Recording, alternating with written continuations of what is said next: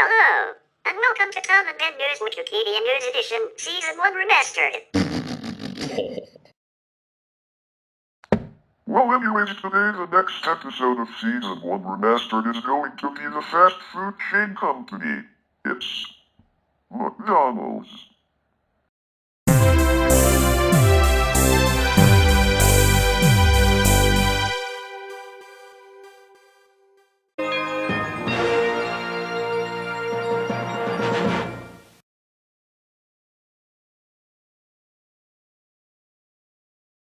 McDonald's Corporation is an American multinational fast food chain founded in 1940 as a restaurant operated by Richard and Maurice McDonald in San Bernardino, California, United States. They rechristened their business as a hamburger stand and later turned the company into a franchise with the Golden Arches logo being introduced in 1953 at a location in Phoenix, Arizona. In 1955, Ray Kroc, a businessman, joined the company as a franchise agent and in 1961 bought out the McDonald's. Previously headquartered in Oak Brook, Illinois, it moved to nearby Chicago in June 2018. McDonald's is also a real estate company through its ownership of around 70% of restaurant buildings and 45% of the underlying land, which it leases to its franchisees. McDonald's is the world's largest fast food restaurant chain, serving over 69 million customers daily in over 100 countries, in more than 40,000 outlets as of 2021. McDonald's is best known for its hamburgers, cheeseburgers, and French fries, although their menu also includes other items like chicken, fish, fruit, and salads. Their best-selling, licensed item are their French fries, followed by the Big Mac. The McDonald's Corporation revenues come from the rent, royalties, and fees paid by the franchisees, as well as sales in company-operated restaurants. McDonald's is the world's second largest private employer, with 1.7 million employees, behind Walmart with 2.3 million employees, the majority of whom work in the restaurant's franchises. As of 2022, McDonald's has the sixth highest global brand valuation. McDonald's has been subject to criticism over the health effects of its products, its treatment of employees, and its support of free food to the Israeli Defense Forces during the 2023 Israel-Hamas war. Siblings Richard and Maurice McDonald opened the first McDonald's at 1398 Northeast Street at West 14th Street in San Bernardino, California, on May 15, 1940. The brothers introduced the STD service system in 1948, putting into expanded use the principles of the modern fast food restaurant that their predecessor White Castle had put into practice more than 2 decades earlier. The original mascot of McDonald's was a hamburger-headed chef who was referred to as STD. In 1962, the Golden Arches replaced STD as the universal mascot. Clown mascot Ronald McDonald was introduced in 1965 to market the chain to children. On May 4, 1961, McDonald's first filed for a U.S. trademark on the name McDonald's with a description, drive-in restaurant services, which continues to be renewed. By September 13, McDonald's, under the guidance of Ray Kroc, filed for a trademark on the new logo and overlapping, double-arched M symbol. But before the double arches, McDonald's used the single arch for the architecture of their buildings. Although the Golden Arches logo appeared in various forms, the present version was not used until November 18, 1968, when the company was granted a U.S. trademark. The present corporation credits its founding to franchise businessman Ray Kroc on April 15, 1955. This was in fact the ninth open McDonald's restaurant overall, although this location was destroyed and rebuilt in 1984. Kroc was reported as being an aggressive business partner, driving the McDonald brothers out of the industry. Kroc and the McDonald brothers fought for control of the business, as documented in Kroc's autobiography. In 1961, he purchased the McDonald brothers' equity in the company and began the company's worldwide reach.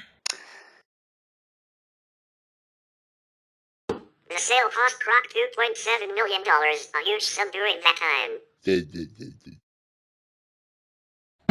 The San Bernardino restaurant was eventually torn down in 1971, and the site was sold to the Juan Pablo chain in 1998.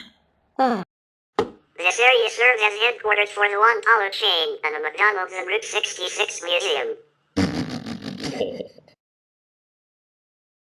With the expansion of McDonald's into many international markets, the company has become a symbol of globalization and the spread of the American way of life. Its prominence has made it a frequent topic of public debates about obesity, corporate ethics, and consumer responsibility.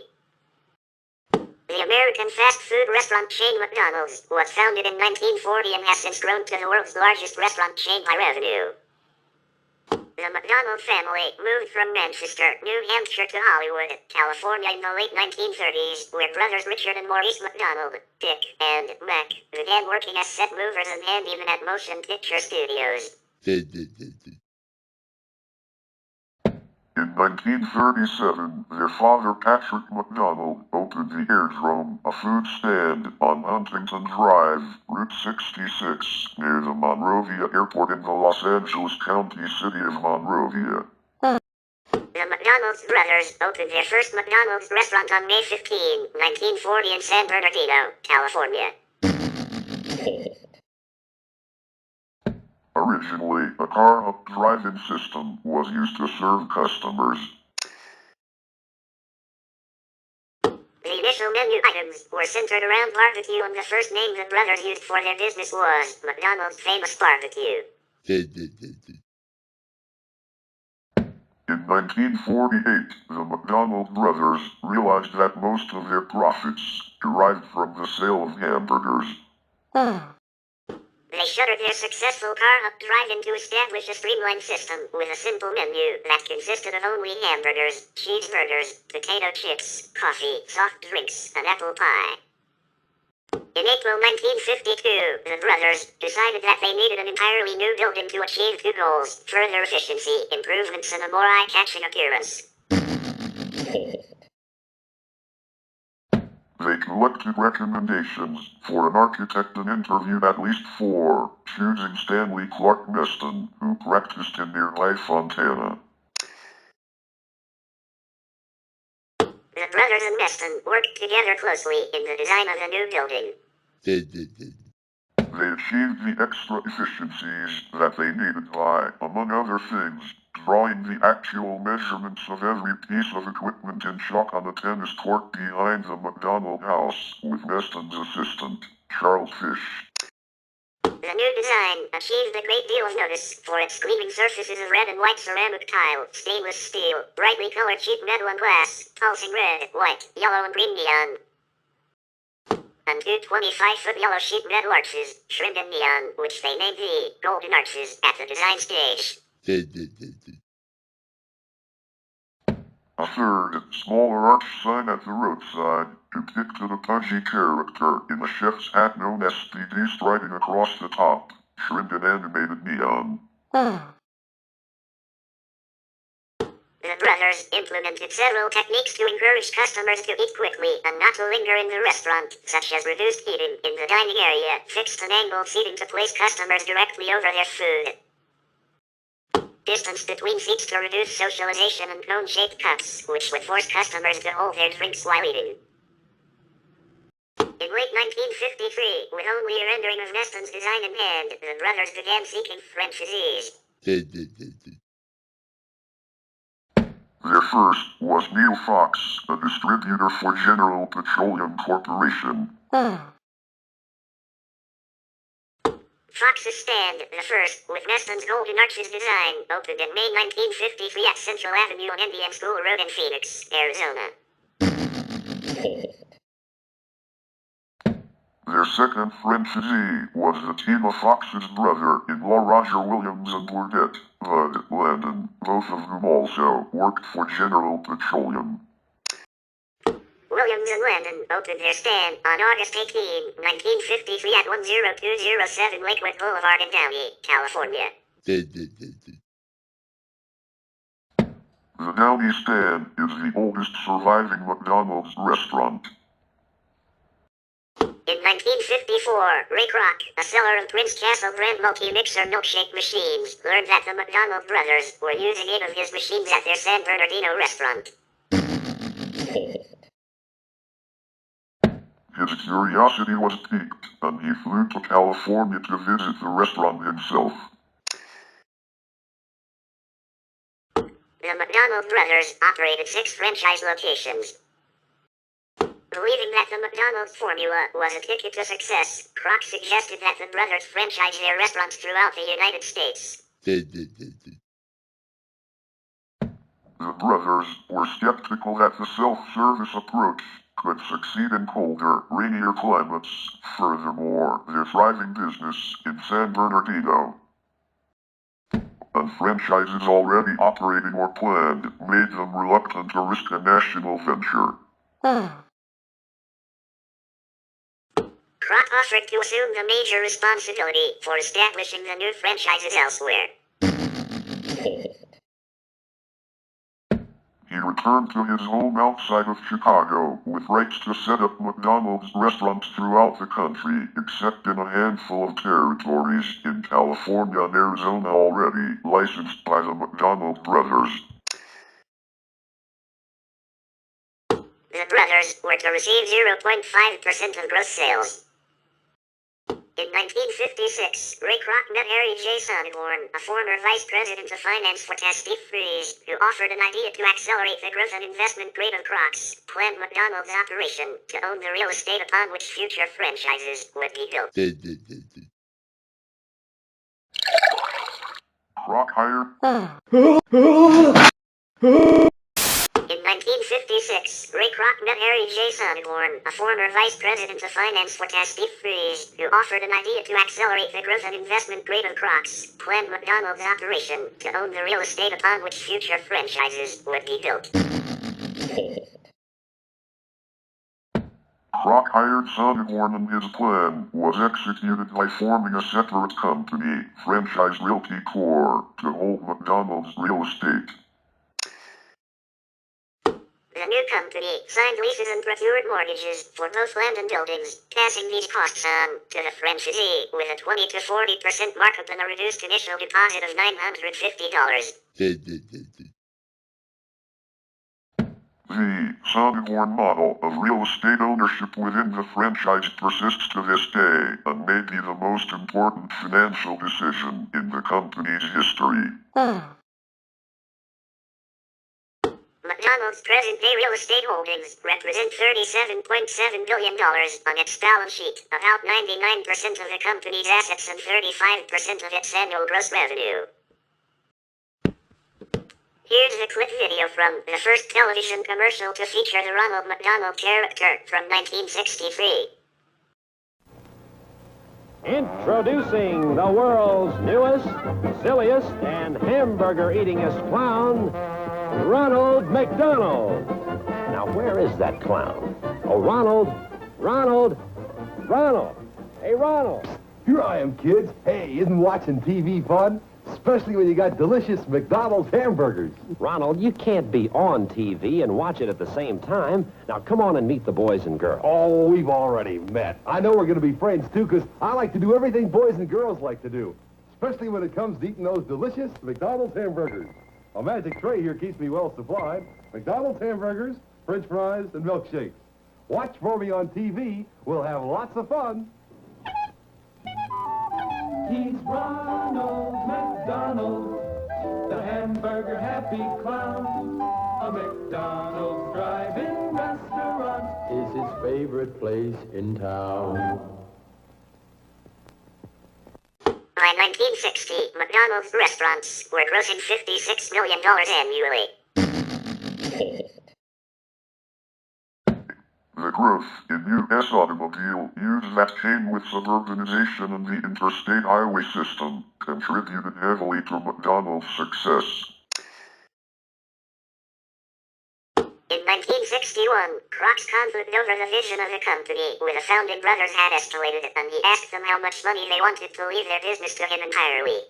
The brothers asked for $2.7 million, $23.4 million in 2021 dollars, which Kroc did not have.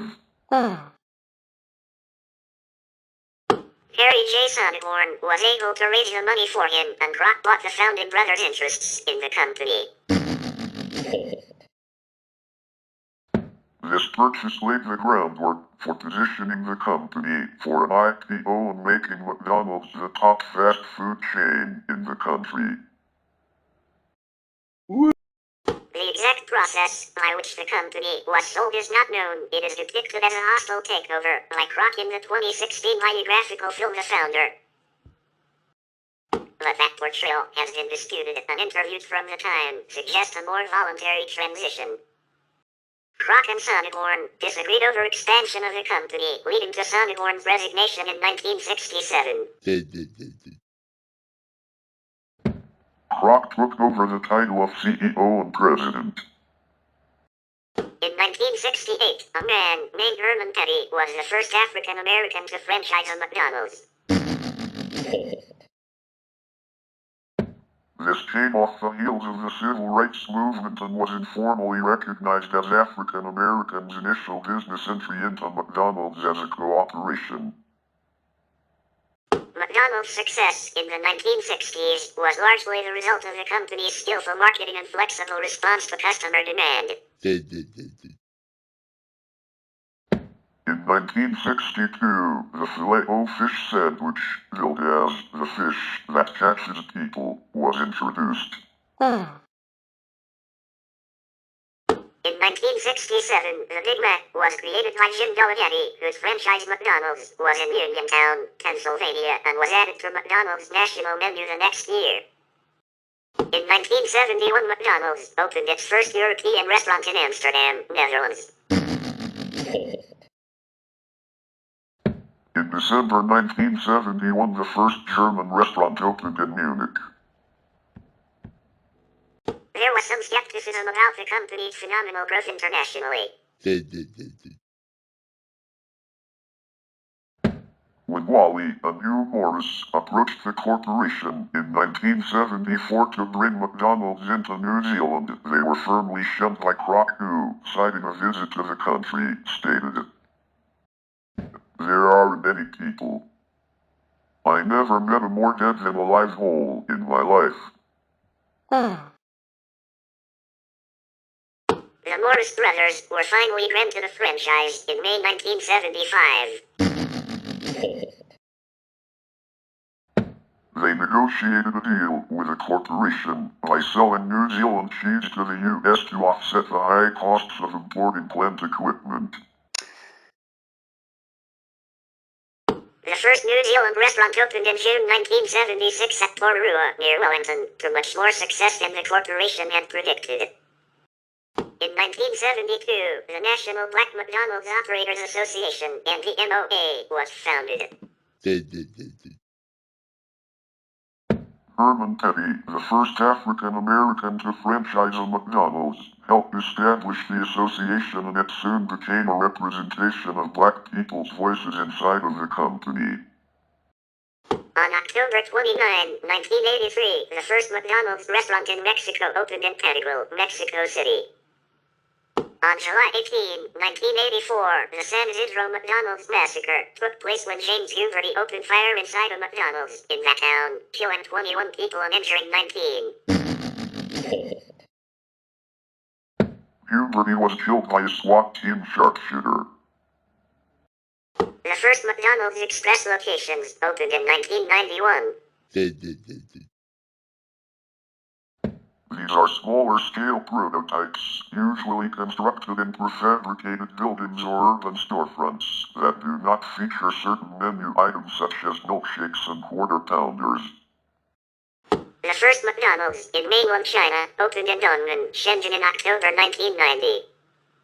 The extra value meal, a burger, fries and drink combination deal, was introduced from 1993, originally as part of a Jurassic Park tie-in. On April 28 and 29, 1992, the Taiwan McDonald's bombings occurred when bombs were planted in or near various McDonald's restaurants in Taiwan as part of an extortion attempt, causing the death of a policeman and injuries to 4 civilians, including 2 young children, and the temporary closure of all 57 McDonald's locations in that country. A week later, on May 7, Sydney River McDonald's murders took place in Sydney River, Nova Scotia, Canada when a botched robbery, committed by employee Derek Wood and 2 accomplices, resulted in the murder of 3 employees and the permanent disablement of a 4th employee shot in the head. In 1997, the first McDonald's outlet in Bolivia was opened in Santa Cruz de la Sierra. In November 2002, McDonald's closed all its locations in that country due to cultural rejection from citizens and the government, making Bolivia and Cuba the only Latin American countries without McDonald's. McDonald's offered pizza options in the 1990s. More than 11,000 McDonald's locations were opened outside the United States after the conclusion of the 1990s. In 2000, a McDonald's in Dearborn, Michigan and Greater Detroit was the first one in Michigan and the only one east of the Mississippi River to offer halal food for Muslim customers.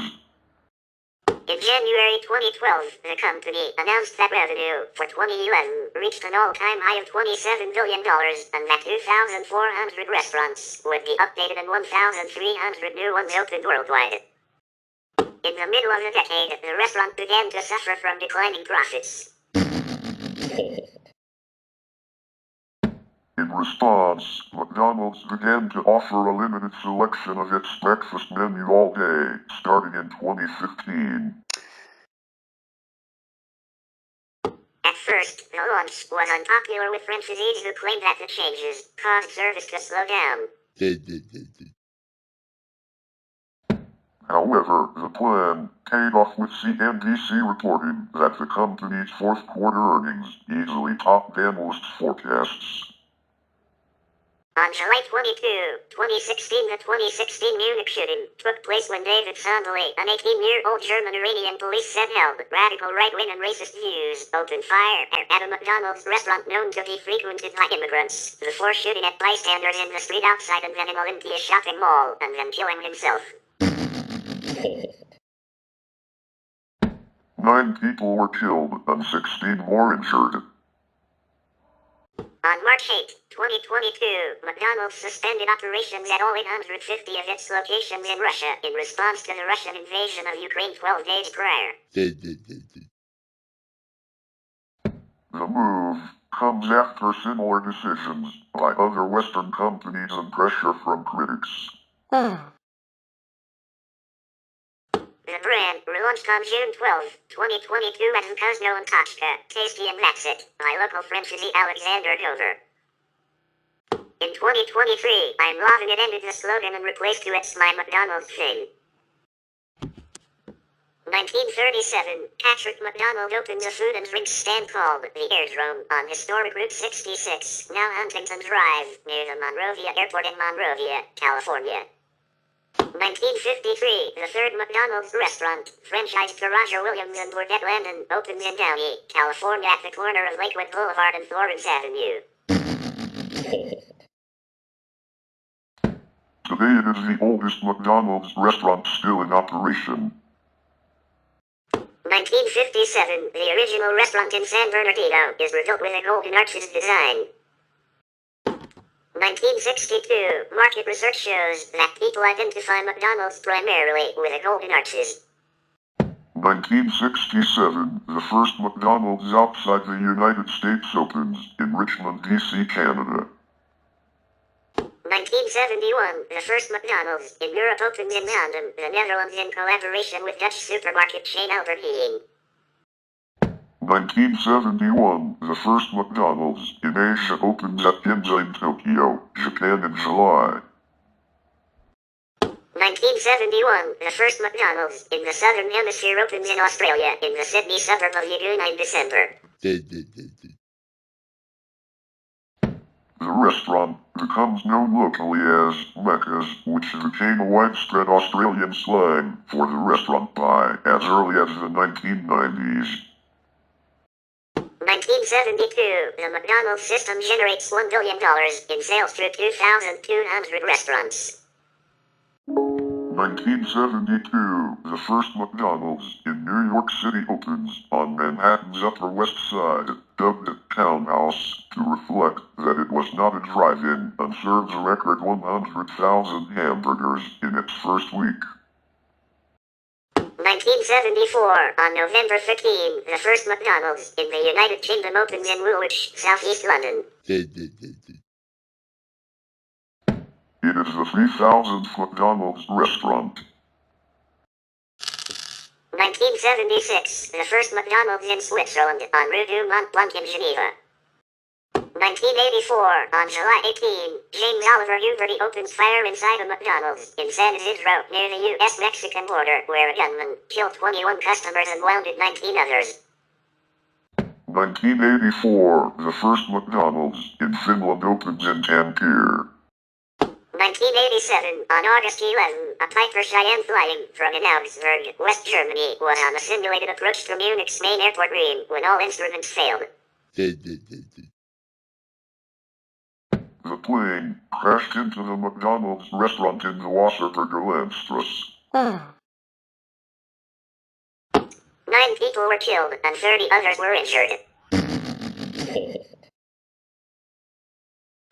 In 1992, a memorial stone commemorating the event was placed at the Nikolaus Drucker Wegtrudering bus stop. 1987, on November 23, the first Scottish store opens in Dundee, followed by Kirkcaldy. 1988, on April 29, McDonald's opens its first restaurant in Hungary, in Budapest, which is the first McDonald's in the Warsaw Pact country, behind the Iron Curtain. 1990, on January 31, the first McDonald's restaurant opens in the Soviet Union in Moscow. Located in Pushkinskaya Square, it serves 30,000 people on opening day and is the largest McDonald's in the world at the time. 1990, in November, McDonald's opens its first restaurant in Chile. 1992, a McDonald's employee and 2 others opened fire, killing and injuring a number of people in the Sydney River McDonald's in Nova Scotia, Canada. 1995, the first McDonald's in Estonia opens in Tallinn. 1995, the first McDonald's in Malta opens in Valletta. 2002, in October, McDonald's opens the first of 2 corporate stores in Lincoln, Nebraska to test concept restaurant called 3-in-1. The concept incorporated a sandwich and platter, casual dining area, a bakery and ice cream area featuring gourmet coffees, and a traditional McDonald's into one building. The second store is launched approximately 6 months later. The concept is spearheaded by Tom Ryan, who was Executive Vice President and Chief Concept Officer at the time. The concept is abandoned in less than a year, and Ryan leaves McDonald's to join Quiznos Sub. 2003, James Richard Cantalupo is elected Chairman and Chief Operating Officer, succeeding Jack M. Greenberg.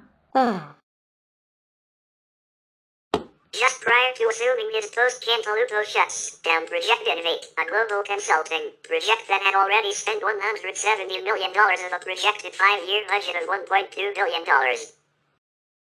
2003, according to TaBNWNE, a market research firm, McDonald's share of the U.S. market had fallen 3 percentage points in 5 years and was at 15.2%. 2003, the firm reports a US $126 million loss for the fourth quarter. 2004, Chairman and CEO Jim Cantalupo dies suddenly at the age of 60 in his hotel room of an apparent heart attack while attending the annual Franchisee Convention in Orlando, Florida on April 19.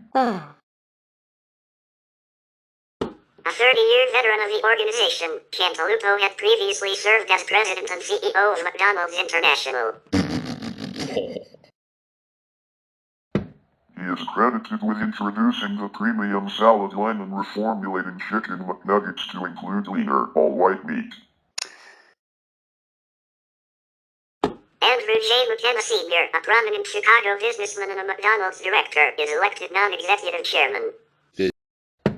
Charlie Bell of Sydney, Australia, is elected president and CEO of McDonald's Corporation. A month later, Bell is diagnosed with colorectal cancer during a physical exam required for his new post and dies in January 2005. Like retired chairman and former CEO, Fred Leo Turner, Bell began his McDonald's career as a crew member. He was promoted frequently, serving as the corporation's chief operating officer and as president of both McDonald's Europe and of the Asia/Pacific, Middle East and Africa Group. 2005, Jim Skinner is elected president and CEO. Skinner began his McDonald's career as a trainee restaurant manager at a McDonald's in Carpentersville, Illinois in 1971 after serving nearly 10 years with the U.S. Navy. 2005, a fired employee with Asperger's syndrome who was terminated for hitting a customer murders his former manager at a McDonald's outlet in West Sussex, England. Shane Fear, 20, stabbed Jackie Marshall, 57, to death during a children's party at the fast food restaurant she was supervising. Fear was convicted and sentenced to life in prison by Lewis Crown Court. 2010, Subway surpasses McDonald's as the largest single-brand restaurant chain and the largest restaurant operator globally. 2011, McDonald's makes a deal with the Marine Stewardship Council to certify the fish used for the Filet-O-Fish sold in Europe. 2012, McDonald's begins posting the calories count for items on the menus and menu boards in the drive-thru. 2015, first McDonald's burger restaurant franchise in Vietnam was awarded to the son-in-law of the Vietnamese Prime Minister. 2013, McDonald's Australia trials home delivery in selected areas of Sydney with online ordering available through Menulog. 2014, October, McDonald's Australia trials custom-made burgers with a choice of buns, cheese, sauces, etc. This was launched at the Castle Hill store in Sydney. 2015, United States stores implement all-day breakfast. 2016, McDonald's withdraws the Step-In Activity Tracker, which is worn on the wrist and was given away with Happy Meals to children in the US and Canada. There were fears that the devices caused skin irritation. 2018, McDonald's announces that it would remove plastic drinking straws from its UK and Ireland restaurants. 2019, McDonald's purchases personalization technology company Dynamic Yield for $300 million and acquires a 9.9% stake in mobile software company Plexure for $3.7 million. 2019, McDonald's opens a McHive, the world's smallest restaurant for bees. 2019, on September 10, McDonald's acquired Apprenti, an American startup company specializing in customer service utilizing artificial intelligence. 2020, in March, McDonald's halts all-day breakfast due to the COVID-19 pandemic. 2022, on March 8, the company announces that it is pausing operations at all 850 of its locations in Russia in response to the Russian invasion of Ukraine 12 days prior. The The move comes after similar decisions by other Western companies and pressure from critics. McDonald's predominantly sells hamburgers, various types of chicken, chicken sandwiches, French fries, soft drinks, shakes, breakfast items, and desserts. In most markets, McDonald's offers salads and vegetarian items, wraps and other localized fare. On a seasonal basis, McDonald's offers a McRib sandwich. Some speculate the seasonality of the McRib adds to its appeal. During March of each year, McDonald's offers a Shamrock Shake to honor St. Patrick's Day. In addition, the chain also sells some items within the United States on a regional basis. For example, the Hatch Green Chili Double Cheeseburger, which is topped with New Mexico green chili, is only available in the southwestern state of New Mexico. Products are offered as either dine-in, where the customer opts to eat in the restaurant, or take-out, where the customer opts to take the food off the premises. Dine-in meals are provided on a plastic tray with a paper insert on the floor of the tray. Take-out meals are usually delivered with the contents enclosed in a distinctive McDonald's branded brown paper bag. In both cases, the individual items are wrapped or boxed as appropriate. Since Steve Easterbrook became CEO of the company in 2015, McDonald's has streamlined the menu, which in the United States contained nearly 200 items. The company has looked to introduce healthier options and remove high fructose corn syrup from hamburger buns. The company has removed artificial preservatives from Chicken McNuggets, replacing chicken skin, safflower oil and citric acid found in Chicken McNuggets with pea starch, rice starch and powdered lemon juice.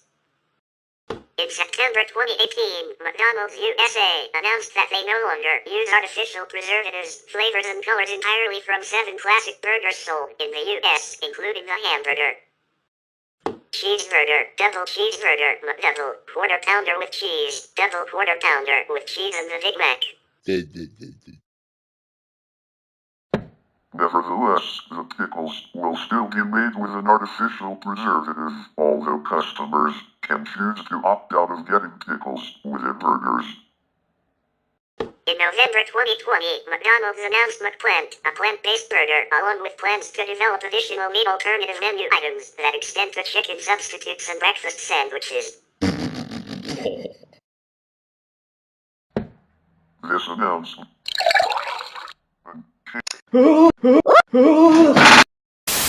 In November 2020, McDonald's announced McPlant, a plant-based burger, along with plans to develop additional meat alternative menu items that extend to chicken substitutes and breakfast sandwiches. This announcement came after the successful testing of Beyond Meat plant-based meat substitutes. In late 2022, McDonald's announced the addition of the Double McPlant at all restaurants in the United Kingdom and Ireland, starting 4 January, due to the success of the McPlant.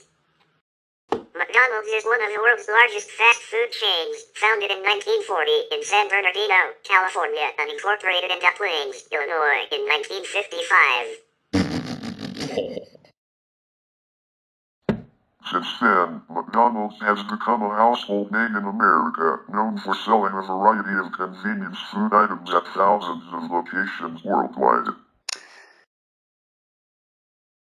Throughout its history, McDonald's has experimented with a number of different offerings on the menu. In 2007, McDonald's had 85 items on its menu. By 2013, this number had risen to 145 items on its menu. McDonald's beef patties are freshly made and seasoned with salt and ground pepper. This list is based on core menu items in the United States, with some additions from global and local products. Hamburger, formerly known as a burger in some countries, consists of a 1.6 ounce, 45 grams, ground beef patty with 0.125 ounces, 3.5 grams, ketchup, mustard, dill pickle slices and rehydrated onions on a toasted bun. In most of the New York City area, it is served without mustard. It is also sold as a cheeseburger, double cheeseburger and triple cheeseburger, all of which have 1, 2 or 3 slices of cheese respectively. A triple burger and a bacon double cheeseburger are optional items and are not available in all restaurants or markets. The hamburger and cheeseburger are the company's original grilled burger offerings, having been served as part of the 1948 menu. Double cheeseburger, 2 1.6 ounce, 45 grams, ground beef patties with 0.125 ounces, 3.5 grams, ketchup, mustard, except in all or much of the New York City area, 2 slices of dill pickle, rehydrated onions, and 2 pieces of cheese on a toasted bun.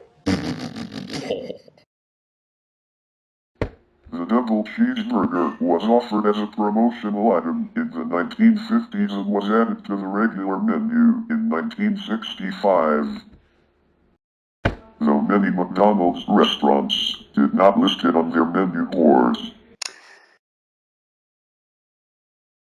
An official variant is offered in the U.S. state of New Mexico, called the Green Chili Double Cheeseburger, topped with roasted green New Mexico chili peppers.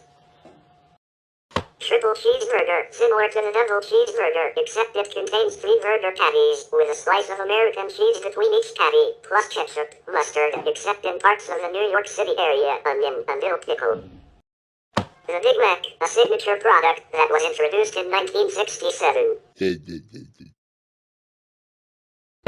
The Big Mac consists of 2 1.6 ounce, 45 grams, approximately uncooked weight, ground beef patties, special Big Mac sauce, lettuce, cheese, pickles, and diced onions in a sesame seed bun with an additional middle bun, called a club layer, separating the beef patties. The Grand Mac, its bigger-sized counterpart, was added in January 2017, and January 2019 saw the Bacon Big Mac debut. A smaller variant of the Big Mac, the Mac Jr., was also added in 2017. At least 7 other variants have been offered. Quarter Pounder, a 4.25 ounce, 120 grams, originally 4 ounce, 113 grams, until 2015, approximately uncooked weight. Ground beef patty with ketchup, mustard, chopped onions, pickle, and 2 slices of cheese. As with burgers, made with a smaller 1.6 ounce, 45 grams, patties, the Quarter Pounder is prepared without mustard in all or a large portion of the New York City region. It was invented by Al Bernardin, a franchise owner and former McDonald's vice president of product development at his McDonald's in Fremont, California in 1971. In some markets unfamiliar with the United States customary units, such as France, it is known as a royal cheese, or variants thereof, such as McRoyal.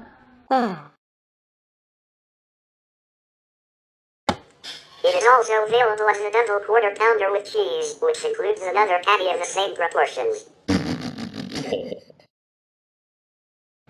In 2013, McDonald's expanded the sandwich into a line with 3 additional variants to make them smaller versions of the Angus burgers. It was renamed the Taste Crafted Burger in 2016 in West Coast markets and later expanded to other U.S. markets in January 2017. The latest addition is the signature sriracha, reinstated in July through September and again since January 2018, which was replaced by sweet barbecue bacon in May, before becoming bacon smokehouse from June 2018 to June 2019. It has since been replaced by Quarter Pounder with cheese bacon in July 2019. A Travis Scott burger, aka Quarter Pounder BLT in Canada, was added in September 2020. Big and Tasty, introduced in 1997 in California, was a 4-ounce, 110 grams, beef patty with ketchup, cheese, mayonnaise with grilled, diced onions, pickles, leaf lettuce, and tomatoes. It was devised to resemble Burger King's Whopper sandwich.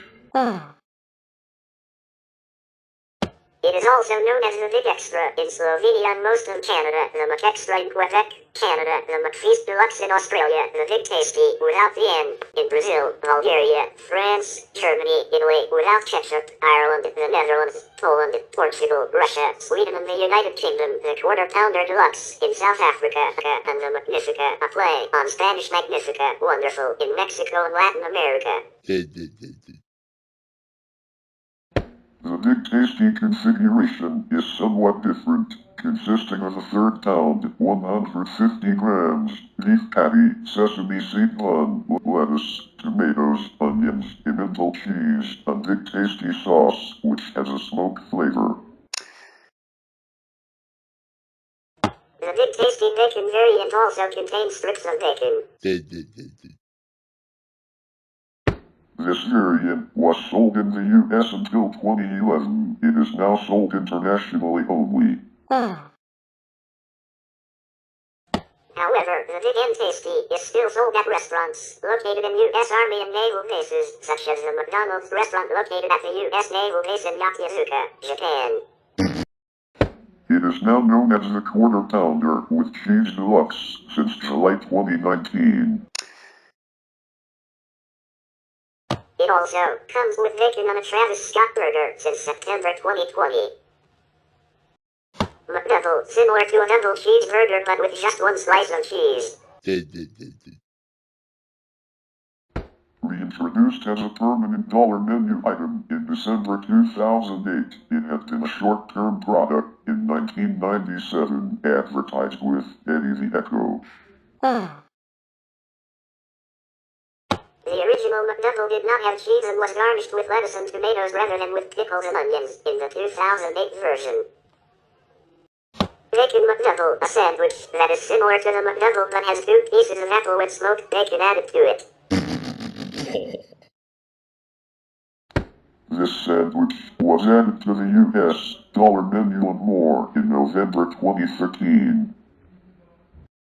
Daily Double, similar to the McDouble, however, the toppings are slightly different.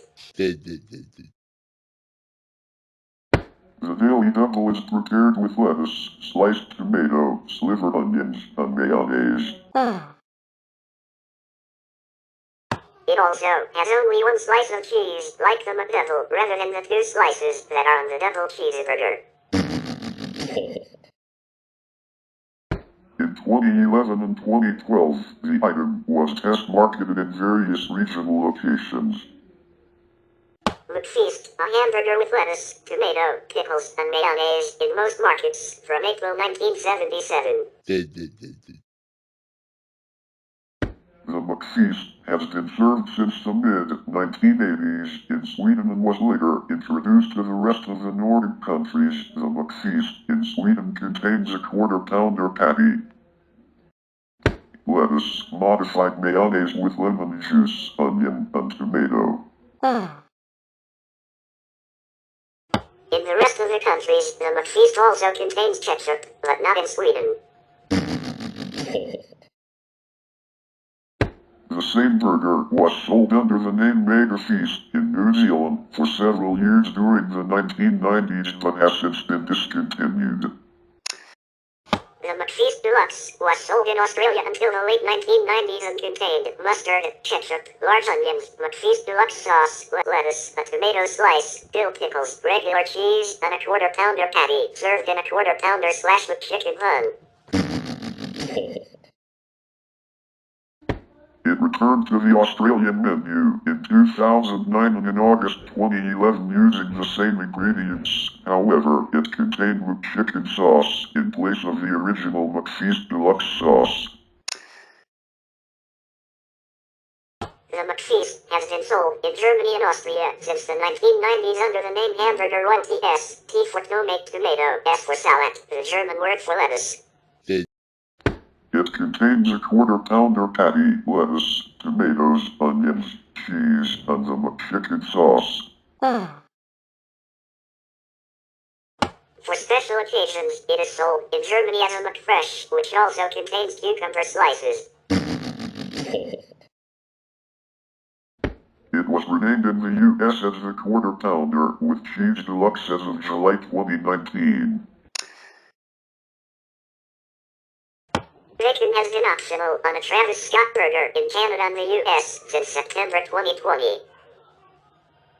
1955 burger. This burger, inspired by 1955, according to the official site, contains beef, bacon, lettuce, tomatoes, caramelized onions, ketchup and McDonald's smoky sauce, barbecue. Named after the year the fast food chain was incorporated by Kroc, the burger is popular in European markets, including Spain, Italy, and Germany. It was released in 2011 and re-released in 2013 in the UK. BBQ Ranch Burger, a very sweet hamburger containing one beef patty, cheddar cheese, BBQ Ranch sauce, and tortilla strips, added to the US dollar menu and more in November 2013. McSpicy Burger, a very spicy chicken breast, lettuce, cheese and hot sauce laced mayo, served as a McSpicy shake meal, complete with fries. Bacon Clubhouse, a burger consisting of 1/4 pound patty, lettuce, tomato, and special sauce served on an artisan roll.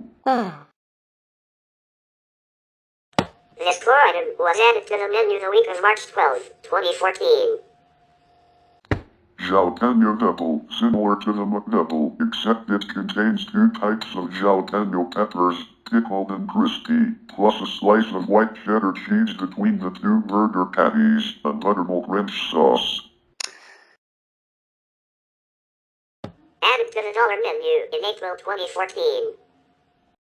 Hightown Classic, a regional offering that was one of 2 finalists out of hundreds of entries in the Chicago and Burger Build-Off competition to develop a breakfast dinner mashup burger in 2015.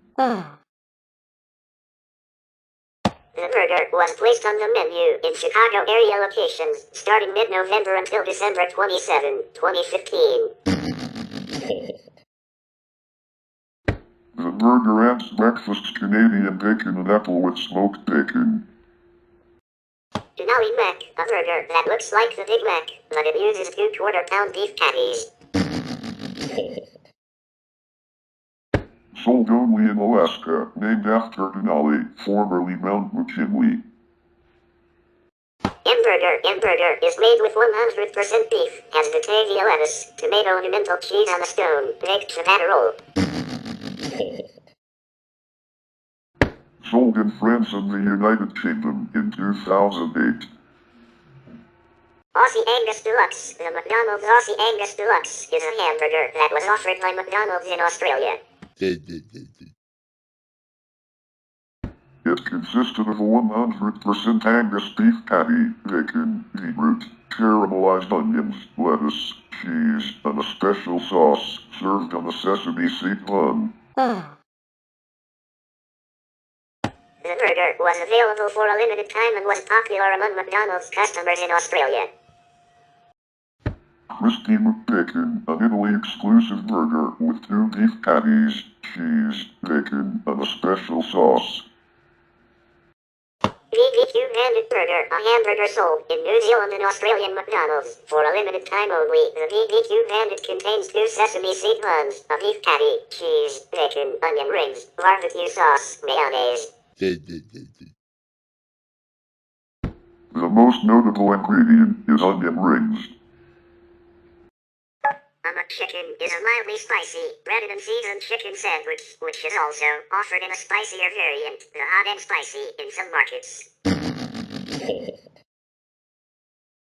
The sandwich is made from 100% ground white meat chicken, mayonnaise, and shredded lettuce on a toasted bun. A full-size version was introduced in 1980, later removed, and reintroduced in 1988. In some markets, it is not spicy, and in others, occasion, spiced version is also offered. It remains one of the biggest sellers, just behind the Big Mac. The larger sandwich was replaced with a crispy chicken deluxe in 1996 and brought back in 1998 in the current smaller size and marketed as the Cajun style McChicken. In Australia, the average serving size for a McChicken is 185 grams, 6.5 ounces. In Canada, it remains a full-size sandwich, while the U.S. smaller version is sold there as the Junior Chicken. Chicken McNuggets were introduced in 1983 as a replacement for the McChicken. They are small, breaded and seasoned chicken chunks, served with dipping sauces of barbecue, sweet and sour, honey, and hot mustard. McNuggets are available in 4, 6, 10, originally 9, or 20 pieces. In some regions, such as Australia, they are available in 3, 6, 10, or 24 pieces. Occasionally, they are made available in 40 or 50-piece packs on a promotional basis. While made from a combination of white and dark meat until 2003, they are now made only with white meat. In 2011, 5 new dipping sauces were introduced and added to the lineup: sweet chili, honey mustard, spicy buffalo, and creamy ranch. With the addition of these new dipping sauces, McDonald's began phasing out the hot mustard sauce, and by February 2014, it had been discontinued in most U.S. markets. While in Quebec, Canada at least, the original 4 dipping sauces, barbecue, sweet and sour, hot mustard and honey, persist as of 2018. As recently as of 2020, McDonald's has introduced spicy versions of this cult classic. Spicy McNuggets were added on 18 June 2015 in Singapore alongside curry sauce for dipping, only for them to be eventually discontinued in 2021. The premium chicken sandwich line was added in July 2005. The classic was a rebranding of the crispy chicken and chicken McGrill sandwiches, themselves 1998 rebrandings of the deluxe chicken line. It contains mayonnaise, leaf lettuce, and a tomato slice. The wrench VLT contains wrench sauce instead of mayonnaise and includes bacon. The club is similar to the classic, with added bacon and a piece of Swiss cheese. In Latin America, the classic and the club are sold, but the honey mustard chicken sandwich is sold in place of the BLT. All were served on a whole grain roll with either a grilled or crispy chicken breast. On March 20, 2014, the Premium Crispy Chicken Bacon Clubhouse and Premium Grilled Chicken Bacon Clubhouse were added to the lineup, alongside the beef variant of the sandwich on the new artisan roll. In February 2015, the wrench VLT and club were removed from the menu. The standard crispy offering was renamed the Premium Crispy Chicken Deluxe, later the Buttermilk Crispy Chicken Sandwich, in August 2015, and it was upgraded to sit on the artisan roll. Introduced with a bacon clubhouse. In the first week of April 2015, McDonald's replaced the Premium Grilled Chicken Sandwich with the Artisan Grilled Chicken. McDonald's line of larger chicken sandwiches, the classic, club, wrench VLT, and Southwest, which are part of the McDonald's premium line, were introduced in July 2005 as part of McDonald's menu revamp. The classic includes lettuce, tomato, and mayo. The club also has lettuce, tomato and mayo, but also comes with Swiss cheese and bacon. The wrench VLT comes with a creamy wrench sauce, bacon, lettuce, and tomato. The Grand Chicken Burger, large chicken patty with 2 layers of cheese, tomatoes, lettuce, and sauce. And the Southwest comes with a Southwest-style nacho chili sauce, lettuce, tomato, and spicy pepper jack cheese. All 4 can be chosen with either crispy or grilled chicken, and all are served on a wheat ciabatta bun. Premium Chicken Deluxe, a sandwich made with a crispy chicken breast, tomato slices, and lettuce. It was first sold in 1996 and had its name changed to the Crispy Chicken Sandwich in 1998. It was replaced with a Premium Chicken Sandwich in July 2005 and was then brought back in 2015 under the original name, with the added prefix Premium.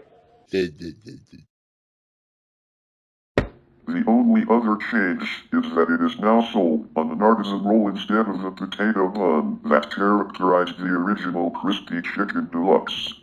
By August 2015, it was renamed the Buttermilk Crispy Chicken Sandwich.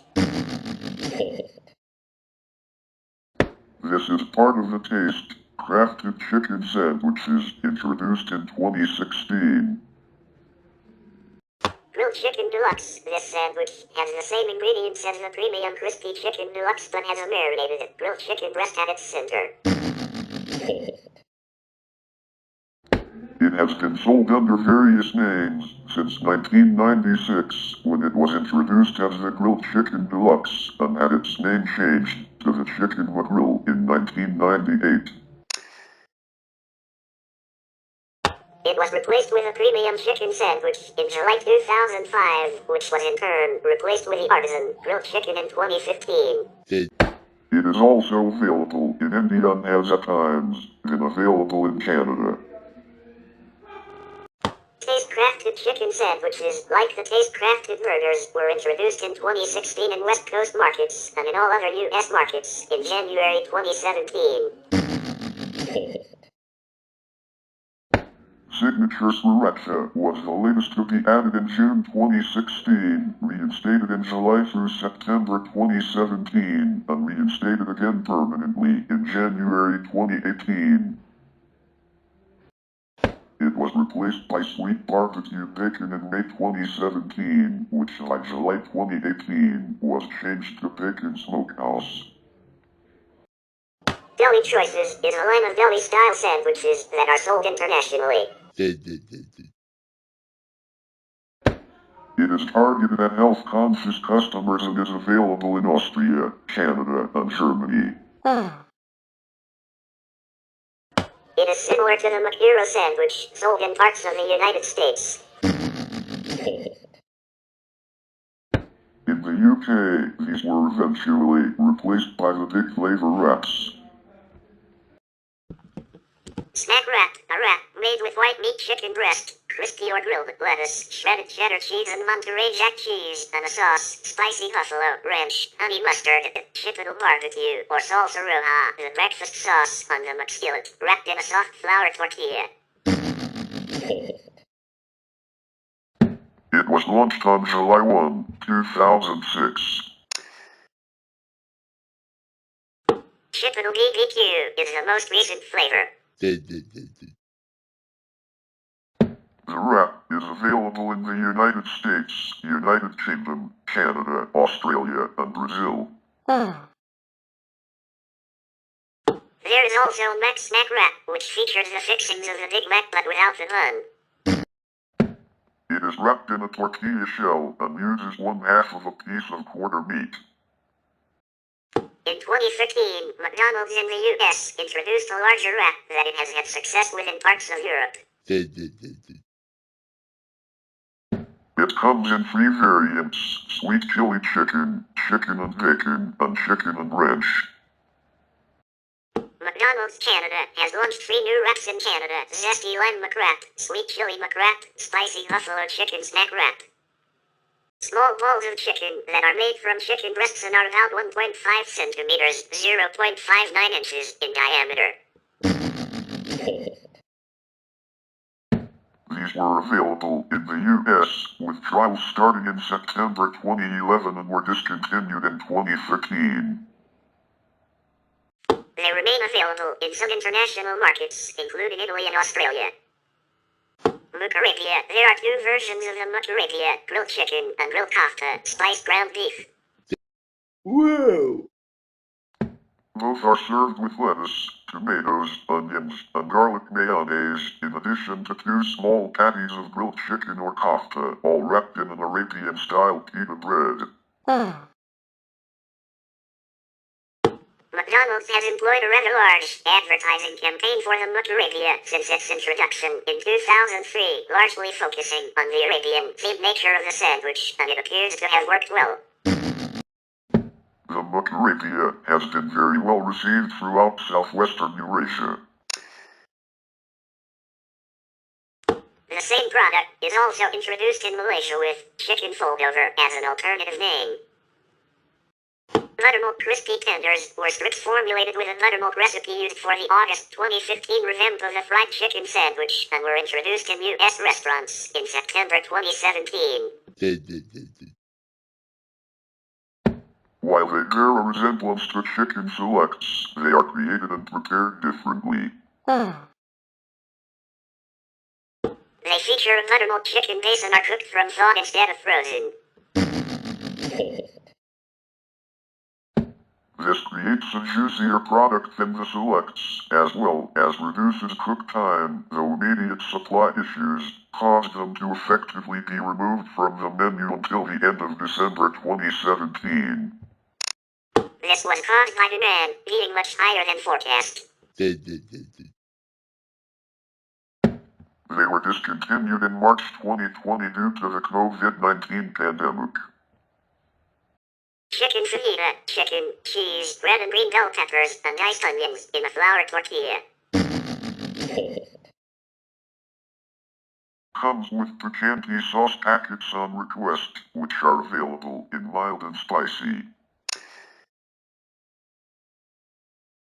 Available in only a few markets. Artisan grilled chicken. In the first week of April 2015, McDonald's introduced a redesigned grilled chicken patty, replacing the premium grilled chicken sandwich, which contains fewer ingredients, and those that remain can be found in consumers' own kitchens. The sandwich sits atop the artisan roll first seen, with a bacon clubhouse, and is the last of the full-size chicken sandwiches to switch to this bun. It is part of the Taste Crafted Chicken Sandwiches menu, introduced in 2016. It was discontinued in March 2020 due to the COVID-19 pandemic. Maharashtra, in India, McDonald's does not serve beef in its burgers. Instead, it has created a large Big Mac-style chicken burger, called the Chicken Maharashtra, with a chicken patty and vegetable garnishings. Tasty Basket. Available only in Italy, the Tasty Basket consists of 30 pieces of chicken, which includes the Chicken McNugget, Chicken McBites, and chicken wings. Chicken selects, still available in the UK. These are strips of chicken, cooked from frozen and served in a 3 or 5 piece serving. They were discontinued in the United States and eventually replaced with buttermilk crispy tenders. Southern-style chicken sandwich. A Southern-style fried chicken breast fillet is served on a steamed bun, dressed with butter and 2 pickles. Nearly identical to a Chick-fil-A chicken sandwich. Discontinued at many franchises in early 2015. chicken parmy burger, a burger that was introduced onto the McDonald's Australia menu in 2021. The burger name comes from the word parmy, which is Australian slang for chicken parmigiana. This hamburger is made up of chicken breast, topped with classic Parmigiana sauce, bacon, and Australian-style cheese, together with a creamy cheese sauce. McCrispy, introduced in 2022 to the United Kingdom, the McCrispy is a spicy chicken breast fillet with shredded lettuce and black pepper mayo, served in a seeded bun. Chicken Big Mac, introduced in 2022 to the United Kingdom and in 2023 to Canada. All the same ingredients as a Big Mac, but with a chicken patty instead of a beef patty. And Mighty Wings. Filet-O-Fish, a fish fillet with tartar sauce and a half slice of cheese on a steamed bun. It was introduced in Cincinnati in 1962, when it was discovered that many Roman Catholics chose to eat at Frisch's Big Boy on Fridays and during Lent, as it offered a fish sandwich so customers could go without meat. This was replaced with a fish fillet deluxe in 1996 and brought back in 1998 outright with a larger fish patty. During the Easter period in Hawaii and Guam, a double filet-o-fish meal is offered with 2 pieces of fish on one bun. In Spain, a variant called McFish also exists, which replaces the tartar sauce and cheese with ketchup. And fish McBites, similar to the chicken McBites, these are small pieces of flaky white fish, dipped in batter and fried until golden brown, and served with tartar sauce for dipping. They were taken off the menu at the end of March 2015. McRib, a sandwich featuring a ground pork patty, coated in barbecue sauce, slivered onions, and pickles. First seen in test market stores near interstate highways around Milwaukee and Madison, Wisconsin in the late 1970s, along with early tests of personal-sized pizza. The McRib was more widely released in 1981 but pulled from the menu in 1985. It is released annually in the US as a limited time promotion in some locations. Since 2005, the McRib has reappeared in late October, staying on the menu for 10 weeks. The McRib was released in Canada as a promotional sandwich from March 18 through April 8, 2008, and again in summer 2011. The McRib is presently on some European menus, for example, Germany, where it has been standard since or even before 1990. And in Vietnam, grilled pork is sold, but with rice, egg is optional.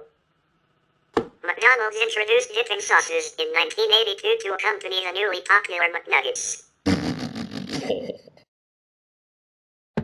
Originally, they were sold in a paper snack pack holder alongside McNuggets, and the original 3-sauce lineup was inspired by Japanese Karaage sauces. Oriental hot mustard, later renamed hot mustard, Shanghai sweet and sour, teriyaki, discontinued 1986, and honey. Over time, the sauce selection has evolved to reflect local tastes. Curry sauce, signature sauce, spicy buffalo, creamy ranch sauce, habanero ranch sauce, honey, hot mustard sauce, honey mustard sauce, sweet and sour sauce, barbecue sauce, mighty hot sauce, promotional. Szechuan sauce, promotional, tartar sauce, Vegemite, Australia, a Bug's Life apple cinnamon sauce, sweet chili, Cajun, spicy mayo, Australia, and fritte sauce, Netherlands. Szechuan sauce, or Mulan sauce, was a dipping sauce for chicken nuggets, created to promote the 1998 Disney film Mulan. The sauce was sold for a limited time, starting on June 16, 1998. Szechuan sauce returned to the cultural spotlight almost 20 years later after being referenced numerous times in The Rich and Redemption, the season 3 premiere of the Adult Swim animated comedy Rick and Morty. The sauce was announced to return to all McDonald's stores on February 26, 2018, due to popular demand from Rick and Morty fans. On March 31, 2022, it once again returned to stores, featured as an app-only exclusive. Condiments are ketchup, mustard, mayonnaise, aioli, Australia, salt and pepper, tartar sauce, butter, hot cake syrup, grape jam, and strawberry preserves.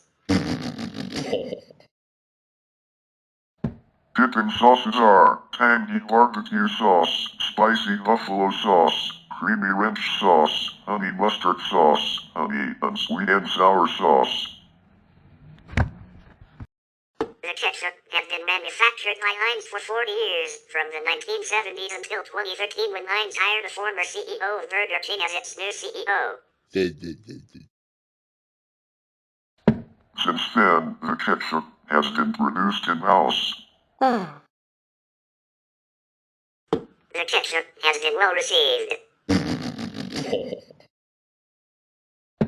In a 2022 comparison with the former Heinz ketchup, Daily Think wrote on allrecipes.com that McDonald's ketchup was a bit thinner than the Heinz variant and as such did not coat the fry as much.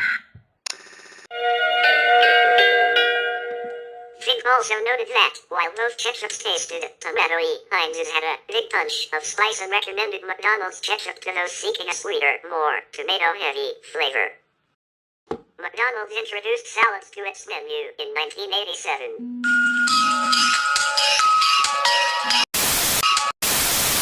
McDonald's introduced salads to its menu in 1987. Since that time, they have restructured their salad line several times. McSalad shakers, a green salad sold in a plastic cup, designed to fit in vehicle cup holders, were introduced in 2000 and discontinued in 2003. McDonald's then launched a line of premium salads as part of the McDonald's premium line, and later introduced the bacon ranch salad with crispy chicken and the Southwest salad with artisan grilled chicken. All of its salads are part of McDonald's move towards creating a healthier image. McDonald's discontinued salads during the COVID-19 pandemic in order to improve order accuracy and service times.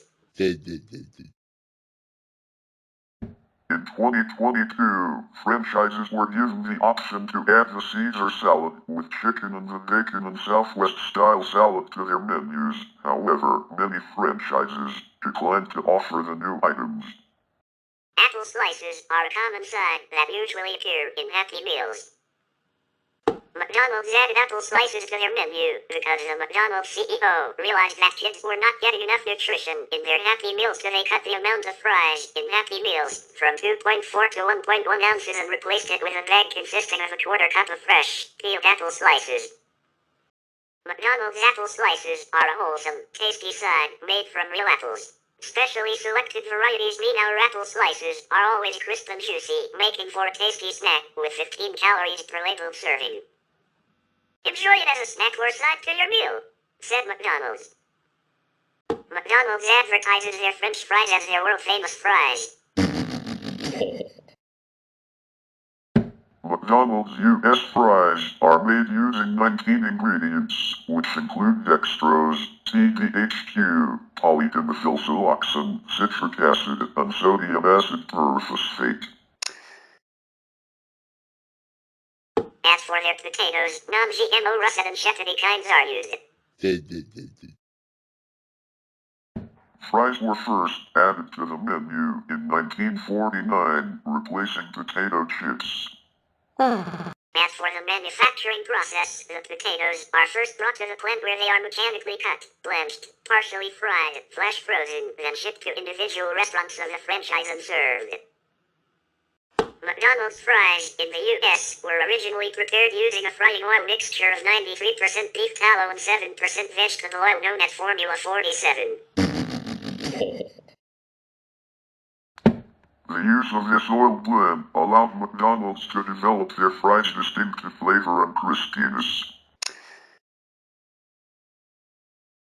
In 1990, McDonald's was pressured into switching to frying oil that was entirely vegetable oil due to the National Heart Savers Association's campaign against saturated fats. The new U.S. oil used a natural beef flavor additive. Other countries' fries do not include any animal products.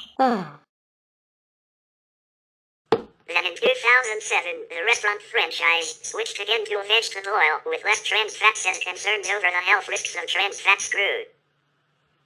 In Australia, McDonald's has sold multiple varieties of loaded fries, which consist of a portion of fries with a topping. These toppings include gravy, currently offered, sweet chili and sour cream, guacamole and salsa, Parmesan cheese and truffle mayo, and BBQ and aioli sauce with grilled onions.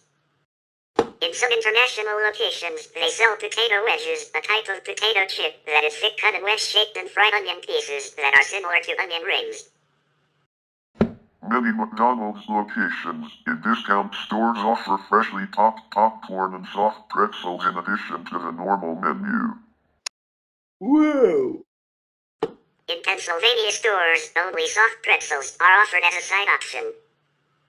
Garlic fries were tested in the San Francisco Bay Area in 2016 using locally grown garlic from Gilroy, California. Bacon cheese fries was added to the menu in January 2019. It adds melted cheddar cheese to go with bacon pieces. In Australia, all meals can have their side swapped from the default fries to garden salads for no extra charge.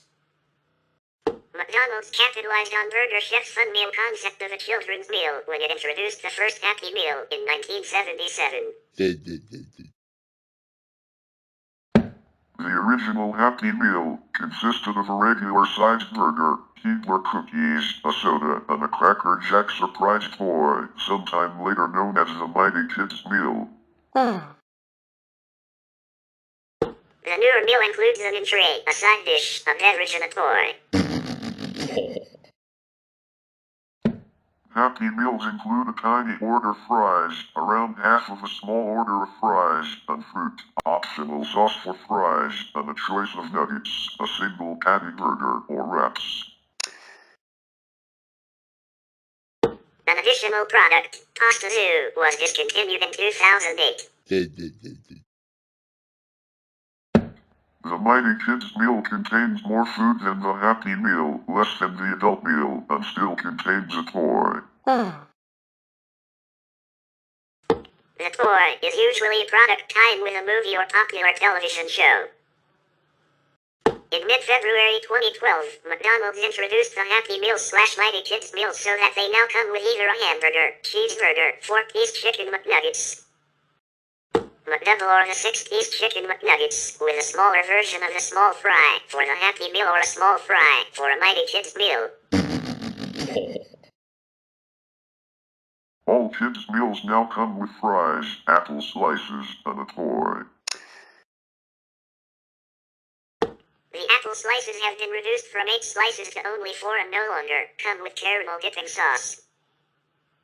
In the U.S., the main is a choice of hamburger, cheeseburger, or a 4-piece order of chicken McNuggets, or a double cheeseburger or 6-piece order of chicken McNuggets. For the Mighty Kids meals, the sides are fries and sliced apples.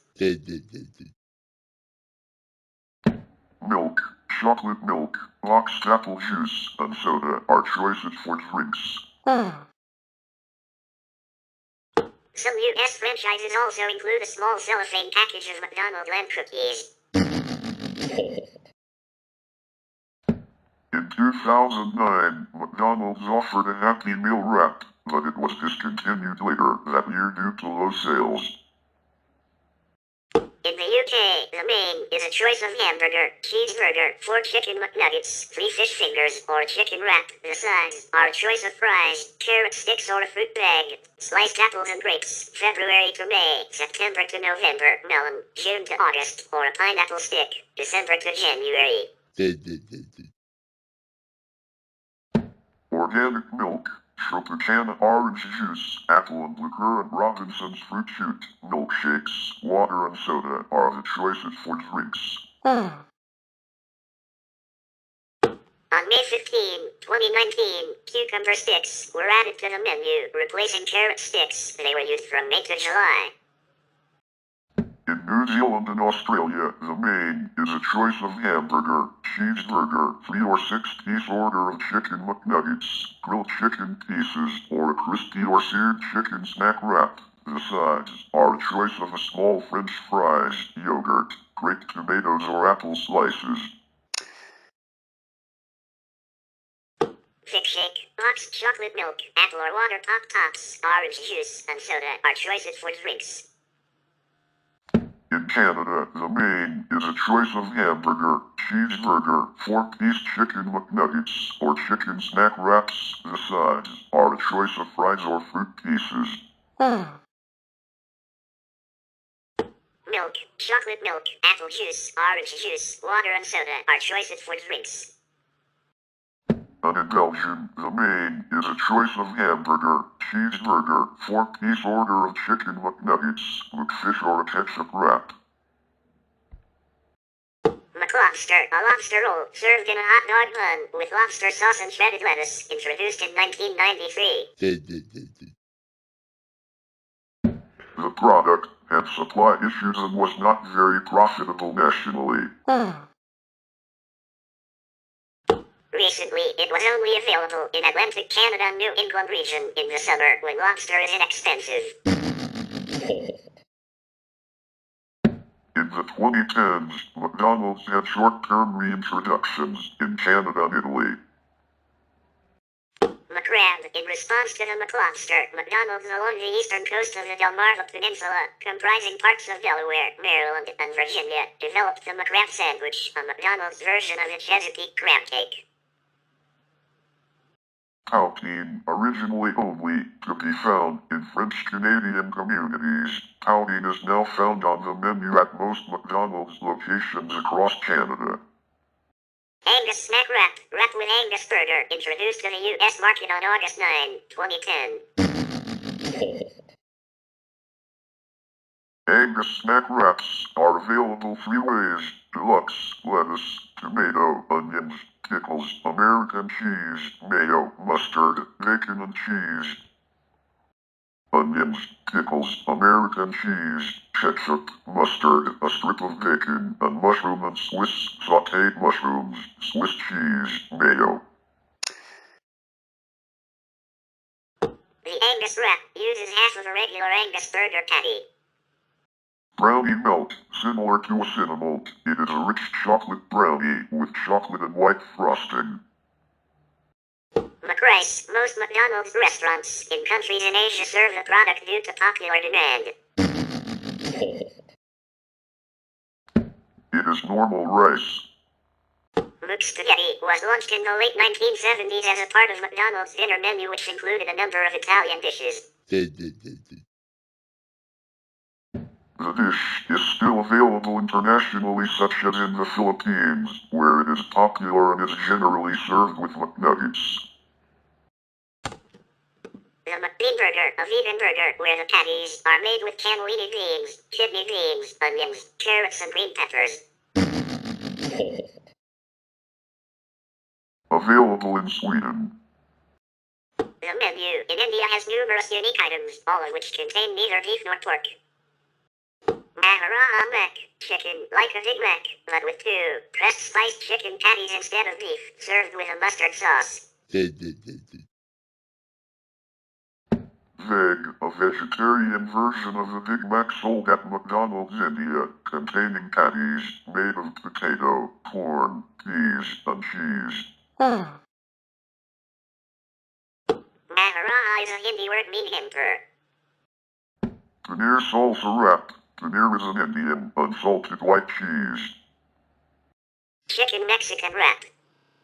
Makalu tikki, breaded potato patty with onion and tomato on a plain bun. Aloo is potato. Available at select stores in India, Greece, and Walt Disney World in Lake Buena Vista, Florida. Since McDonald's does not serve beef or pork in any of its products in India, it has created a few vegetarian options to suit the large vegetarian populace. Thus, the cheeseburger is recast as a vegetarian option and served as an aloo tikki burger, containing a patty made of potato and peas, with a slice of cheese. And chicken McGrill. Georgie pie, a meat pie sold in New Zealand. The brand was also the name of a New Zealand-based chain that was bought by McDonald's New Zealand in 1996 and was revived as part of the McDonald's menu in 2013 due to popular demand. A Veggie Crunch Burger, the vegetarian burger, was launched in the Singapore market on September 6, 2016. Its patty is made with a mixture of up to 7 types of vegetables, including green peas, carrots, tomatoes, capsicum, beans, etc. However, its dressings contain garlic and eggs. The patty is fried in the same oil used for frying apple pie, so it does not come in contact with meat products. In McDonald's UK, EOTF, Experience of the Future, restaurants offer the Premium Signature Collection, which consists of the Spicy, the Classic, and the BBQ. These burgers are served on a bright bun, and the patties are thicker and take longer to cook. The collection costs more than the average Big Mac meal, respectively. Sweet potato fries. The McVeggie Burger, a vegetarian burger on a whole wheat bun. Available in India, Slovenia, Greece, Malaysia, Portugal, and Australia. A special version is available in Cheung branch in Hong Kong during the Cheung Bun Festival. The McVegan Burger. Veggie Clubhouse, first sandwich with a quinoa patty. And McPlant is a plant-based line of foods being developed by McDonald's in-house. On 13 October 2021, 250 restaurants in the UK started serving the McPlant Burger, and it was launched across the United Kingdom on 5 January 2022. McMuffins are McDonald's signature breakfast sandwich. First sold at select restaurants in 1972 as the Egg McMuffin, 5 years before a breakfast menu officially went into effect. It consists of a fried egg, that bacon, called Canadian bacon in the US, and American cheese on a toasted English muffin. Sausage or bacon McMuffins are also available. A chicken McMuffin is offered in South Africa and Canada. Double variations of all of the muffins are available in Australia in select states only and the UK.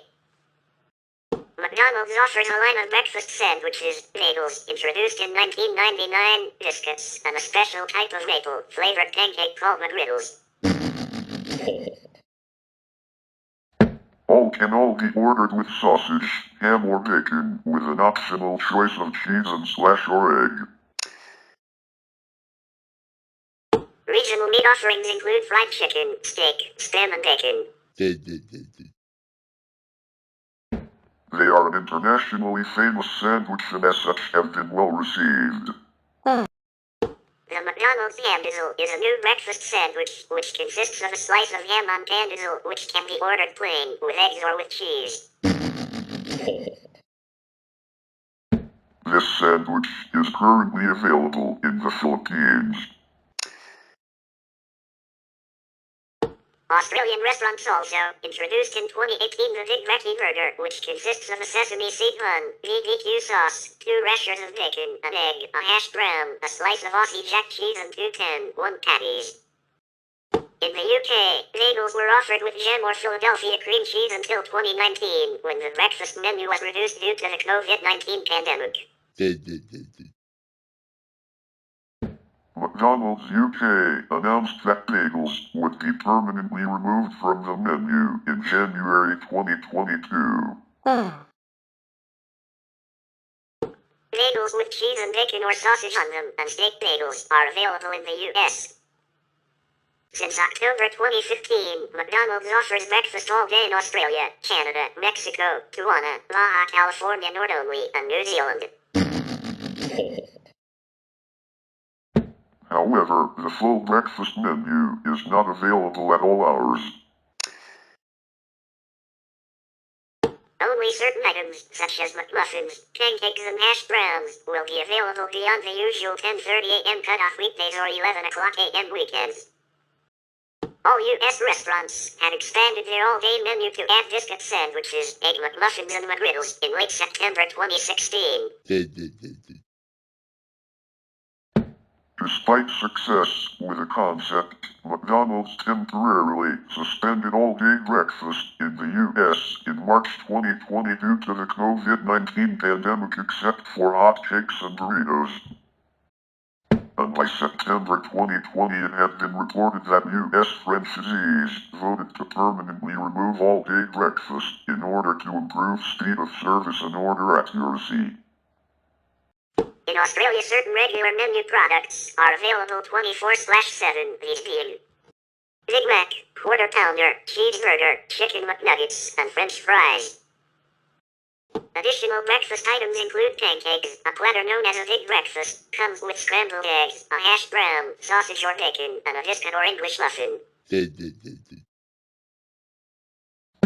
Since February 2016, breakfast bowls were added to the breakfast menu available in some U.S. restaurants. Biscuits and gravy are available in parts of the southern U.S. Oatmeal was added to the breakfast menu on December 27, 2010, after a test marketed well in Washington, D.C. and some parts of Maryland. In the test market areas, oatmeal started selling in late January 2010. A few American regional variations exist. In Hawaii and Guam, McDonald's offers local breakfast items such as Spam, Portuguese sausage, and fresh-cut pineapple. Donut sticks were added in February 2019. Hash browns are available internationally, with extra value meals being available with a muffin, coffee, and hash brown. Beverages provided by McDonald's vary regionally.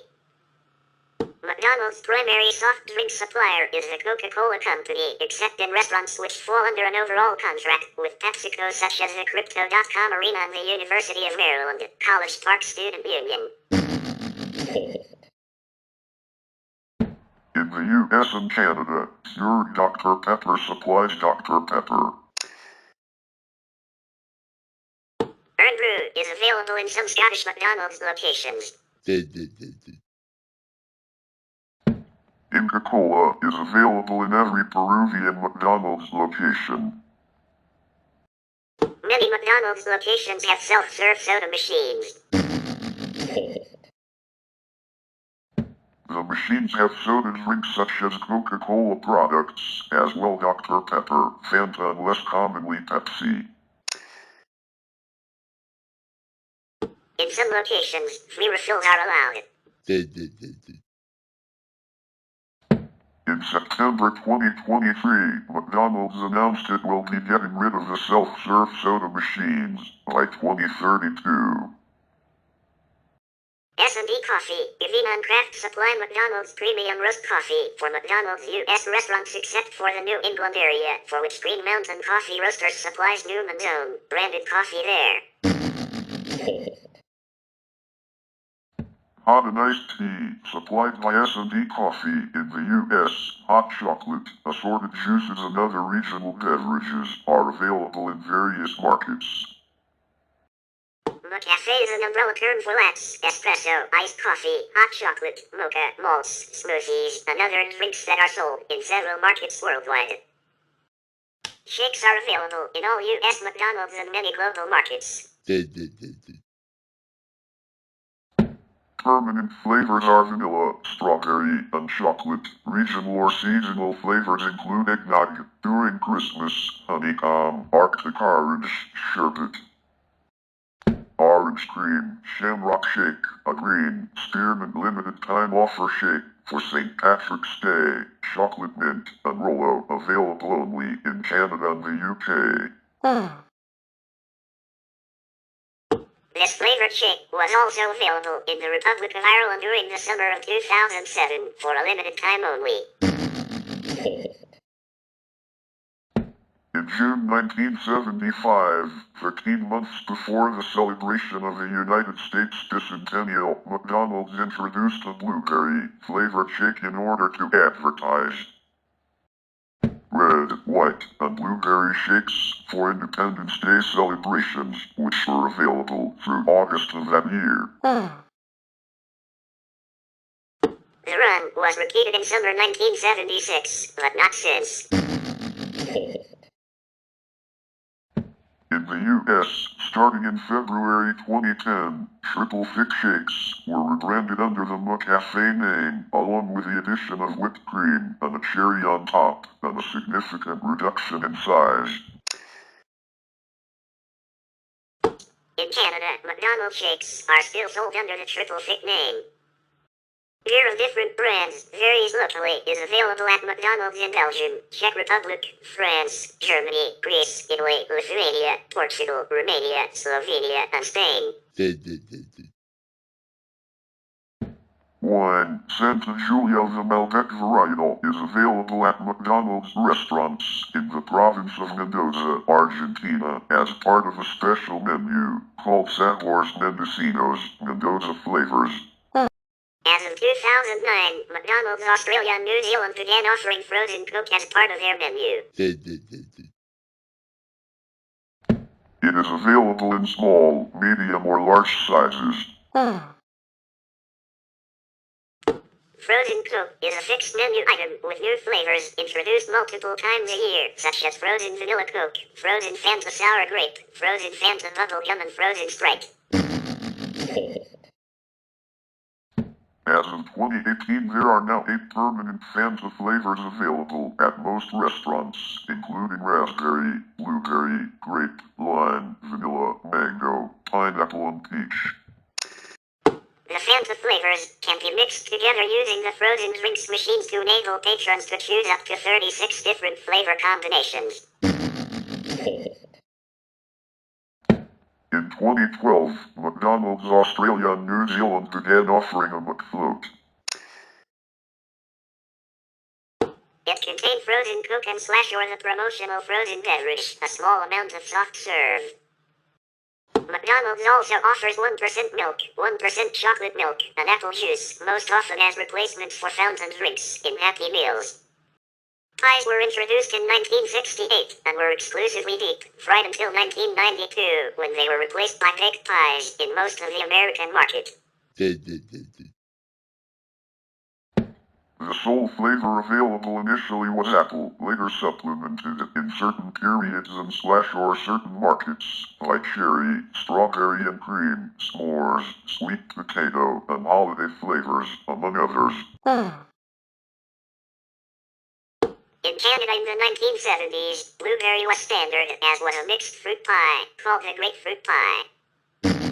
Other regional varieties, both permanent and occasionally offered, include corn, Japan, cheese, Mexico, Guatemala, Panama, and Costa Rica, banana, Brazil and Hawaii, taro, Hawaii, Guam and Thailand, hapia, Hawaii, guava, Hawaii, mango, Indonesia, chocolate, Indonesia, and apricot, Russia.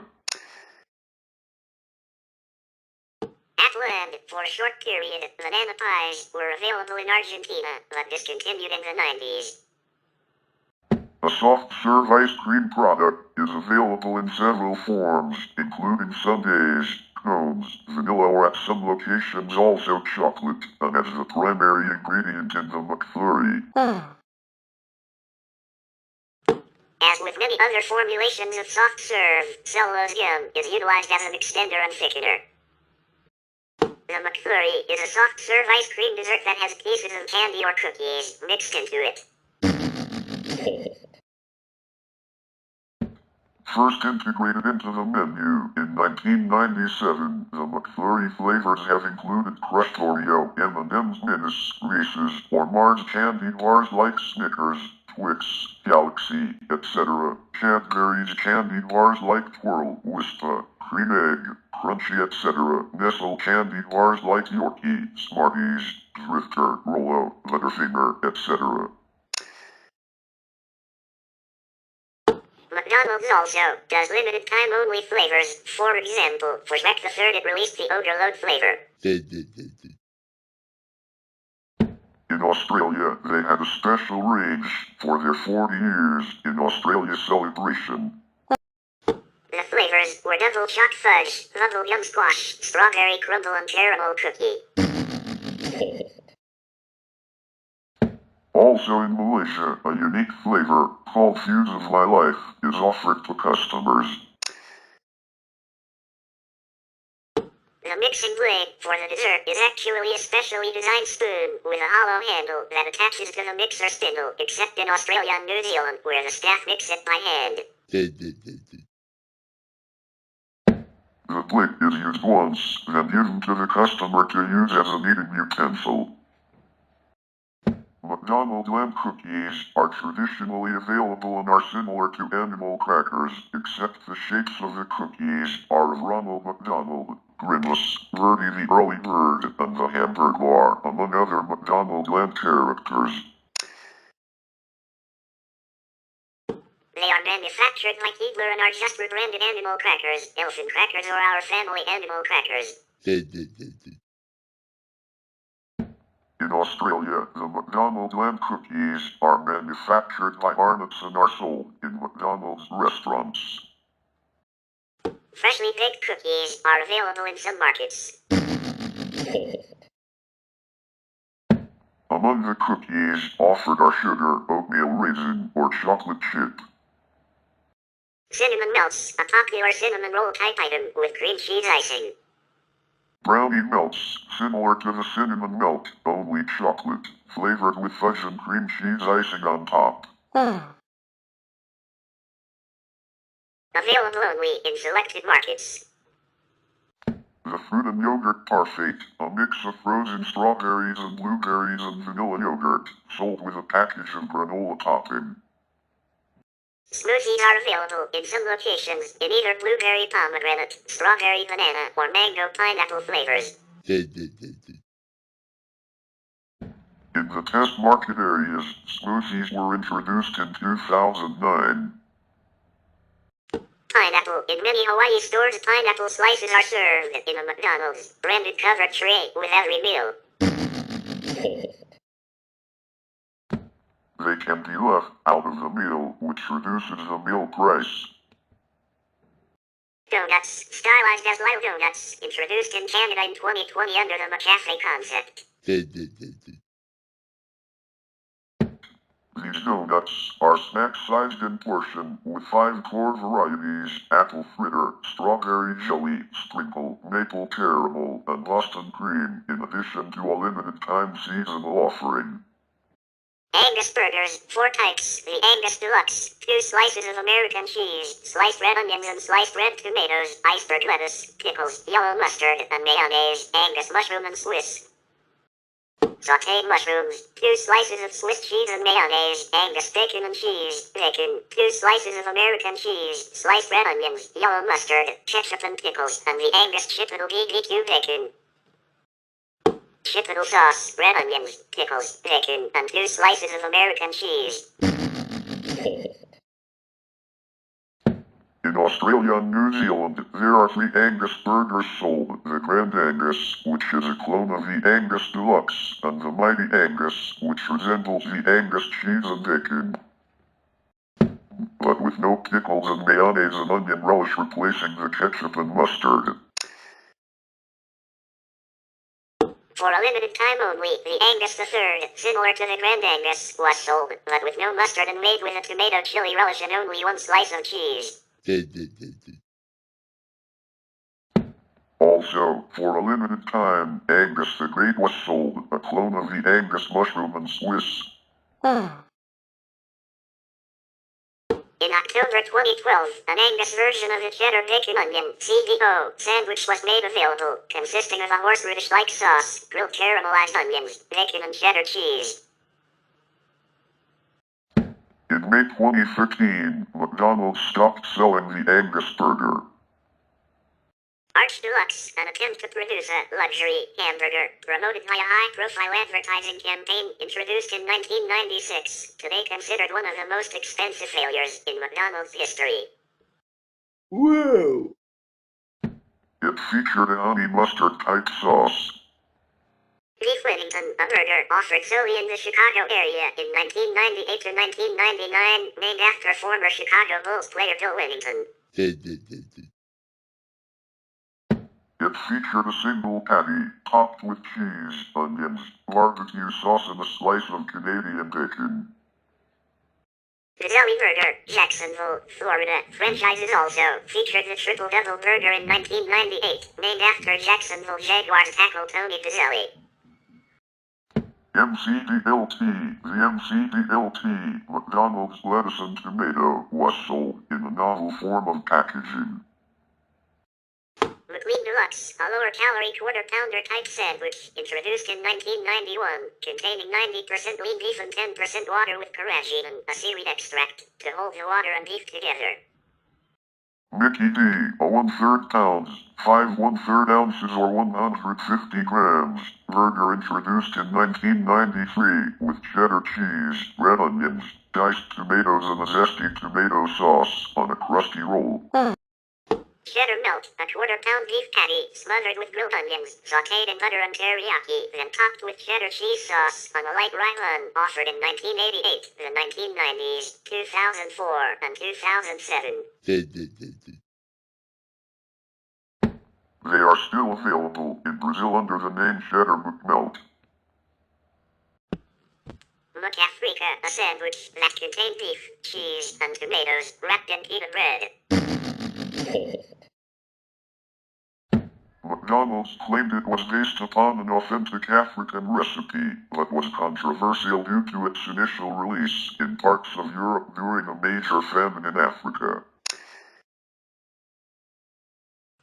Released in Denmark and Norway during 2002, with a sandwich similar in concept being sold during 2008. Catfish sandwich, a sandwich made with a catfish patty, lettuce, and tangy sauce and sold on a McRib-style bun.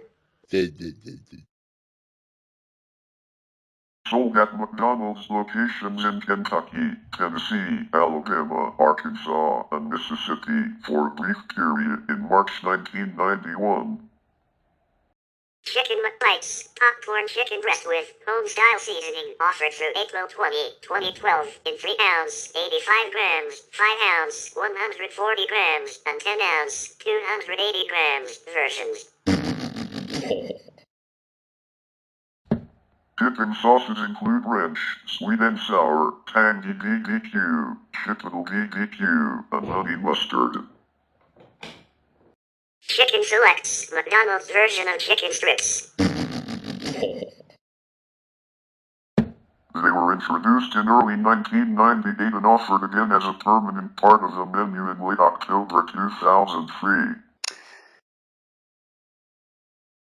They are sold in 3, 5, or 10-piece sizes and include choices of spicy buffalo, creamy ranch, honey mustard, and chipotle barbecue dipping sauces. Sauce selections in the United Kingdom are smoky barbecue, sour cream, and sweet chili sauce. Sold in the United States, Canada, Israel, Ireland, and the United Kingdom. Available in Australia under the name Chicken McDippers. McDonald's stopped selling chicken selects in the United States in February 2013. Cuban sandwich, roast pork and ham sandwich on a long roll with Swiss cheese, mustard, and pickles. One of several Hispanic-inspired menu items briefly sold at South Florida units in 2001. Fried roast beef sandwich in 1968. This product was launched targeting adults. Sold with a package of McDonald's BBQ sauce on the side using the slogan, "McDonald's is my kind of place." It was inspired by a franchisee version of an Arby's sandwich. The sandwich failed due to the costs of getting roast beef slicers. No matter how many sandwiches they could sell, it would never turn a profit. Hamburger, a Ray Kroc invention. It featured a slice of pineapple instead of meat. Originally intended for Roman Catholics, who are not allowed to eat meat on Fridays during Lent. It was test marketed in 1963 alongside the Filet-O-Fish sandwich, with the highest seller being added to the menu full-time. The Filet-O-Fish, a creation of an Ohio franchisor, won. Kiwi burger. In the 1990s, New Zealand sold a burger reflecting their national icon, the kiwi. It was a single beef patty hamburger with egg, identical to the egg in McMuffins, cheese, lettuce, tomato, beetroot, onions, ketchup, tomato sauce, and American mustard.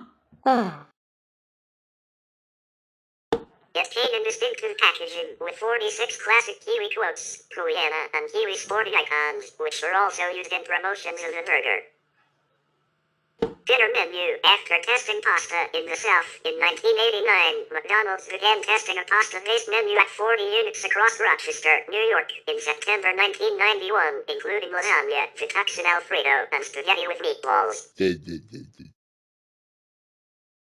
In the early 1990s, a new dinner menu was tested for 6 to 12 months at 2 locations in New York and Tennessee.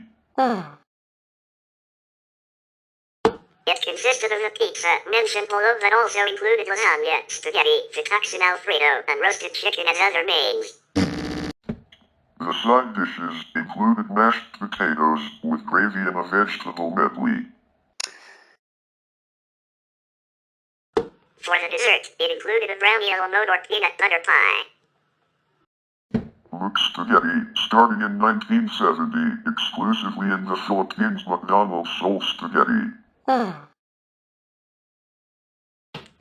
item was discontinued from the menu in 1980, but began gaining popularity in 2021 because a Twitter user claimed that they ordered it from McDonald's one time.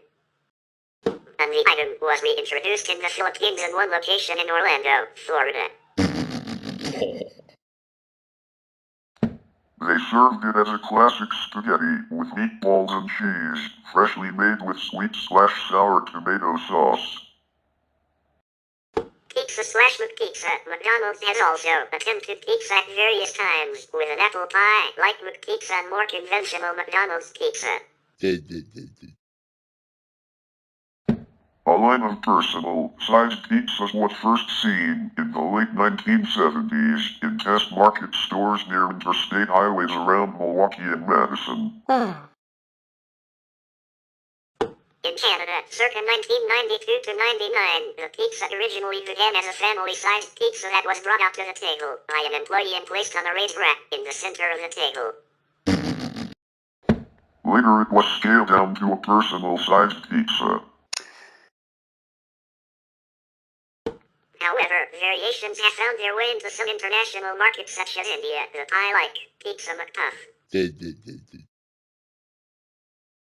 McDonald's also marketed a 14-inch, round, traditional-style pizza in Evansville, Indiana, and nearby Owensboro, Kentucky, in 1989.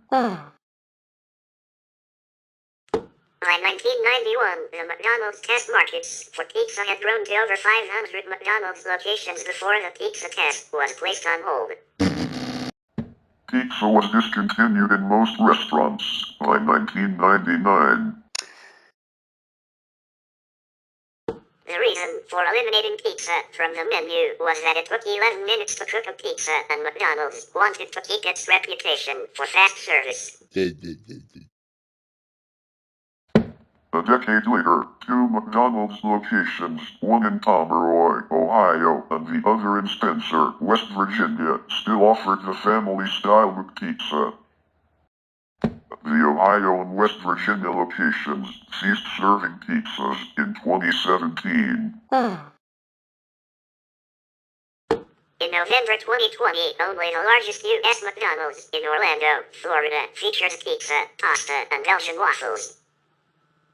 Diet Coke Float and Coke Float. In 1991, McDonald's ran a limited-time promotion selling a float made with Diet Coke or Coke, with low-fat soft-serve frozen yogurt in a collectible Coke Bell glass.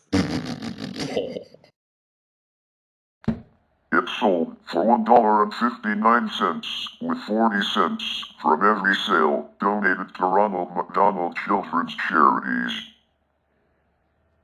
And Triple Ripple, a mixed cone with strawberry, vanilla, and chocolate. McDonald's menu is customized to reflect consumer tastes in their respective countries.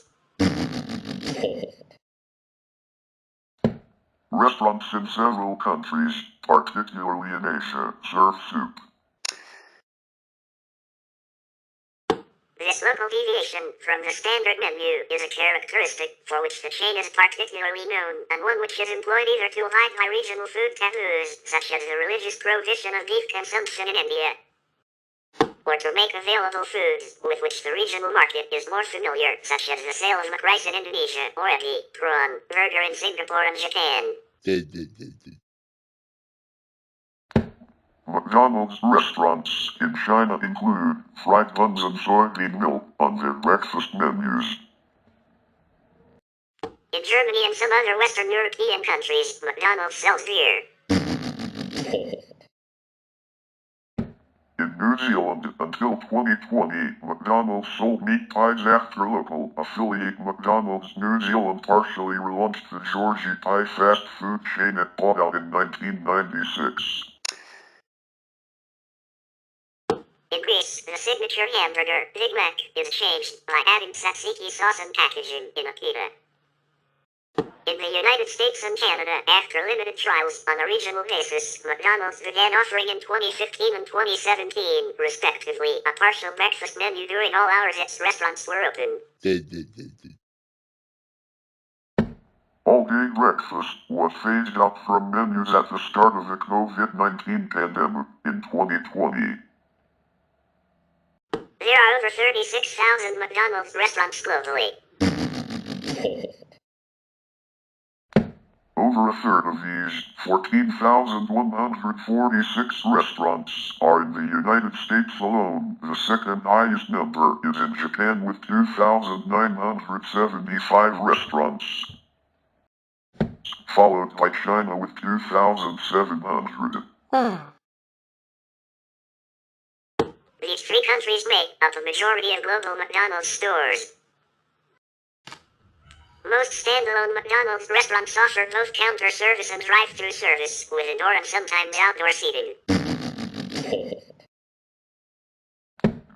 Drive-thru, Auto Mac, Pay and Drive, or McDrive as it is known in many countries, often has separate stations for placing, paying for, and picking up orders.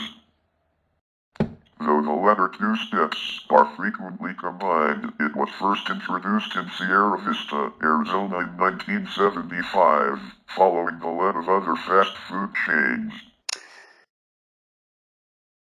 The first such restaurant in Britain opened at Fallowfield, Manchester in 1986. In 1994, McDonald's attempted Half Express, a prototype specializing in home-style takeout meals. Among the fare offered were meatloaf, fried chicken, and baked ham. This experiment started with a single location in Darien, Illinois, but closed in only 1 year. In some countries, McDrive locations near highways offer no counter service or seating. In contrast, locations in high-density city neighborhoods often omit drive-thru service. There are also a few locations, mostly in downtown districts, that offer a walk-through service in place of drive-through. McCafe is a cafe-style accompaniment to McDonald's restaurants. The concept was created by McDonald's Australia, starting with Melbourne in 1993. As of 2016, most McDonald's in Australia have McCafes located within the existing McDonald's restaurant. In Tasmania, there are McCafes in every restaurant, with the rest of the states quickly following suit. After upgrading to the new McCafe look and feel, some Australian restaurants have noticed up to a 60% increase in sales. At the end of 2003, there were over 600 McCafes worldwide. McCafe is a coffee house-style food and beverage chain owned by McDonald's. Conceptualized and launched in Melbourne, Australia in 1993 and introduced to the public with help from McDonald's CEO Charlie Bell and then Chairman and future CEO James Skinner, the chain reflects a consumer trend towards espresso coffees. Reports indicated that McCafe outlets generated 15% more revenue than a regular McDonald's, and by 2003 were the largest coffee shop brand in Australia and New Zealand. After McDonald's Australia experimented with automatic espresso pronto machines in the last decade and it failed to catch on, all Australian stores were subsequently renovated and converted to McCafe outlets. The McCafe concept was designed to help create atmosphere and foot traffic at the entrance to the McDonald's stores on Swanston Street, Melbourne. The idea was developed between Charlie Bell and the local regional corporate team.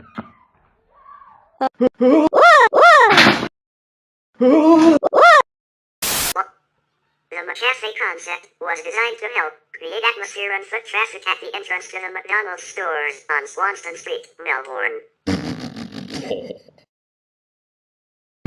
The idea was developed between Charlie Bell and the local regional corporate team, David Dees, Mike Tredurf and Jim Vasiliadis.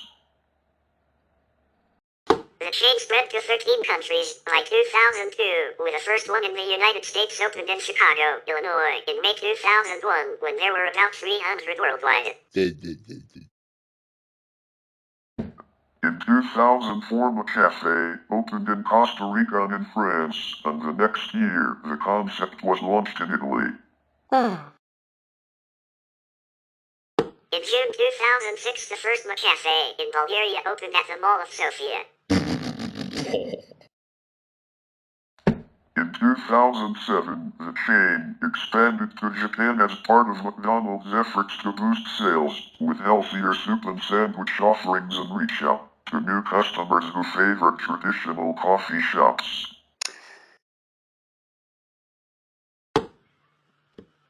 Despite being a relatively small part of McDonald's overall strategy, there are 1,300 worldwide.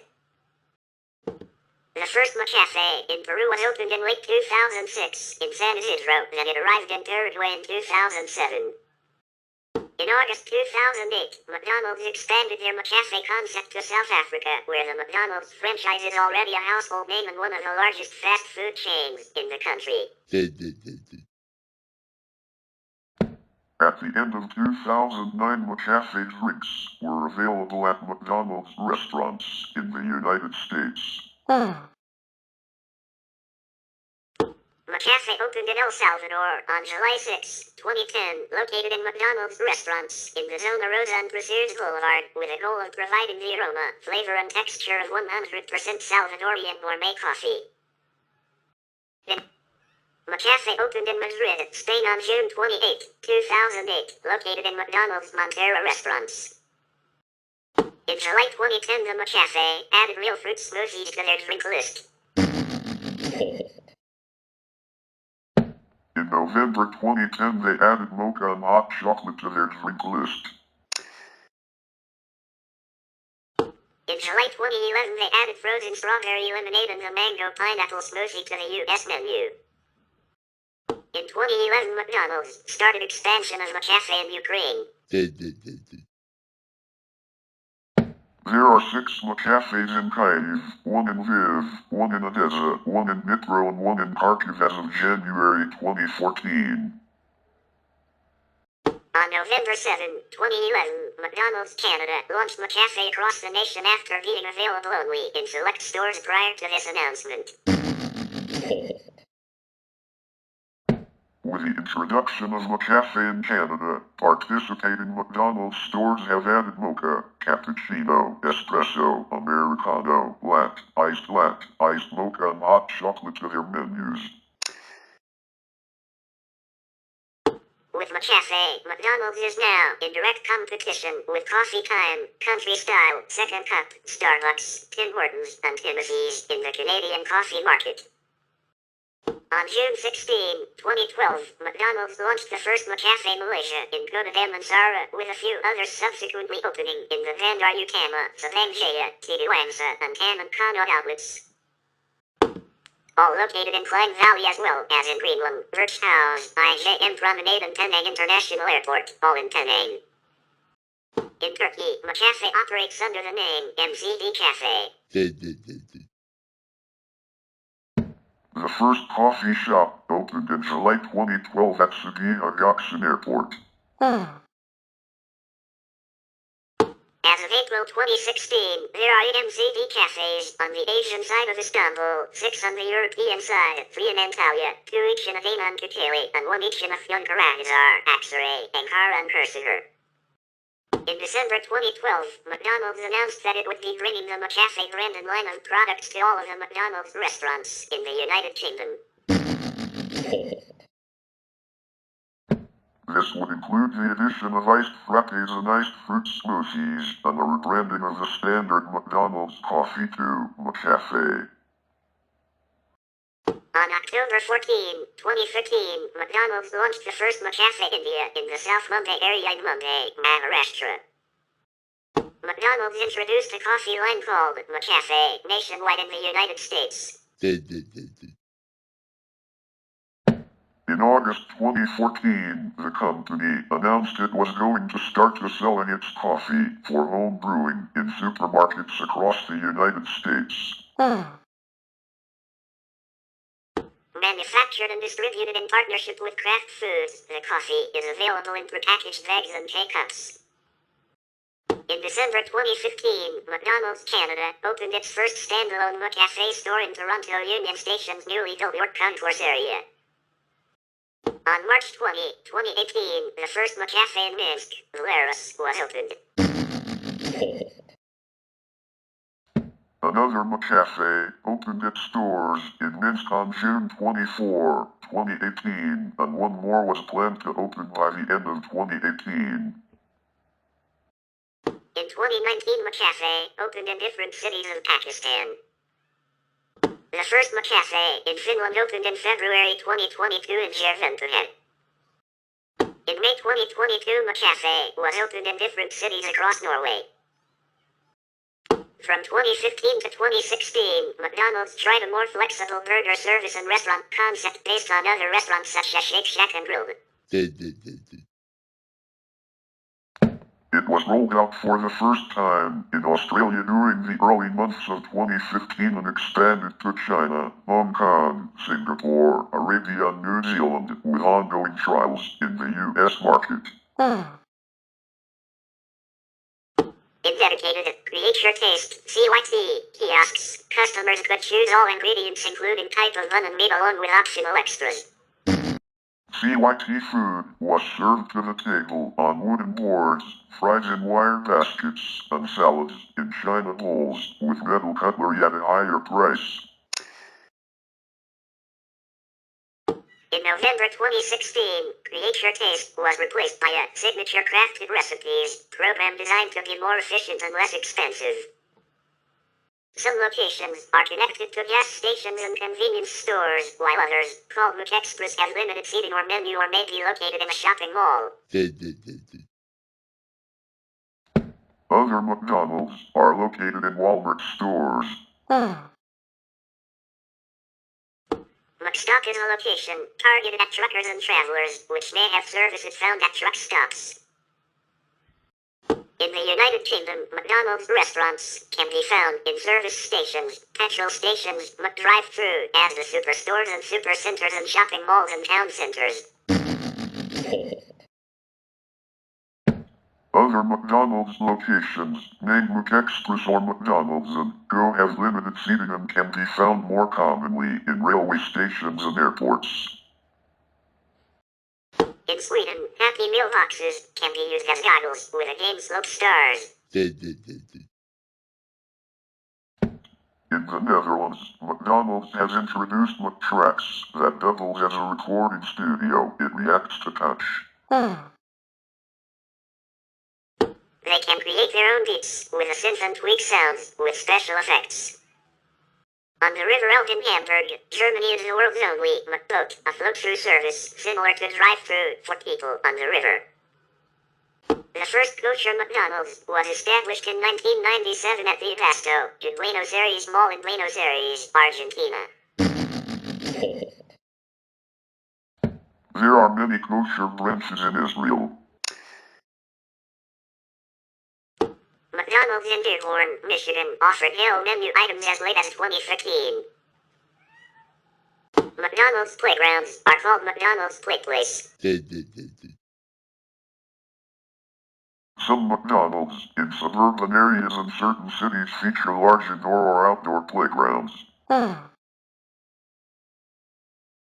The first play place, with a familiar crawl tube design with wall pits and slides, was introduced in 1987 in the US, with many more being constructed soon after. The McDonald's Play Place is an amusement commercial playground attached to a McDonald's restaurant. It features play areas such as tube mazes, slides, ball pits, and video games, as well as tables for eating. First established in 1971 at the Chula Vista, California location, they are usually rainbow, colored and themed after McDonald Land. The McDonald's Play Place first appeared in California in 1971 and debuted for McDonald's franchisees at the 1972 Illinois State Fair. In 1991, McDonald's created a chain of family entertainment centers based on play places called Leaps and Bounds that eventually merged into Discovery Zone and Chuck E. Cheese. In 1999, the U.S. Consumer Product Safety Commission fined McDonald's $4 million after failing to report over 400 injuries that children sustained after using the Big Mac Climber Jungle Gyms. In March 2020, all play places in restaurants located in the United States were closed due to health concerns related to the COVID-19 pandemic. In the 2010s and 2020s, play places have appeared less frequently in new and renovated restaurants, reportedly due to factors such as health and safety concerns, decreased usage, families eating out less, a shift in marketing from kids and families to young adults, and McDonald's wanting to present a more sleek and modern image of the chain. The world's largest McDonald's play place at the world's largest entertainment McDonald's in Orlando, Florida, featured family entertainment center-like attractions, including arcade games and pizza. It was opened in 1976. McDonald's next uses open concept design and offers create your taste digital ordering. The concept store also offers free mobile device charging and table service after 6 o'clock p.m. The first store opened in Hong Kong in December 2015. In 2006, McDonald's introduced its Forever Young brand by redesigning all of its restaurants, the first major redesign since the 1970s. It resembles a coffee shop with wooden tables, full leather chairs, and muted colors. The red was muted to terracotta, the yellow was shifted to golden for a more sunny look. An olive and sage green were added. The warmer look has less plastic and more brick and wood with modern hanging lights for a softer glow. Many restaurants feature free Wi-Fi and flat-screen TVs. Other upgrades include double drive truss, flat roofs instead of the angle red roofs, and fiberglass instead of wood. Instead of the familiar golden arches, the restaurants feature semi-swooshes, half of a golden arch, similar to the Nike swoosh. McDonald's began banning smoking in 1994 when it restricted customers from smoking within its 1,400 wholly owned restaurants. As a result of the COVID-19 pandemic, McDonald's closed most seating and all play areas in its United States restaurants. It transitioned to drive-thru and curbside orders at locations and online food ordering delivery services. The reopening of McDonald's restaurants for drive-thru in the United Kingdom generated significant queues of traffic throughout the country. In July 2020, for the year's second quarter, McDonald's reported earnings of 66 cents per share. Compared to the same period of last year, it represented a fall of 68%. In July 2023, the company announced it was working towards a new fast food brand called Kroc that would be tested at 10 sites. The first location was opened in December 2023 in Oak Brook, Illinois, and the company is working to open 9 restaurants in Texas by the end of 2024 as a test. The outlets will have a smaller real estate footprint than regular McDonald's restaurants and are focused on selling coffees and other drinks to afternoon customers. The name for the new brand comes from Kroc, a McDonald's land mascot that appeared in advertisements in the late 1980s and early 1990s. Kroc is an American fast food restaurant, a spin-off of McDonald's. It launched on December 7, 2023 in Oak Brook, Illinois, with 9 other locations expected to open in Texas in 2024. The Kroc brand includes McCafe products sold at each location, which are also sold at McDonald's locations. The name Kroc originated as a McDonald's land character, appearing in McDonald's advertisements from 1986 to 1992. It is an extraterrestrial who craves McDonald's food. In the 1990s, McDonald's tried to expand its business by hiring Donato's Pizza, Boston Market and Chicago Mexican Grill, but within a decade they had sold off their stakes. In 2023, McDonald's started focusing more on its mascots and the Grimace birthday meal became a viral internet phenomenon. The specialty coffee selling business has been growing, which McDonald's CEO Chris Kempczinski describes as an attractive and fast-growing category. CNN described Kroc as McDonald's answer to Starbucks. Kroc's menu features a range of dishes. Some of the notable items include Snack Box, Blueberry Lemon Cookie Sundae. The chain was announced in July 2023. The first Kroc store opened on December 7, 2023 in Oak Brook, Illinois. The opening day saw a large queue of customers in the drive-thru. By 2024, McDonald's plans to have 10 operational stores, including 9 in Texas. McDonald's CEO Chris Kempczinski said that the company would evaluate the 10 stores over the following year, adding, "Let's not get too excited."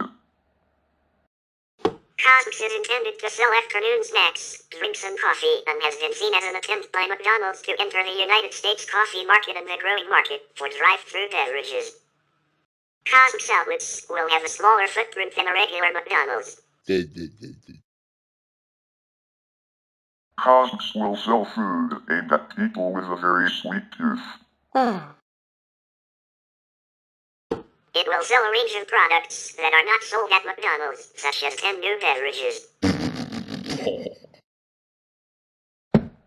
will also sell food also available at McDonald's, such as the Egg McMuffin. The first Cosm shop has 4 drive-thrus. Cosm's buildings will be colored bluish purple and have yellow graphics.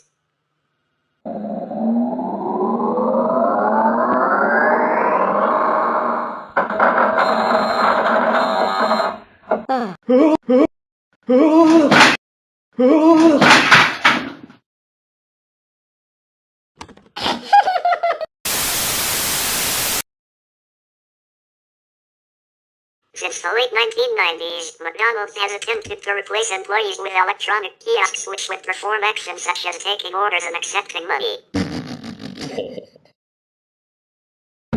In 1999, McDonald's first tested e-clerks in suburban Chicago, Illinois, and Wyoming, Michigan, with the devices being able to save money on live staffers and attracting larger purchase amounts than average employees.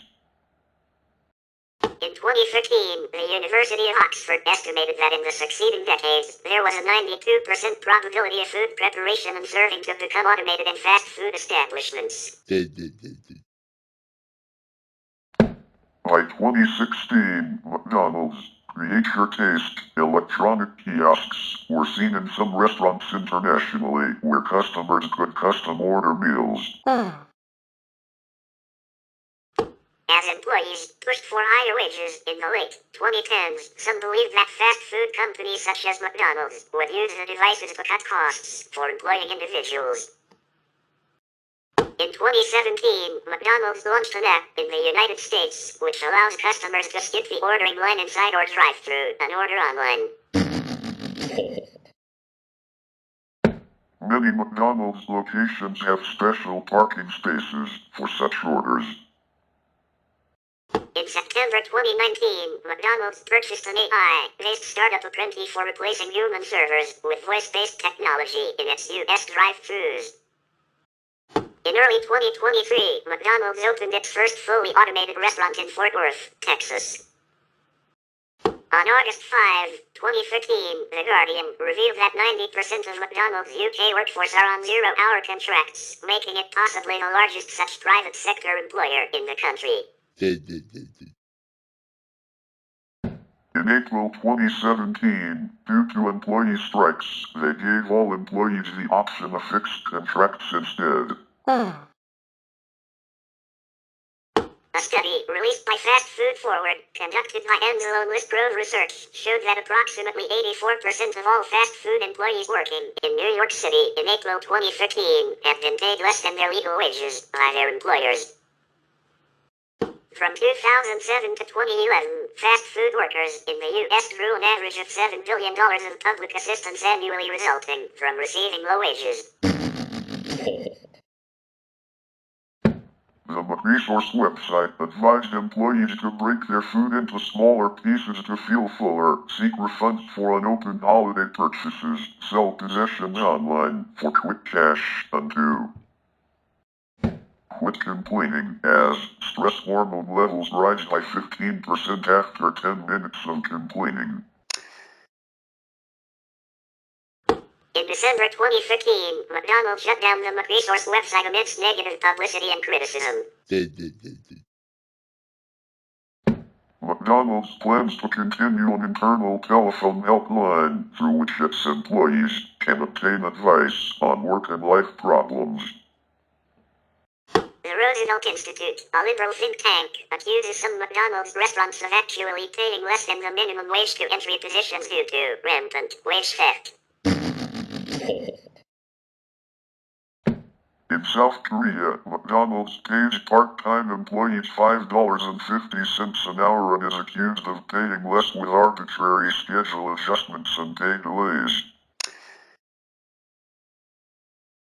In late 2015, data collected anonymously by Glassdoor suggests that McDonald's in the United States pays entry-level employees between $7.25 an hour and $11 an hour, with an average of $8.69 an hour.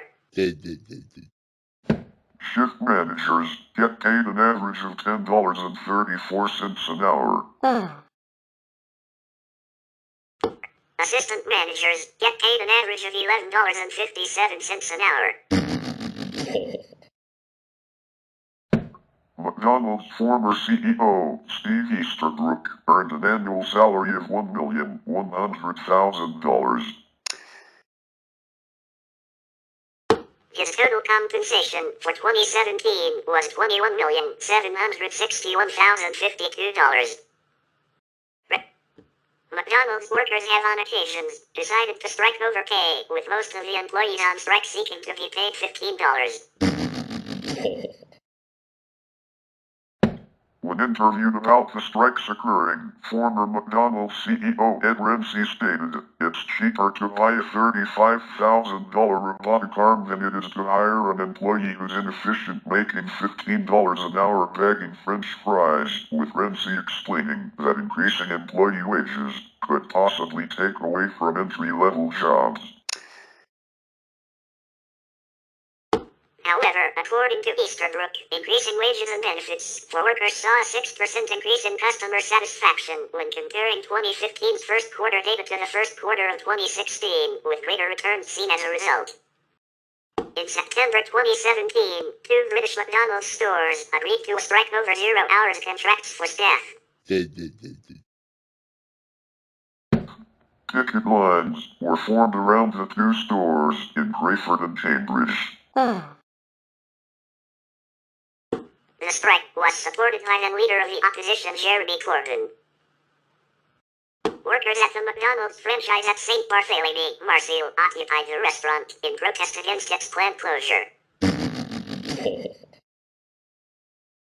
Employing 77 people, the restaurant is the second biggest private sector employer in St. Barthélemy, which has an unemployment rate of 30%. Lawyers for Kamel Gumari, a shop steward at the franchise, claimed an attempt was made to kill him when a car drove at him in the restaurant car park. In March 2015, McDonald's workers in 19 U.S. cities filed 28 health and safety complaints with the U.S. Occupational Safety and Health Administration, which alleged that low staffing, lack of protective gear, poor training and pressure to work fast has resulted in injuries. The complaints allege that, because of a lack of first aid supplies, workers were told by management to treat burn injuries with condiments such as mayonnaise and mustard. The Fight for $15 labor organization aided the workers in filing the complaints.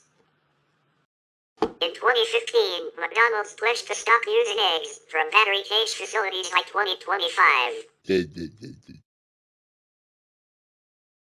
Since McDonald's purchases over 2 billion eggs per year or 4% of eggs produced in the United States, the switch is expected to have a major impact on the egg industry and is part of a general trend toward cage-free eggs, driven by consumer concern over the harsh living conditions of hens.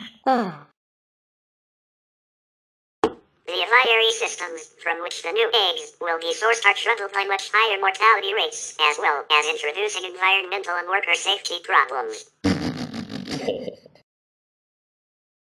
The high end mortality rate, which is more than double that of battery cage systems, will require new research to mitigate. The facilities have higher ammonia levels due to faces being chipped up into the air. Producers raised concerns about the production cost, which is expected to increase by 36%. McDonald's continues to source pork from facilities that use gestation crates, and in 2012 pledged to phase them out. McDonald's restaurants are in 120 countries and territories and serve 68 million customers each day. There are 37,855 restaurants worldwide, employing more than 210,000 people as of the end of 2018. There are a total of 2,770 company-owned locations and 35,085 franchise locations, which includes 21,685 locations franchised to conventional franchisees. 7,225 locations, licensed to developmental licensees, and 6,175 locations, licensed to foreign affiliates. Focusing on its core brand, McDonald's began divesting itself of other chains it had acquired during the 1990s. The company owned a majority stake in Citadel Mexican Grill until October 2006, when McDonald's fully divested from Citadel through a stock exchange. Until December 2003, it owned Donato's Pizza, and it owned a small share of Aroma Cafe, from 1999 to 2001. On August 27, 2007, McDonald's sold Boston Market to Sun Capital Partners.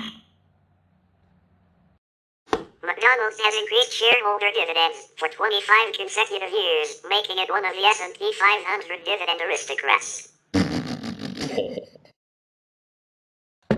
The company is ranked 131st on the Fortune 500 of the largest United States corporations by revenue. In October 2012, its monthly sales fell for the first time in 9 years. In 2014, its quarterly sales fell for the first time in 17 years, when its sales dropped for the entirety of 1997. In the United States, it is reported that drive-thrus account for 70% of sales. McDonald's closed down 184 restaurants in the United States in 2015, which was 59 more than what they planned to open. This move was the first time McDonald's had a net decrease in the number of locations in the United States since 1970.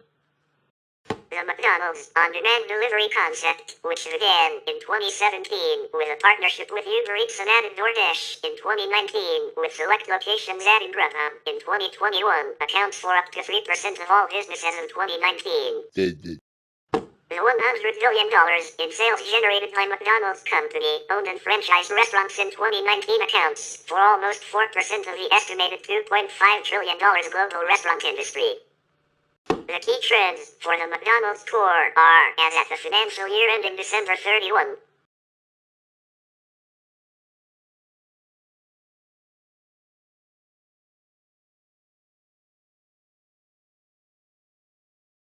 The company owns all the land on which its restaurants are situated, which is valued at an estimated $16 to $18 billion.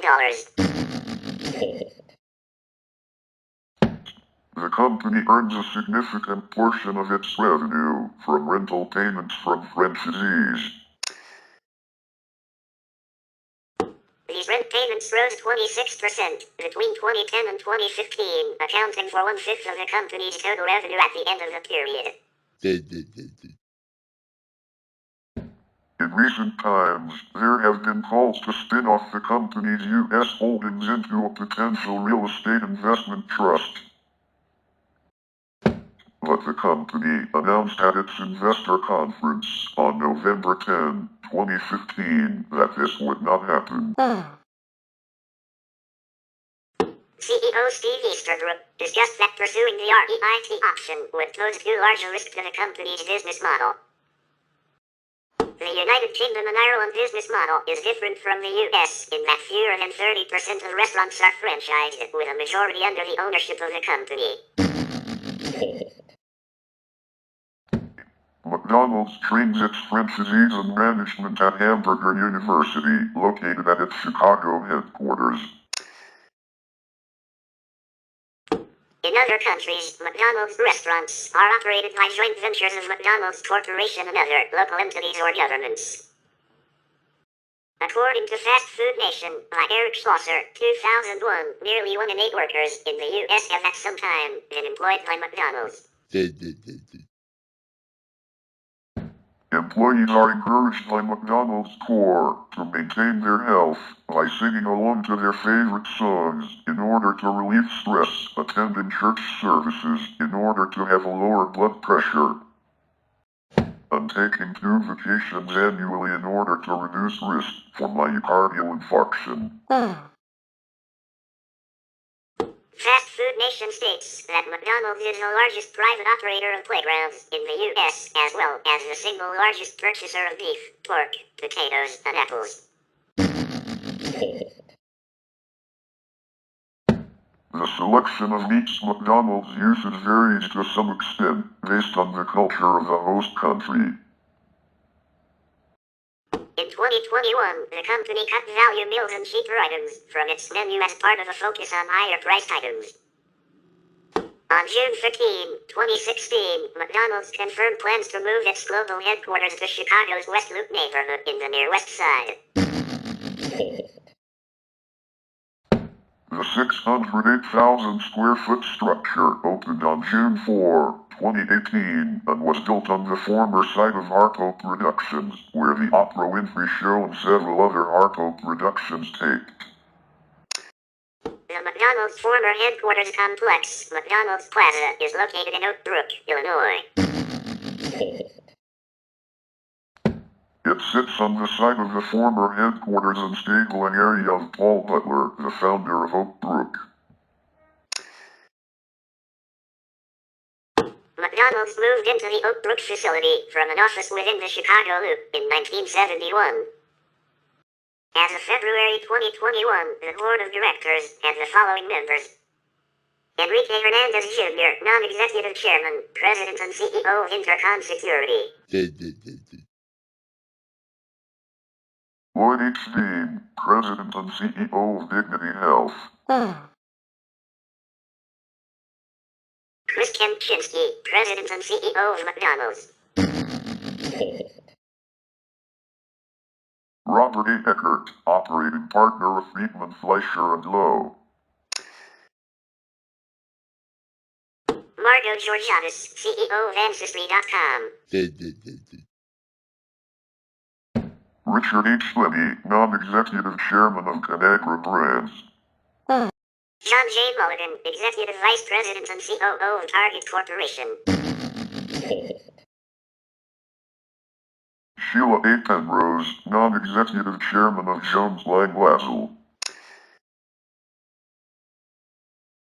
John Washington Rogers Jr., chairman and CEO of Ariel Investments.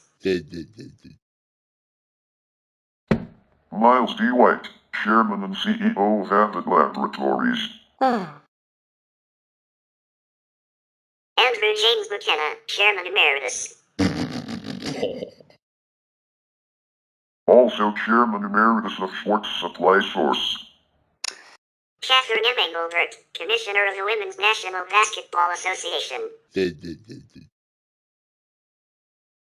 And Paul Stephen Walsh, executive chairman of McLaren Group. On March 1, 2015, after being chief brand officer of McDonald's and its former head in the UK and Northern Europe, Steve Easterbrook became CEO, succeeding Don Thompson, who stepped down on January 28, 2015. In November 2019, McDonald's board of directors voted to remove Easterbrook as CEO since he had violated corporate policies on personal conduct by entering into a relationship with a company employee. He was replaced as CEO by Chris Kempczinski, who had been president of McDonald's USA. In August 2022, McDonald's announced significant changes to its board. It said that existing director Sheila Penrose, chair of JLL Incorporated, would retire, and that Anthony Capuano, CEO of Marriott International, executive vice president and worldwide chairman of pharmaceuticals Jennifer Calvert of Johnson & Johnson, and Amy Weaver, president and CFO of Salesforce, would join. The changes were then related to an effort by activist investor Carl Icahn. McDonald's has become emblematic of globalization, sometimes referred to as the McDonaldization of society. The Economist newspaper uses the Big Mac Index. The comparison of the cost of a Big Mac in various world currencies can be used to informally judge these currencies' purchasing power parity. Switzerland has the most expensive Big Mac in the world as of July 2015, while the country with the least expensive Big Mac is India. Allied for a Maharaja Mac, the next cheapest Big Mac is Hong Kong. The northernmost McDonald's restaurant in the world is located in Rovaniemi, Finland, after the restaurant in Murmansk, Russia was closed in 2022. However, from January 2024 this will change again as McDonald's is opening a new restaurant in Tromsø, Norway. And the southernmost in the world is located in Invercargill, New Zealand. Thomas Friedman said that no country with a McDonald's had gone to war with another. However, the Golden Arches theory of conflict prevention is incorrect. Exceptions are the 1989 United States invasion of Panama, NATO's bombing of Serbia in 1999, the 2006 Lebanon War, and the 2008 South Ossetia War. McDonald's suspended operations in its corporate-owned stores in Crimea after Russia annexed the region in 2014. On August 20, 2014, as tensions between the United States and Russia strained over the Russian annexation of Crimea and the resultant U.S. sanctions, the Russian government temporarily shut down 4 McDonald's outlets in Moscow, citing sanitary concerns. The company has operated in Russia since 1990 and at August 2014 had 438 stores across the country. On August 23, 2014, Russian Deputy Prime Minister Arkady Dvorkovich ruled out any government move to ban McDonald's and dismissed the notion that the temporary closures had anything to do with the sanctions. Some observers have suggested that the company should be given credit for increasing the standard of service in markets that it enters. A group of anthropologists in a study entitled Golden Arches East looked at the impact McDonald's had on East Asia and Hong Kong in particular. When it opened in Hong Kong in 1975, McDonald's was the first restaurant to consistently offer clean restrooms, driving customers to demand the same of other restaurants and institutions. McDonald's has taken to partnering up with Sinopec, the second largest oil company in the People's Republic of China, as it takes advantage of the country's growing use of personal vehicles by opening numerous drive-through restaurants. McDonald's has opened a McDonald's restaurant and McCafe on the underground premises of the French Fine Arts Museum, the Louvre.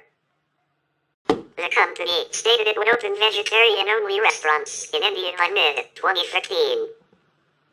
On January 9, 2017, 80% of the franchise rights in mainland China and in Hong Kong were sold for US $2.08 billion to a consortium of CITIC Limited for 32%.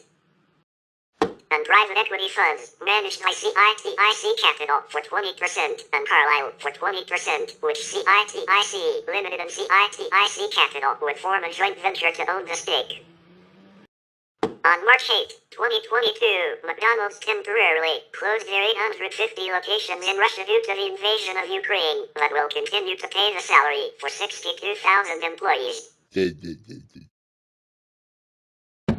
Approximately 9% of global revenue and 3% of operating profit come from Russia and 100 locations in Ukraine.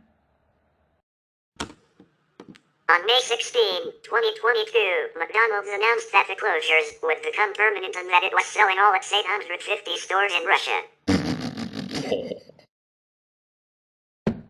Furthermore, 32 years after McDonald's entered the Soviet market, the American giant wants its current business to be arched. The company plans to retain its trademarks in Russia. meaning the locations would no longer be allowed to use the McDonald's name, logo, or menu. McDonald's also said it would continue to pay its Russian employees until the sale is finalized. The company has more than 60,000 Russian employees. On June 10, 2022, a Russian McDonald's hire announced a new logo as an attempt at rebranding. It featured one circle and two lines, which represented a burger and two French fries. The business was rebranded as Vkuznoye, which roughly translates to tasty, period. McDonald's is to reopen its stores in Ukraine after closing them in February in non-contested areas like Kyiv and western Ukraine. During the closure, McDonald's has continued to pay its employees, number some 10,000. Originally some 109 restaurants, it is unclear how many will reopen. On November 11, 2022, McDonald's in Belarus announced that all 25 stores in 6 cities will rebrand and operate as Vkuznoye in several weeks. In Kazakhstan, McDonald's suspended operations in November 2022 due to the impossibility of supplying mincemeat from Russia. The franchise was transferred to Food Solutions KZ, after which the restaurants first changed their name to We Are Open.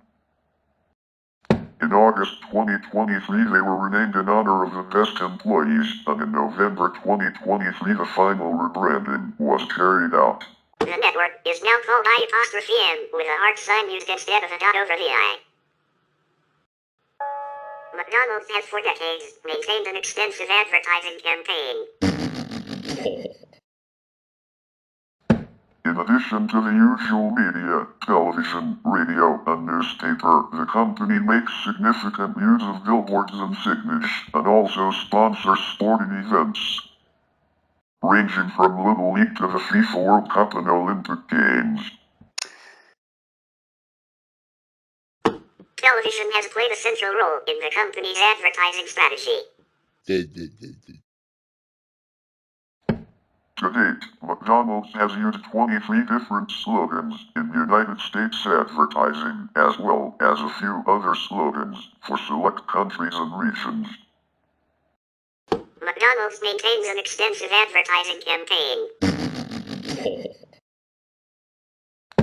In addition to the usual media such as television, radio, and newspaper ads, the company makes significant use of billboards and signage, and sponsors sporting events, ranging from Little League to the FIFA World Cup and Olympic Games. The company also makes coolers of orange drink with their logo available for local events of all kinds. However, television ads remain the primary form of advertisement. McDonald's has used 23 different slogans to advertise in the United States, as well as a few other slogans for select countries and regions. At times, it has run into trouble with its campaigns. There have been many McDonald's advertising campaigns and slogans over the years. Is one. There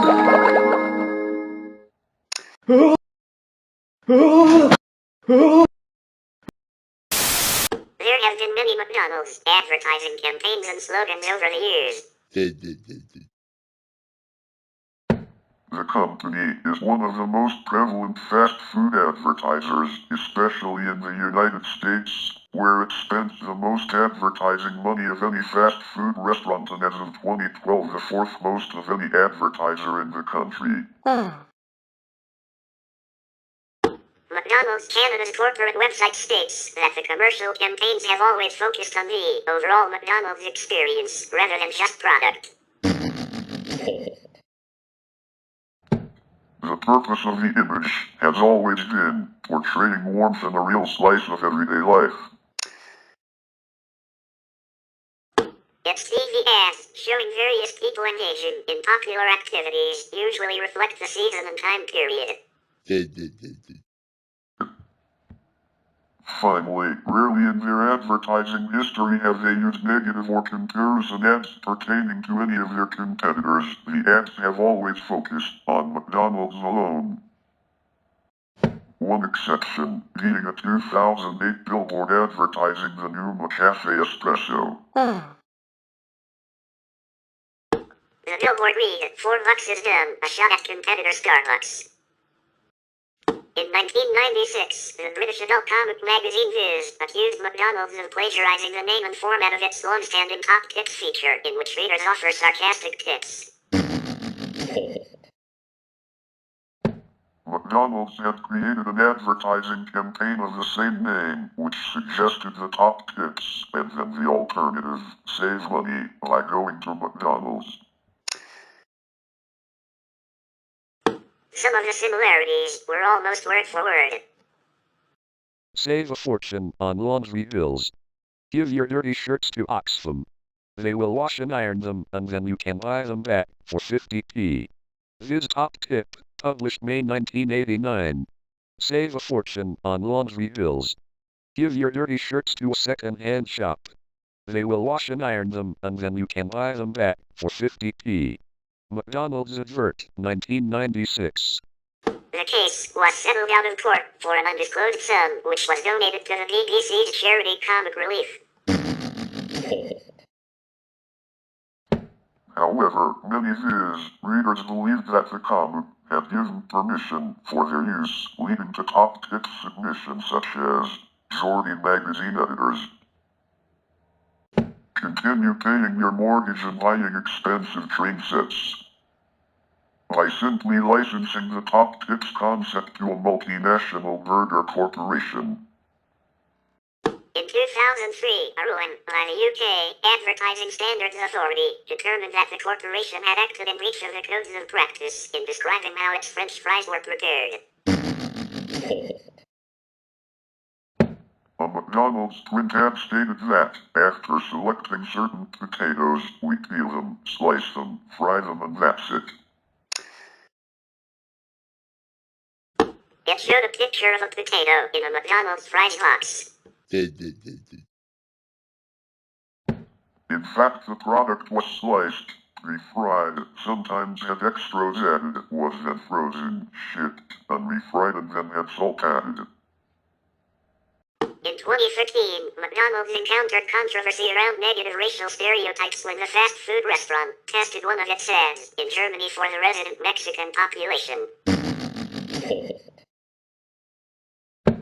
The title of the commercial was Los Luchos, a made-up word for the Spanish translation of the word weak in German.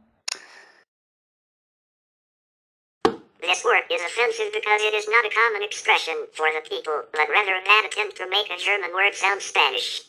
The commercial went on to say, when you turn ketchup into salsa picante, your buddy into a muchacho and your burger into chili con carne, that means the Luchos are here. Ale. The problem was that not all of these terms are of Mexican origin. Rather, ale is a typical expression of southern Spain, while chili con carne is a Texan dish. The commercial also featured mariachi players, a luchador, wrestler, men wearing sombreros, women with red flowers in their hair, and many Mexican flags in the background. In 2015, McDonald's met further controversy around Mexican stereotypes when it attempted to promote its burrito in Mexico. The advertisement was a picture of a burrito with words, "Tamales are a thing of the past. Burrito Mexicana also comes wrapped." The ad was revealed just a day after La Dia de la Candelaria, a holiday many celebrate with eating tamales, a traditional Mexican dish eaten during most holidays. The Tex-Mex burrito was perceived by many as an insult to one of Mexico's most traditional and popular meals. On December 29, 2016, McDonald's Malaysian issued a statement that said only certified Hale cakes are allowed inside its restaurants nationwide. In 2019, McDonald's pulled out of an advertisement deal with an American comedy podcast, Your Mom's House Podcast.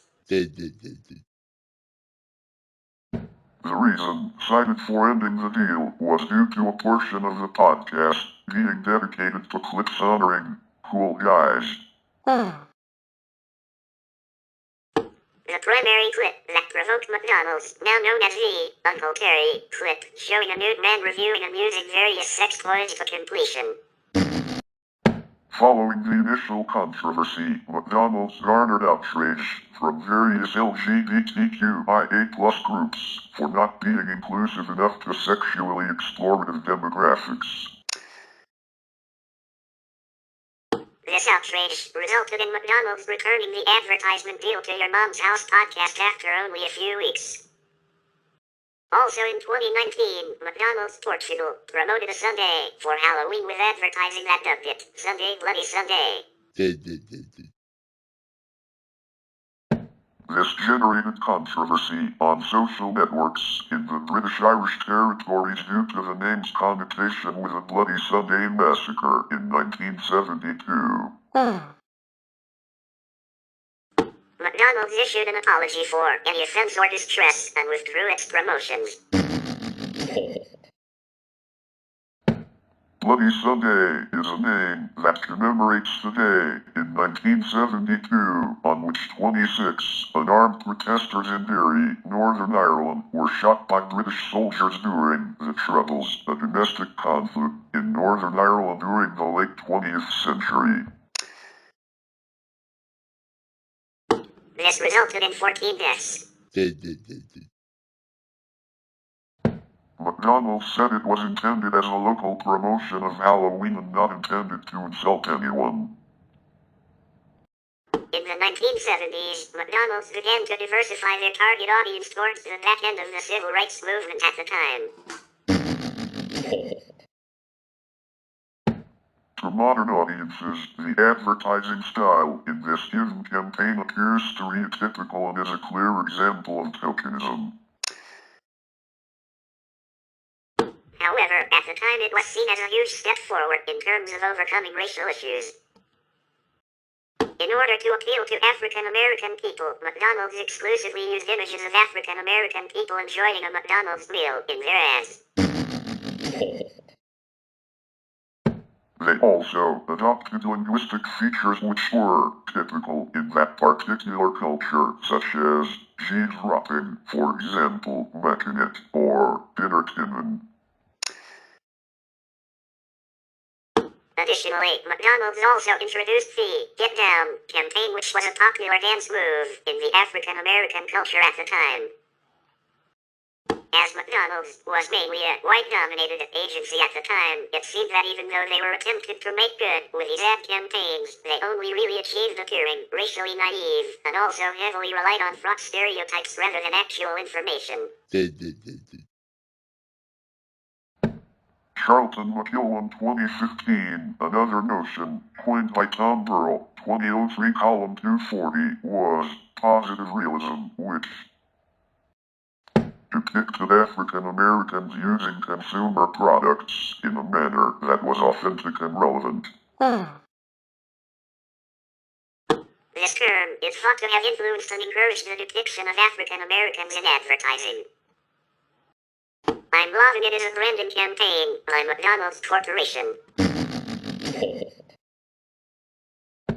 It was created by Hay and Partner, McDonald's agency, based in Unterhaching, Germany, near Munich, and a member of the DDD Worldwide Communications Group, Incorporated. It was the company's first global advertising campaign and was unveiled in Chicago, Illinois on June 12, 2003, and launched in Munich, Germany on September 2, 2003, under the German title Ich liebe es. This is only used in Germany, in Austria, Switzerland, and Liechtenstein. The English slogan is used. The English part of the campaign was launched in the UK on September 17, 2003, and in Australia and the United States on September 21, 2003. With the music of Tom Patnoy and Franco Tortora, Mona Davis music, and vocals by Justin Timberlake, in which the slogan appears. The motion logo at the time, featuring the zooming out to a 5-note jingle, based on the songs, the Dabba Dabba lyric, and Shining and the I'm Loving It. In different languages, usually in English, zooming to the leaving a trail was produced by using Adobe After Effects and Adobe InDesign. Also, by September 3, 2003, McDonald's selected more than 30 people to appear in new packaging for McDonald's products, starting with a photoshoot, taking place from September 3, 2003, until November 2003. They unveiled new I'm Loving It theme packaging on December 8, 2003, and rolled it out worldwide throughout 2004, with a final delivery date being November 20, 2004. In January 2007, after a public casting call, which received 15,000 submissions, McDonald's selected 24 people to appear as part of the campaign. Images of those chosen, taken from September to December 2006, who had submitted a story and digital photograph which captured themes of inspiration, passion and fun, appeared on McDonald's paper bags and cups worldwide. In early 2008, McDonald's underwent the first phase of their new image and slogan, What We're Made Of.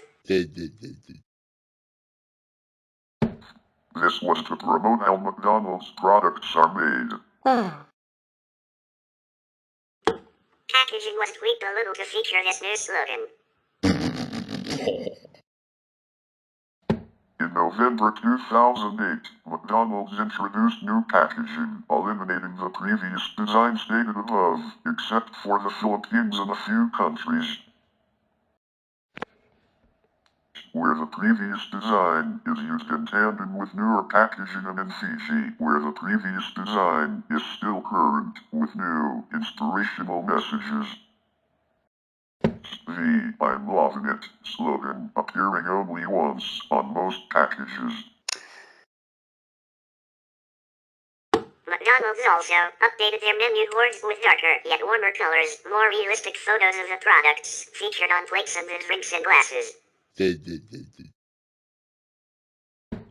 From 2009 to 2010, McDonald's introduced new packaging worldwide. However, as of 2017, McDonald's continues to have the I'm Loving It slogan appear on most all of its product packaging and has made no major announcement that the company will use any other slogan exclusively in place of this one anytime in the near future. The 5-note jingle from 2003 continues to be used in most McDonald's advertising to this day in the form of a whistled version. Cross promotions are Australian Football League, Channel 7 and Fox Footy. Auto racing. Starting in 2010, McDonald's sponsored NASCAR driver Jamie McMurray's Chip Ganassi Racing No. 1 Chevrolet as a part-time/secondary sponsor, and later becoming the primary sponsor for the No. 1 car in 2015. Over time, McDonald's has sponsored numerous NASCAR cars, including Bill Elliott, Jimmy Spencer, Andy Houston, Casey Kahn, Matt Kenseth, and Bubba Wallace. In addition to McMurray in 2018, the company sponsored his teammate Kyle Larson's number 42 team in select races and moved fully over to Larson in 2019 following McMurray's retirement. McDonald's is a founding partner of 23XI Racing. The company has also sponsored the number 2 car of Graham Rahal in the IndyCar Series and the number 77 Ford Velar of Doran Enterprises in the Rolex Sports Car Series. Sponsored NASCAR drivers are Elliott Sadler, Bobby Hamilton Jr., Casey Kahn, Bill Elliott, Hut Strickland, Jimmy Spencer, Andy Houston, Jamie McMurray, Kyle Larson, Matt Kenseth, Ross Chaston, and Bubba Wallace. FIFA World Cup. McDonald's has been an official sponsor of the World Cup since the 1994 FIFA World Cup. National Football League. In late 2012, McDonald's signed a multi-year deal to become the official restaurant sponsor of the NFL. It was the presenting sponsor of the 2013 Pro Bowl and was able to use the NFL shield and logos of all 32 teams in its campaigns. National Rugby League, Channel 9 and Fox League. NBA Fast Food Partner. Olympics, official fast food restaurant. Sponsored the Olympics from 1976 to 2016. McDonald's sponsored Sesame Street on PBS Kids during season 30.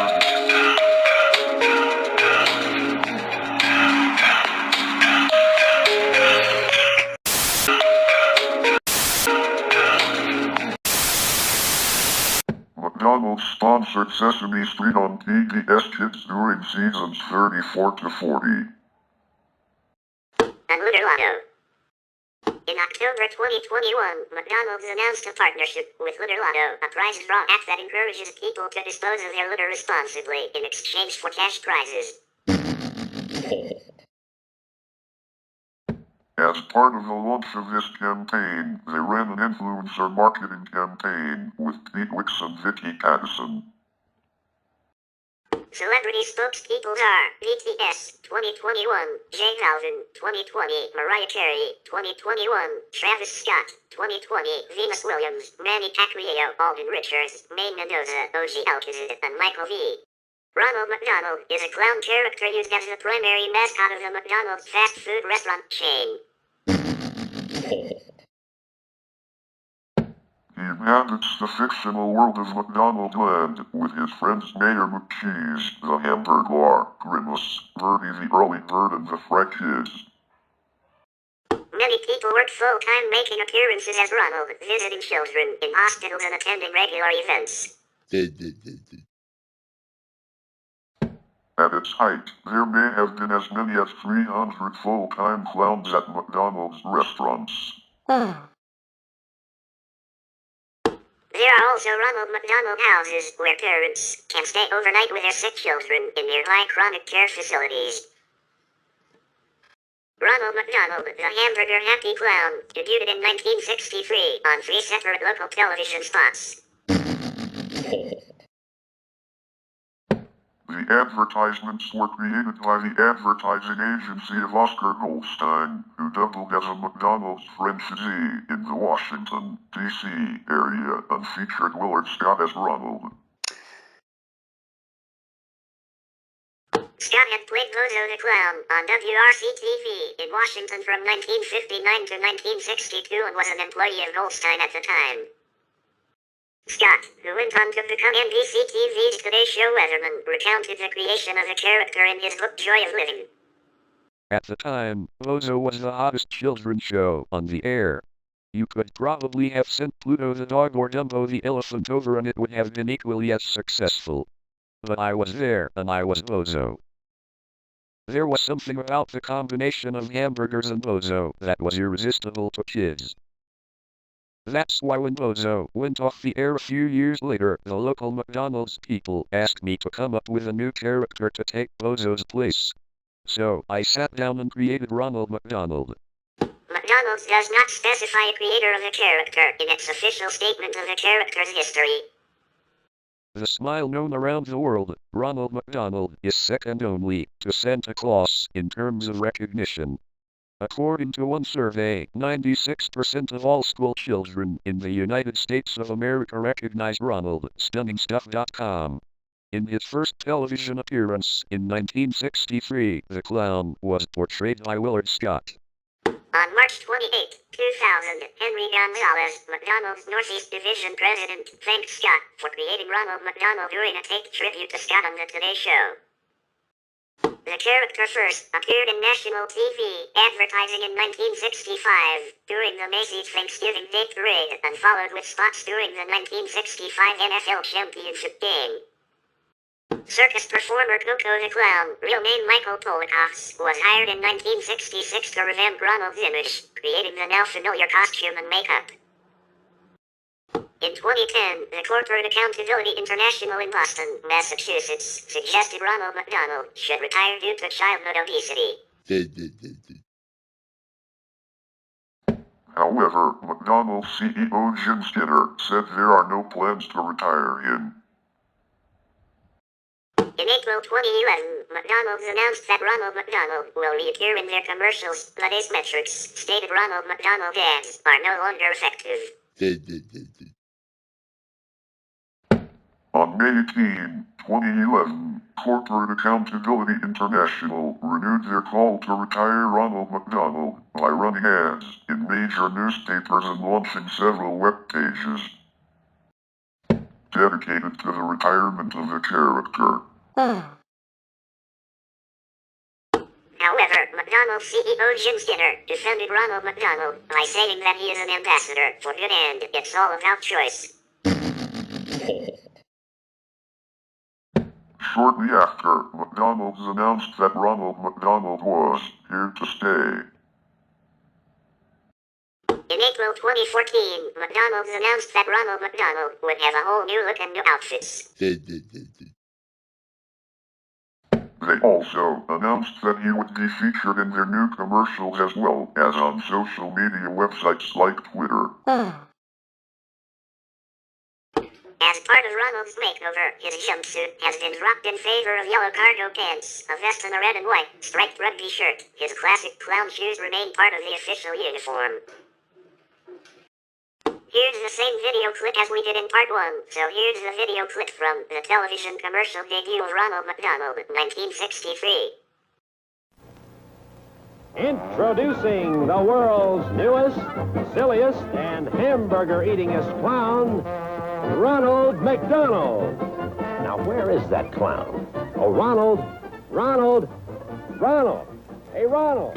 Here I am, kids. Hey, isn't watching TV fun? Especially when you got delicious McDonald's hamburgers. Ronald, you can't be on TV and watch it at the same time. Now, come on and meet the boys and girls. Oh, we've already met. I know we're going to be friends, too, because I like to do everything boys and girls like to do. Especially when it comes to eating those delicious McDonald's hamburgers. A magic tray here keeps me well supplied. McDonald's hamburgers, French fries, and milkshakes. Watch for me on TV. We'll have lots of fun. He's Ronald McDonald, the hamburger happy clown. A McDonald's drive-in restaurant is his favorite place in town. At any given time, there are dozens to hundreds of actors retained by McDonald's to appear as Ronald McDonald in restaurants and events. Whoa! It is assumed, however, that the company uses only one actor at a time to play the character in national television commercials. Following is a list of primary American Ronald McDonald actors. Willard Scott, Washington, D.C. 1963 to 1965. San Bernardino, Southern California, 1966 to 1968. George Lourdes, Southern California, 1968 to 1970. Michael Polikoffs, 1965 to 1968. Ray Rayner, 1968 to 1969. Viv Weeks, 1968 to 1970, local. Bob Brandon, 1970 to 1975, local. Shane Mooney, 1969 to 1985. Squire Friddle, 1985 to 1991. Jack Noka, 1991 to 1999. David Hussey, 2000 to 2014. And Brad Lemon, 2014 to present. Various forms of the name Ronald McDonald, as well as costume, clown-faced persona, etc. are registered trademarks of McDonald's. Whoa! McDonald's trains performers to portray Ronald using identical mannerisms and costume to contribute to the illusion that they are one character. McDonald's marketing designers and stylists changed elements of the Ronald McDonald character, persona, style, costume, and clown face when they adopted the clown as a trademark. An actor named Joe Maggard claimed to have performed as Ronald McDonald from 1995 to 2007, though these dates overlap with the portrayals by Jack Doak and David Hussey. In a 2003 article by the Baltimore Sun, a spokesperson for McDonald's said that Mr. Maggard was simply a stand-in for Ronald for one commercial shoot in the mid-1990s, and stated that he is definitely not Ronald McDonald. In Thailand, Ronald McDonald greets people in the traditional Thai way greeting gesture of both hands pressed together.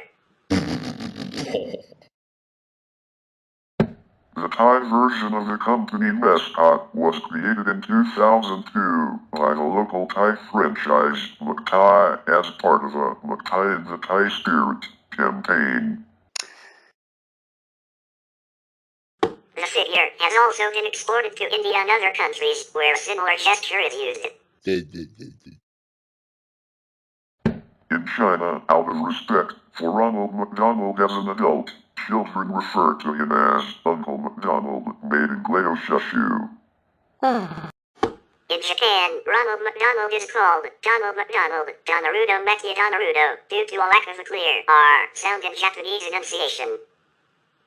Charlton Comics obtained a license to publish 4 issues of a Ronald comic sold on newsstands in 1970 to 1971. Over the years, several giveaway comics have also been produced starring the character. Ronald with Grimace appeared in the 1984 Little Golden Book Ronald McDonald and the Tale of the Talking Plant, which was written by John Albano and illustrated by John Costanza. In 1991, Ronald appears in the Discover the Rainforest Activity Book series consisting of Painted Wild, Paint and See Activity Book, Sticker Safari, Sticker and Activity Book, Wonders in the Wild, Activity Book, and Ronald McDonald and the Jewel of the Amazon Kingdom storybook, which are written by Mike Roberts and Russell Mittermeier, Gad Miram, and Randall Stone, and illustrated by Donna Reynolds and Tim Racer, in which he is seen here as a nature show host and tour guide. In 1987, Ronald McDonald, with Birdie, Hamburger, Grimace and the Professor, appeared in an 8-minute animated short film titled Ronald McDonald and the Adventure Machine, which was only shown during birthday parties at McDonald's restaurants. In 1990, a 40-minute animated direct-to-video film titled The Adventures of Ronald McDonald with Treasure Island and produced by Dick Entertainment was released on VHS by iTops Video. From 1998 until 2003, a series of direct-to-video animated episodes titled The Wacky Adventures of Ronald McDonald and produced by Class Geek Supo were released in participating McDonald's worldwide on VHS. Ronald McDonald is the protagonist of 3 video games, Donald Land, developed by Data East for the Famicom console, released only in Japan in 1988. McDonald's Treasure Land Adventure, developed by Treasure for the Mega Drive console and released in 1993, and Ronald McDonald in Magical World, developed by Sims for the Game Gear handheld, released only in Japan in 1994. Interestingly, when the cartridge is inserted into a Western Game Gear, the game will automatically play in English and Ronald's original English name is also retained. The He is also featured in 2 more video games, MC Kids, for NES, Game Boy, C64, Amiga, Atari ST, and MS-DOS, and Global Gladiators for Genesis, Master System, Game Gear and Amiga. Ronald McDonald appears, for a few seconds, in the 1988 film Mac and Me during a birthday scene set at a McDonald's. He is played by Squire Friddle, but is credited as Ronald McDonald as himself. He won a Golden Raspberry Award for Worst New Star for his appearance in the film.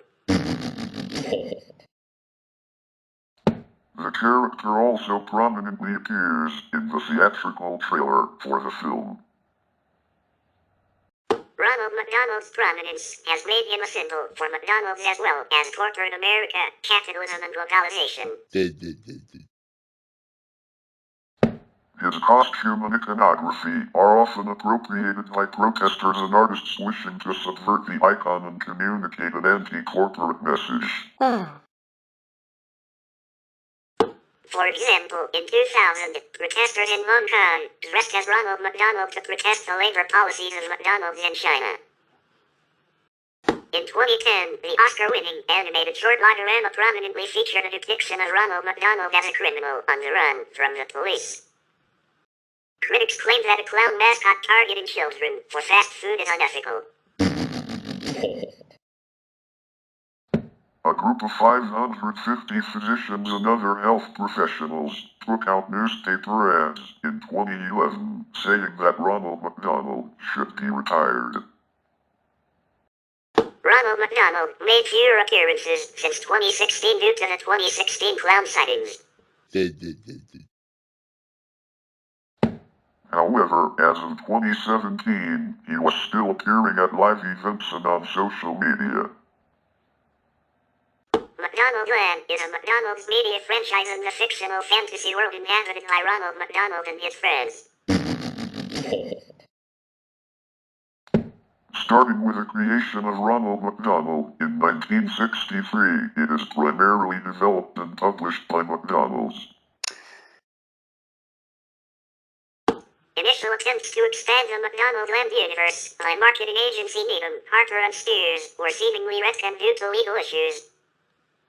But ongoing aspects were expanded in McDonald's projects in collaboration with Data East, Virgin Interactive, Treasure, Sega, and Classic Supo. The series centers on an adventuring magical clown named Ronald McDonald, who has red hair, has white and red face paint, and wears a yellow jumpsuit over a red and white, striped long-sleeve shirt with yellow gloves. His most regularly occurring friends are Grimace, the Hamburger, Bernie the Early Bird, the Fry Kids, the McNugget Buddies, and the Happy Meal Gang. The fictional world has a variety of inspirations, from general high fantasy and low fantasy, to corporate culture and corporate personality, to more specific influences including Christian media and the artwork of Koichi Kimura from McDonald's Treasureland Adventure. In addition to being used in advertising, the characters were used as the basis for themed equipment in the playplaces attached to some McDonald's outlets, small recreational activity rooms intended for young children. While the McDonaldland portion has received somewhat less attention since 2003, several of the characters including Ronald McDonald, Grimace, Bernie the Early Bird, and the Hamburger are still seen in commercials, Happy Meal toys, and materials supporting the Ronald McDonald House charities. The Fry Kids and McNugget Buddies received entire dedicated McDonaldland themed lineups of Funko Pop figures in 2019 and onward. Other characters that appeared in the lineup include Ronald, Grimace, the Hamburger, Bernie the Early Bird, Mayor McCheese, and Officer Big Mac. McDonaldland takes place predominantly in its own high fantasy world. However, parts of the McDonaldland world have low fantasy interactions with the real world. In earlier commercials, McDonaldland had sentient trees that grew apple pies, a hamburger patch, a French fry patch, a shake volcano, Filet-O Fish Lake, and the one-shot Sunday Mountain. In the wacky adventures of Ronald McDonald, the denizens of McDonaldland were shown to be able to travel between worlds using plateless slides. Ronald is an adventurer with magical powers that acts as an ambassador for good and freedom, such as traveling to the rainforest to bring attention to endangered species and deforestation, or delivering a safety PSA on the importance of seatbelts. Redemption arcs are incorporated within McDonaldland media. Grimace, a purple monster, was originally an antagonist that stole beverages and shakes from customers, but has since become a good guy. The Hamburglar, also originally a villain, was a thief that targeted hamburgers and sandwiches, but he is now more of a lovable road character. McDonaldland has many similarities with the real world. For example, Uncle Grimacy, a character originally created for the Christian holiday St. Patrick's Day to promote the Shamrock Shake. TaBNWNE-like vehicles were shown in some ads, which included flying saucer-like hamburgers. The most often occurring regions, as seen in numerous McDonaldland commercials and video games, are forest, town, sea, and outer space. Their exact geographic layout is unknown, but within these regions are several locales including Grimace Island, a western-themed area, several portals to real-world McDonald's restaurants, the moon, and Ronald's home. The namesake for McDonaldland is the McDonald's restaurants, founded by Richard and Maurice McDonald, popularized by Ray Kroc. Ronald McDonald was originally portrayed by Willard Scott, a former Bozo the Clown actor. In 1963, he and Washington, D.C. Frenchie Oscar Goldstein created the initial aspects of the character. The initial idea to expand the McDonaldland universe was outsourced to Needham, Harper and Steers in 1970 to 71 at the request of McDonald's for its restaurants. The first commercial aired in January 1971.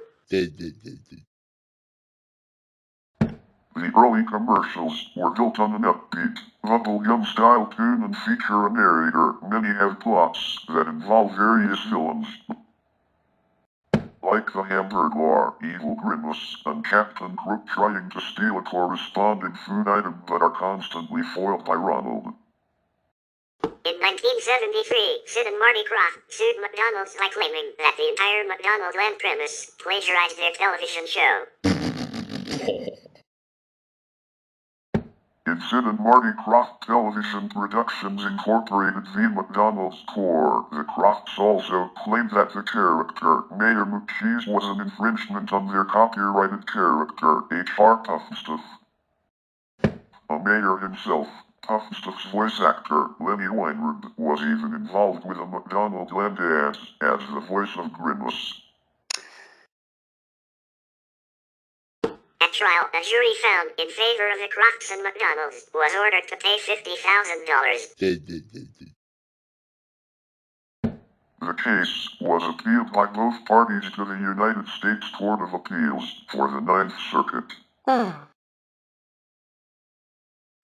The appeals court in a 1977 decision reassessed damages in favor of the Krocs for more than $1 million. As a result, McDonald's was ordered to stop producing some of the characters, or they must be modified to become legally distinct, and to stop airing commercials featuring those characters until then. In 1976, Remco created a line of 6-inch, 15 centimeters action figures to celebrate the characters. In the 1980s and 1990s, the McDonaldland commercials remained a popular marketing device.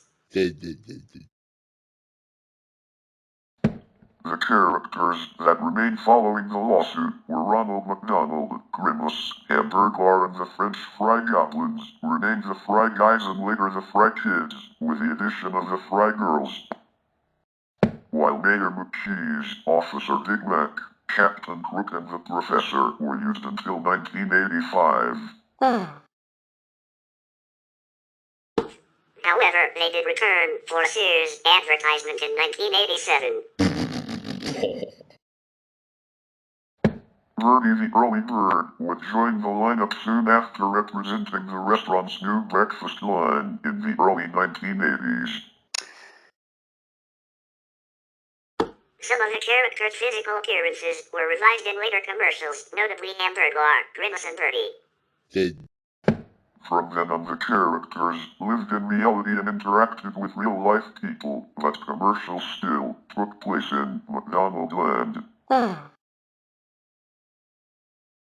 Soon after, the Happy Meal gang and the McNugget Buddies were prominent features in the commercials, representing the restaurant's Happy Meals and Chicken McNuggets respectively, eating the menu items that mainly appealed to kids, along with Ronald. Merchandise featuring the McDonald Land characters included a kid-friendly magazine titled McDonald Land Fun Times, which published 6 issues a year.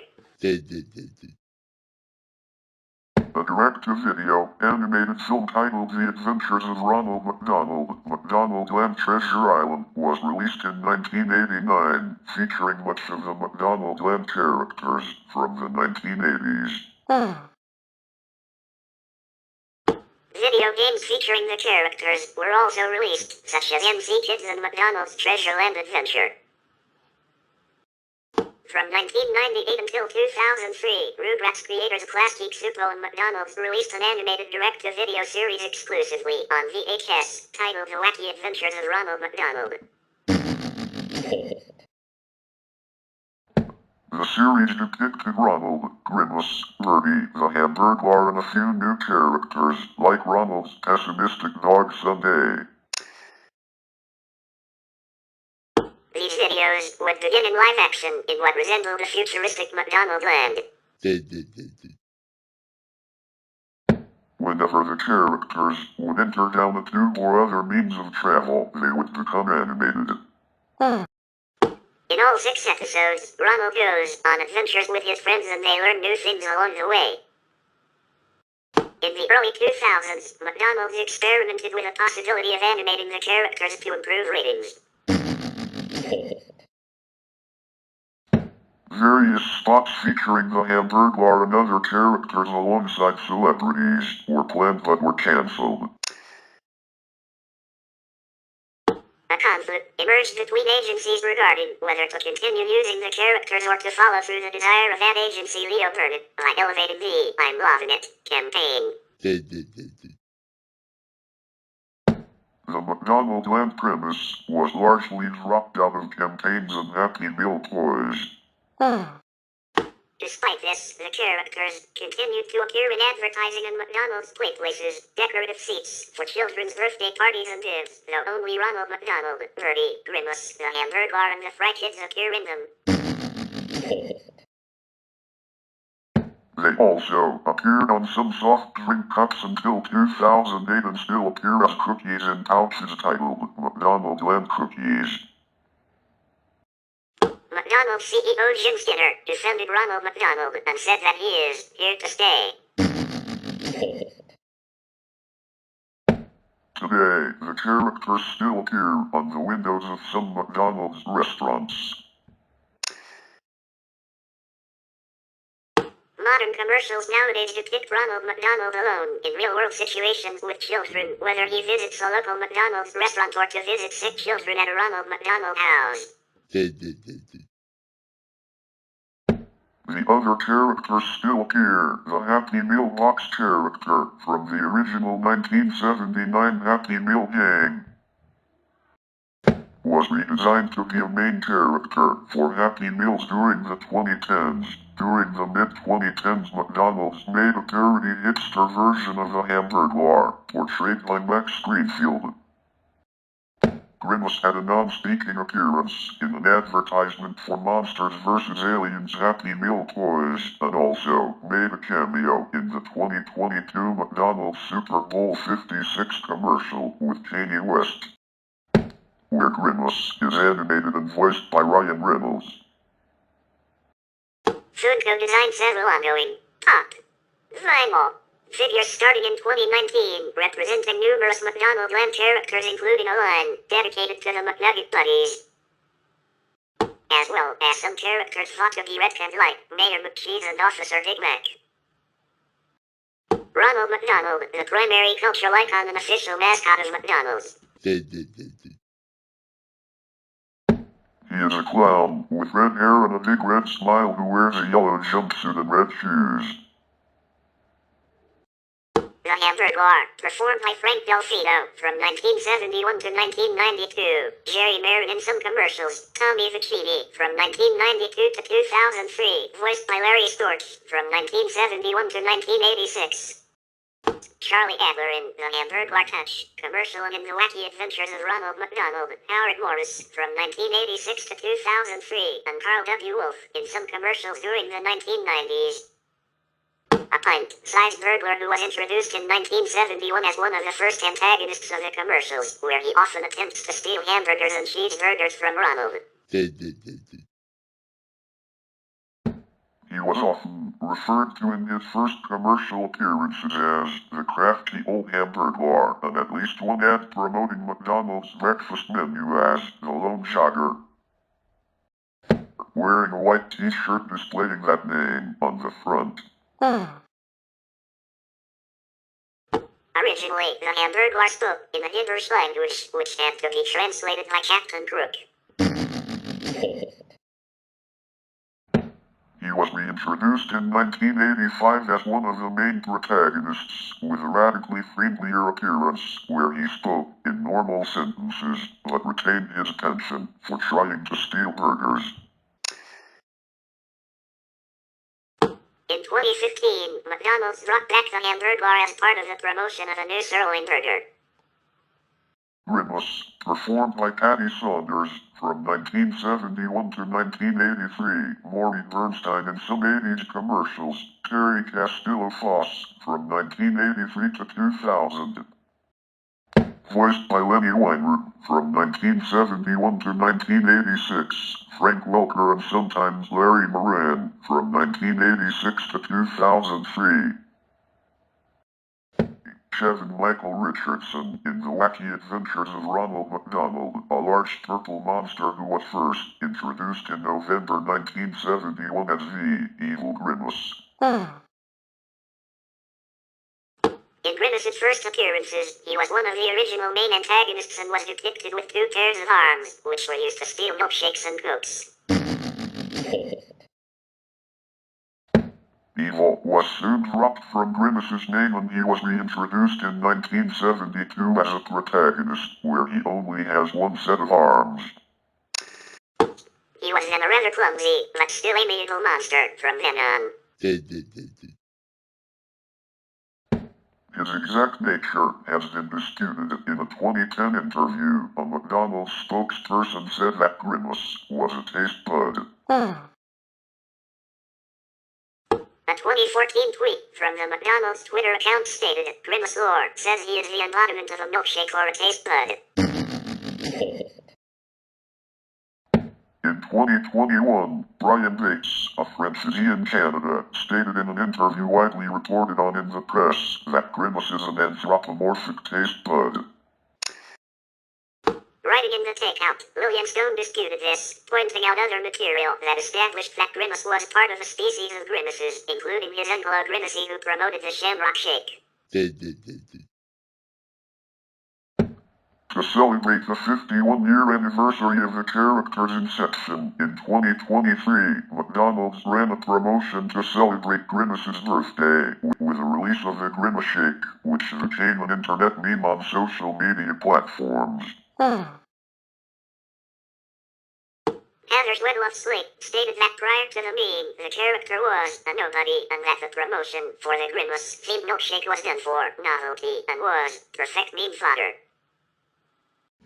Fry Kids, various voices in the commercials, Chef Salsi, Paul Greenberg and Nika Futterman in The Wacky Adventures of Ronald McDonald. Introduced in 1972 as goblins, the Fry Kids are small, shaggy, ball-like creatures with legs and no arms who try to steal other characters' French fries. In 1998, Fry Kid number 1 is yellow, Fry Kid number 2 is red, and Fry Kid number 3 is blue. Bernie the Early Bird, performed by Felix Silla 1979 to 1986. Patty Maloney 1986 to 2001, voiced by Lucy Taylor in the commercials. Christine Cavanaugh in The Wacky Adventures of Ronald McDonald, a yellow bird wearing a pink jumpsuit, flight cap and scarf, who was introduced in 1980 as the first female character. Made to promote the company's new breakfast items, she is depicted as a poor flyer and a somewhat clumsy person in general. The Happy Meal Gang, introduced in 1979, they were joined by the McNugget Buddies in 1984 and the Happy Meal Box and the Underfleet Toy in 1992. They consist of the Happy Meal hamburger, voiced by Bob Arvigas and later, voiced by Jim Cummings, the Happy Meal fries, voiced by Jeff Winkless and later, voiced by Bob Bergen, and then Tress McNeil. And the Happy Meal drink, voiced by Hal Smith and later, voiced by Bill Farmer. The Happy Meal box character was never voiced, but became a standalone part of marketing campaign for Happy Meals during the 2010s. Unload Grimacy, performed by Robert Towers, voiced by Lenny Weinrib, introduced in 1977 for an advertising narrative of McDonald's, both in celebration of St. Patrick's Day and to mark the annual appearance of the Shamrock Shake. He is depicted as Grimace's uncle. Cosmic, performed by Tommy Vicini, voiced by Frank Welker, an alien who appeared in commercials during the mid-1980s. Cosmic was a character in the video game MC Kids. The character was used as an inspiration for the spin-off restaurant Cosmos. The McNugget Buddies, variously voiced by Greg Berg, Pat Frilly, Katie Lee, Pat Music, Don Messick, Hal Rail, and Frank Welker in the commercials, Pamela Adlon, Lisa Raggio, and Charlie Adler in The Wacky Adventures of Ronald McDonald, a bunch of anthropomorphic regular-sized chicken McNuggets, who were introduced in 1984. In 1998 to 2003, McNugget number 1's comb, arms, and boots are blue, McNugget number 2's are red, and McNugget number 3's are purple.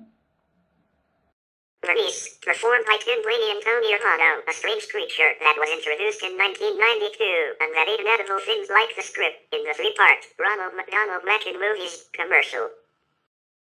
Vulture, and a named Vulture who spoke in a monotone voice. Someday, performed by Vern Troyer, voiced by Dean Bradley Baker, Ronald's dog who has appeared only in The Wacky Adventures of Ronald McDonald, where he was animated with puppetry. The animatronic Someday was created by Optic Nerve Studios, Incorporated. Troyer was assisted in performing Someday by puppeteers Mark Garbarino, Brian Blair, Russell Shingle, and Sean Smith. One commercial involving Ronald using the McDonald's sign as a pogo stick depicted Someday as an actual dog. I Am Hungry, voiced by Jeff Lupiton, a short-lived McDonald Land character who was introduced in 1998 and was dropped in 2001. Self-proclaimed as the Vice President of Snacking, the character is a floating, fast-moving green fuzzball with orange arms and a monstrous face who has a big appetite. Mike the Microphone, a one-time character, created especially for the Kid Rhino albums Ronald Makes It Magic and Ronald McDonald, presents Sully Sing-Along. Voiced by Larry Moran. These characters have not appeared since the 1980s, and the reason remains unknown. Though many assume it had something to do with a lawsuit, this might be incorrect as Mayor McCheese and Officer Big Mac both appear in the 2020 Funko McDonald Land Top Vinyl Figures. Mayor McCheese, performed by Louis Curtis, from 1971 to 1979, Jerry Marin from 1980 to 1985, voiced by Howard Morris impersonating Edwin in the commercials. Bob Jones impersonating Win in The Wacky Adventures of Ronald McDonald, an enormous cheeseburger-headed character who first appeared in 1971 and was removed in 1985. He sported a top hat, a diplomat sash, and a pair of pince nez spectacles and was portrayed as McDonald's bumbling and incompetent mayor.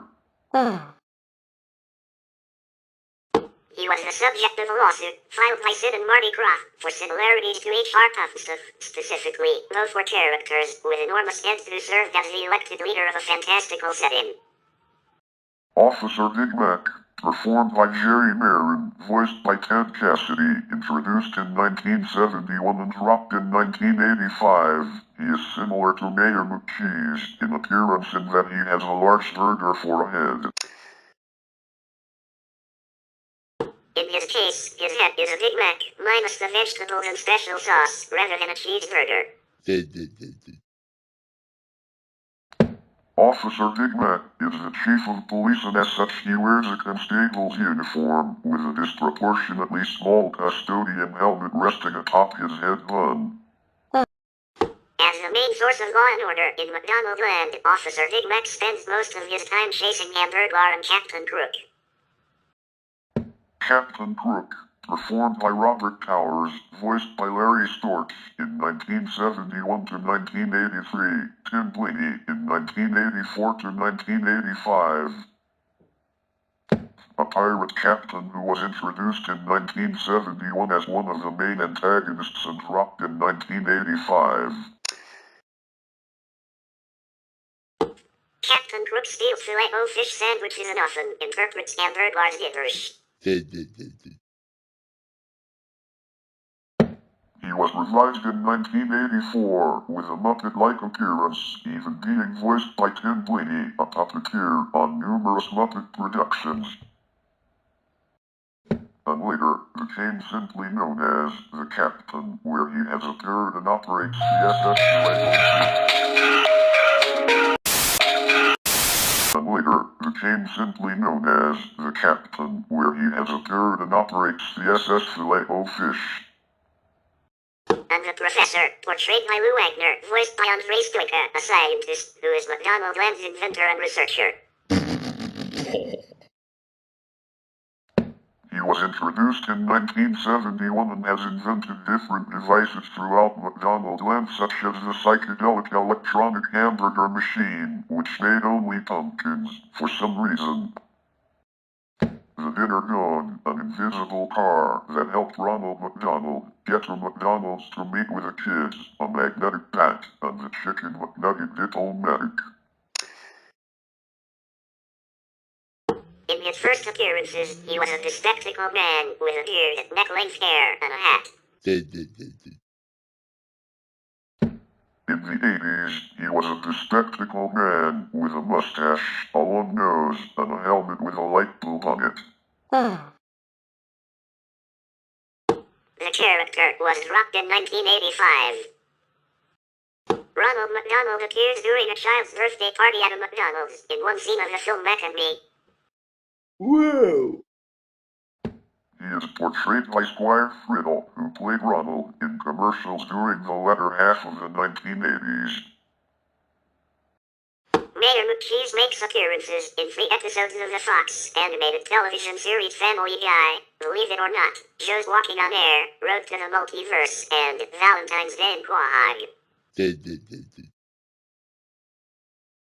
In all 3 episodes, he is voiced by John Wiener. And Clerks, the animated series, featured the fictional Mayor and Chief of Police of Leonardo, New Jersey wearing costumes, based on Mayor McCheese and Office Big Mac, respectively. Both had been going to costume parties when the episode's plot. A deadly virus supposedly being released into Leonardo occurred, and in the case of the Mayor he was unable to remove his costume when the zipper got stuck. Steve, Dave, and Walt asked Big Mac if this administration will ever bring the Hamburglar to justice, while a reporter inquires as to whether or not Grimless is immune to the virus. Nothing can kill the Grimless. Mayor McCheese was voiced by Al Franken, while Officer Big Mac is voiced by Mike McShane. On the DVD commentary, Kevin Smith indicated that had the show gone past 6 episodes, Mayor McCheese would have been kept as a recurring character, with him always in his costume. Always being on his way to or from a costume party. In 1992, basketball player Michael Jordan became the first celebrity to have a McDonald's value meal named after him. The McJordan, a quarter pounder with pickles, raw onion slices, bacon and barbecue sauce, was available at Chicago franchises. In March 2014, a special Strike 6 mix by LeBron James, flavor of Strike featuring the flavors of lemon, lime, orange, and cherry, debuted just before the NBA playoffs. James' endorsement of Sprite has also included the seasonal cranberry and winter spiced cranberry editions of the beverage. James' deal with Coca-Cola and Sprite ended in 2020 with a new partnership with Pepsi and Mountain Dew launching in 2021. In September 2020, McDonald's partnered with rapper Travis Scott to release the Travis Scott Meal, a quarter pounder with cheese, bacon, lettuce, pickles, ketchup and mustard, medium fries, with barbecue sauce, and a Sprite, nationwide. Scott designed new uniforms for McDonald's employees and released Cactus Jack merchandise using vintage visuals from the fast food chain's history. The company followed up with the J. Galvin Meal, a Big Mac with no pickles, fries with ketchup, and an Oreo McFlurry in a partnership with reggaeton singer J. Galvin. LeBron James has been a spokesman for McDonald's from 2003 to 2017, while co-endorsing Coca-Cola Sprite since early in his career.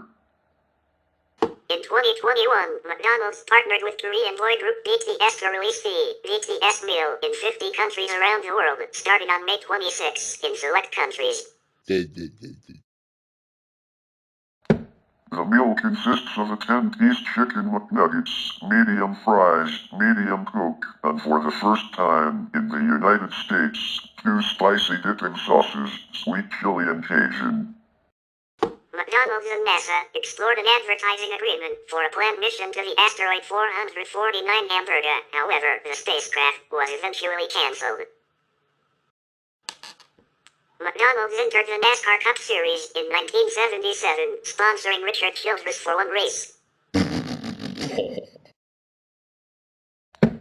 Between the years 1977 and 1986, McDonald's would only sponsor a handful of races in a season. In 1993, McDonald's became the full-time sponsor for the number 27 Junior Johnson and Associates Ford, driven by Hot Strickland. In 1994, Strickland was replaced in the car by Jimmy Spencer, who would go on to win twice that season. The following season, McDonald's would move over to the number 94 Goliath Racing Ford, driven by team owner Goliath. McDonald's stayed with Elliott until the 2001 season, when they moved again, this time to the number 96 TTI Motorsports Ford, driven by rookie Andy Houston. However, when the team failed to field a car for the entire season, McDonald's became absent from NASCAR until 2004, when it joined Evernham Motorsports as a part-time sponsor for drivers Elliott, Casey Kahn, Elliott Sadler, AJ Mendinger, and Reed Sorensen until 2010. During the 2010 season, McDonald's would enter its longest partnership with a team at Chip Ganassi Racing, sponsoring the number 1 Chevrolet, driven by Jamie McMurray until his final race in the 2019 Daytona 500.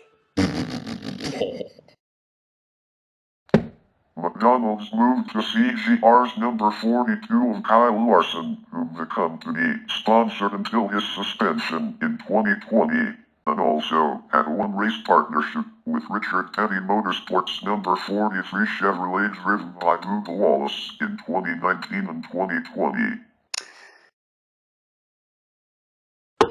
McDonald's continued working with a number 42 under new driver Ross Chaston in 2021 and also joined Wallace's new Team 23XI Racing as a founding partner.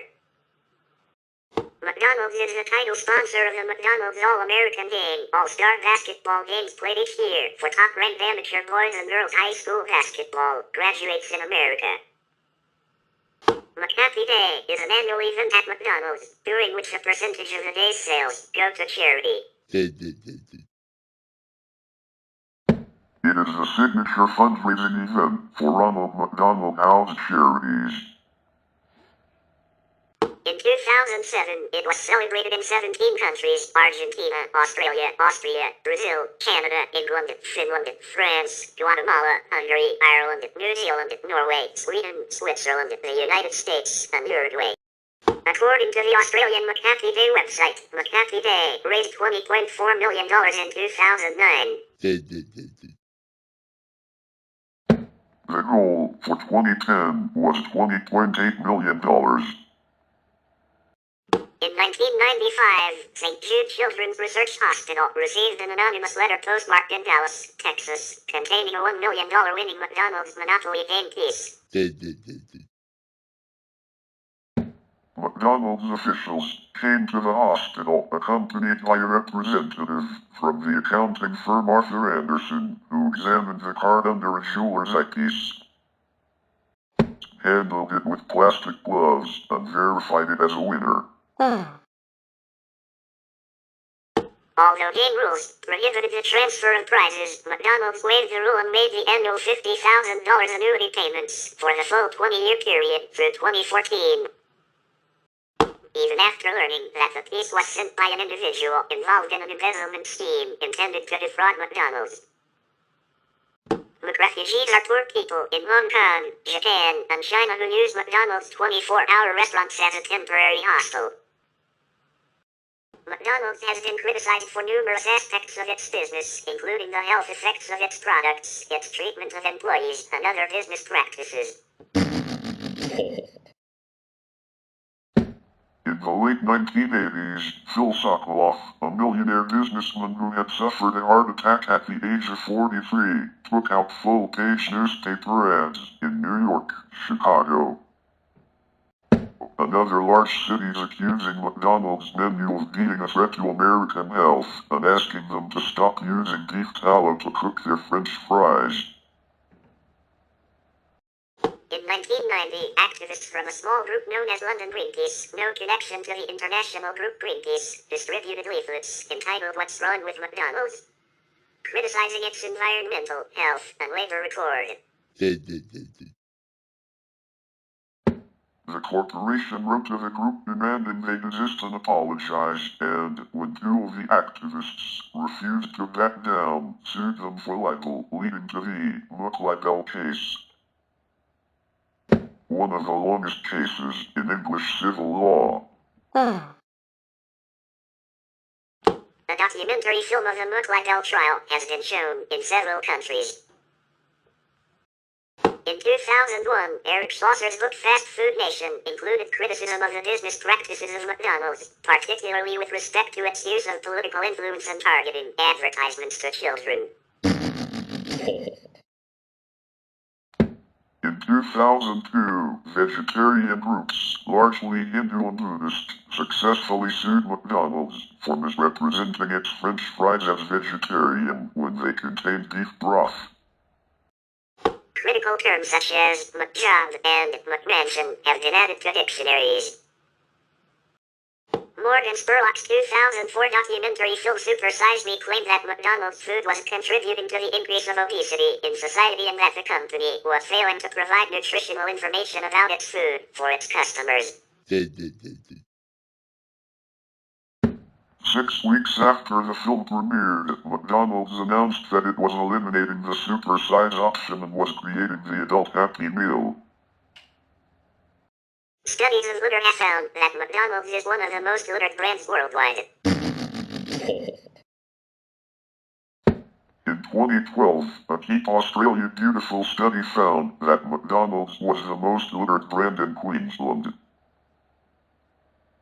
In response to public pressure, McDonald's has sought to include more healthy choices in its menu, announcing in May 2008 that, in the United States and Canada, it has switched to using cooking oil that contains no trans fats for its French fries, and canola-based oil with corn and soy oils for its baked items, pies and cookies, by end of 2018. The company introduced a new slogan to its recruitment posters, "Not bad for a job."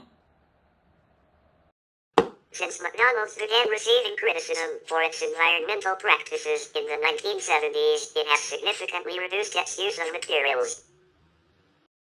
Pro-Palestine protesters released mice, sometimes dyed the colors of the flag of Palestine, in 3 McDonald's restaurants in response to reports that McDonald's restaurants in Israel were giving out free meals to IDF soldiers. In October 2023, during the 2023 Israel-Hamas war, McDonald's has been involved in a number of lawsuits and other legal cases, most of which involve trademark disputes. The company has threatened many food businesses with legal action unless it drops the MC or Mac from trading names. In April 2017, Irish fast food chain Supermax submitted a request to the European Union Property Office to cancel McDonald's own trademarks within the European Union, claiming that McDonald's engaged in trademark bullying, registering brand names, which are simply stored away in a war chest to use against future competitors after the trademarks have prevented Supermax from expanding out of Ireland. The EU IPO ruled in Supermac's favor, finding that McDonald's has not proven genuine use of many trademarks, canceling McDonald's own trademarks such as Big Mac and certain MC-related trademarks within the European Union. Burger King responded by showing McDonald's by giving their burgers names that included the words Big Mac, that also mocked the original burger, which included like a Big Mac but juicier, like a Big Mac but actually big, and Big Mac issue at flame, grilled of course. The McDonald's group has had proceedings taken against it from the French tax authorities with possible charges of criminal tax fraud. In July 2022, the group reached an agreement with the French judicial authorities to end criminal proceedings for tax fraud. In 2023, the EU IPO Board of Appeal annulled their decision after McDonald's filed 700 pages of additional evidence, despite objections. On September 8, 2009, McDonald's Malaysian operations lost a lawsuit to prevent another restaurant calling itself McCurry. McDonald's lost in an appeal to Malaysia's highest court, the federal court.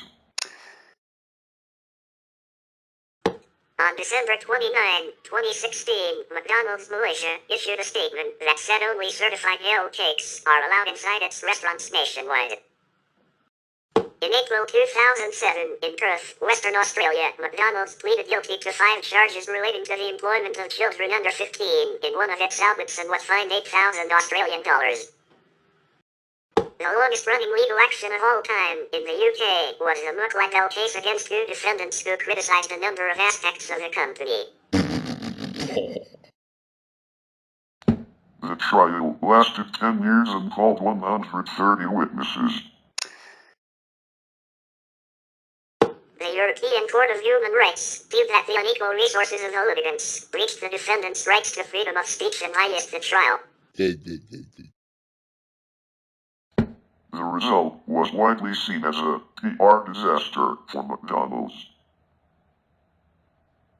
In the end of November 2013, controversy arose after the Rechristened Ali song, Only 17, a parody of Just a Dream by Noe, was accidentally played uncensored over the speakers at a McDonald's restaurant in Wales. Subsequently, McDonald's issued an apology to the offended customers. That same week, Rechristened Ali responded to the controversy on his YouTube channel by jokingly demanding a personal apology from the restaurant. In 2021, it emerged that at least 50 employees had filed charges against the chain regarding harassment in the workplace in a 5-year period, leading to the company instituting anti-harassment training. Some of the complainants also stated that they were verbally and physically harassed in retaliation for their complaints. In 2023, the BBC conducted an investigation and reported that more than 100 current and recent UK workers at outlets of the fast food chain allege there is a continuing toxic culture of sexual assault, harassment, racism and bullying. The 1994 court case Leavick v. McDonald's restaurants examined a McDonald's practice of serving coffee so hot that when spilled, it caused third-degree burns requiring weeks of hospitalization and skin grafting surgery. The trial outcome was an award of $2.86 million, equivalent to $5.15 million in 2022, for the plaintiff, 81-year-old Stella Leavick. The amount was later reduced to $640,000, equivalent to $1.2 million in 2022. In 2019, a McDonald's employee, Jenna Rice, sued the restaurant chain over allowing sexual harassment in the workplace and described the working environment as toxic. In 2023, an investigation by the United States Department of Labor found child labor violations at McDonald's franchises in the state of Kentucky, which involved over 300 children, 2 of them 10-year-olds. A total of $212,000 were levied against 3 franchises for the violations. Further investigations uncovered child labor violations involving 83 minors at 16 different locations in Louisiana and Texas, with imposed fines amounting to $77,572. The American restaurant chain McDonald's has been criticized for numerous aspects of its business, including the health effects of its products, its treatment of employees, the environmental impact of its operations, and other business practices. In the late 1980s, Phil Sokoloff, a millionaire businessman who had suffered a heart attack at the age of 43, took out full-page newspaper ads in New York, Chicago, and other large cities accusing McDonald's menu of being a threat to American health, and asking them to stop using beef tallow to cook their French fries. In 1990, activists from a small group known as London Greenpeace, no connection to the international group Greenpeace, distributed leaflets entitled "What's Wrong with McDonald's?", criticizing its environmental, health, and labor record. The corporation wrote to the group demanding they desist and apologize, and when 2 of the activists refused to back down, sued them for libel, leading to the McLibel case, one of the longest cases in English civil law. A documentary film of the McLibel trial has been shown in several countries. In 2001, Eric Schlosser's book Fast Food Nation included criticism of the business practices of McDonald's. Among the critiques were allegations that McDonald's, along with other companies within the fast food industry, uses its political influence to increase its profits at the expense of the people's health and the social conditions of its workers. The book also brought into question McDonald's advertisement techniques in which it targets children. While the book did mention other fast food chains, it focused primarily on McDonald's. In 2002, vegetarian groups, largely Hindu and Buddhist, successfully sued McDonald's for misrepresenting its French fries as vegetarian when they contained beef broth. In the same year, Spanish band Ska P released a song titled "McDollar" in their album Quackera, La Voz criticizing McDonald's. Morgan Spurlock's 2004 documentary film Super Size Me claimed that McDonald's food was contributing to the increase of obesity in society and that the company was failing to provide nutritional information about its food for its customers. 6 weeks after the film premiered, McDonald's announced that it was eliminating the super size option and was creating the adult Happy Meal. A counter-documentary called Fathead purported to point out inconsistencies in Super Size Me. In response to public pressure, McDonald's has sought to include more healthy choices in its menu and has introduced a new slogan to its recruitment posters: "Not bad for a McJob." The word McJob, first attested in the mid-1980s and later popularized by Canadian novelist Douglas Coulon in his book Generation X, Tale for an Accelerated Culture, has become a buzzword for low-paid, unskilled work with few prospects or benefits and little security. McDonald's disputes this definition of McJob. In 2007, the company launched an advertising campaign with a slogan, "Would you like a career with that?" on Irish television, asserting that its jobs have good prospects. In an effort to respond to growing consumer awareness of food provenance, the fast food chain changed its supplier of both coffee beans and milk. UK Chief Executive Steve Easterbrook said, "British consumers are increasingly interested in the quality, sourcing, and ethics of the food and drink they buy." In a bid to tap into the ethical consumer market, McDonald's switched to using coffee beans taken from stocks that are certified by the Rainforest Alliance, a conservation group. Additionally, in response to pressure, McDonald's UK started using organic milk supplied for its bottled milk and hot drinks, although it still uses conventional milk in its milkshakes and in all of its dairy products in the United States. According to a report published by Farmers Weekly in 2007, the quantity of milk used by McDonald's could have accounted for as much as 5% of the UK's organic milk output. McDonald's announced in May 2008 that, in the United States and Canada, it has switched to using cooking oil that contains no trans fats for its French fries and canola-based oil with corn and soy oils. For its baked items, pies and cookies, by end of 2018. With regard to acquiring chickens from suppliers who use CHA/CAS methods of slaughter, McDonald's says that it needs to see more research to help determine whether any CAS system in current use is optimal from an animal welfare perspective. Though the company objected, the term McJob was added to Merriam-Webster's Collegiate Dictionary in 2003. The term was defined as a low-paying job that requires little skill and provides little opportunity for advancement. Though the company objected, the term McJob was added to Merriam-Webster's Collegiate Dictionary in 2003.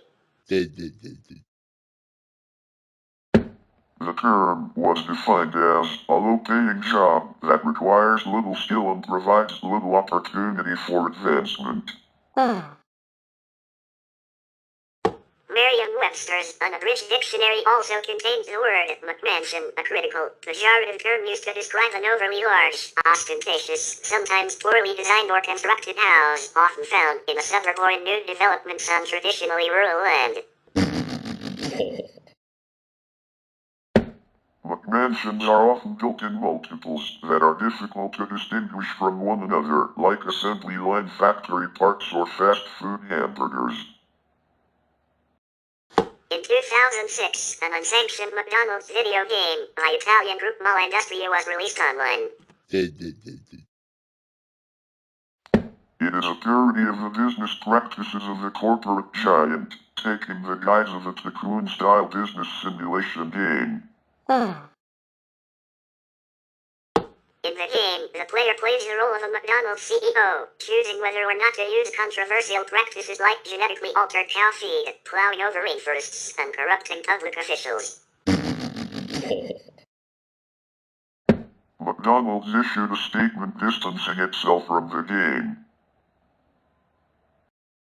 In January 2014, McDonald's was accused of having used a series of tax maneuvers to avoid taxes in France.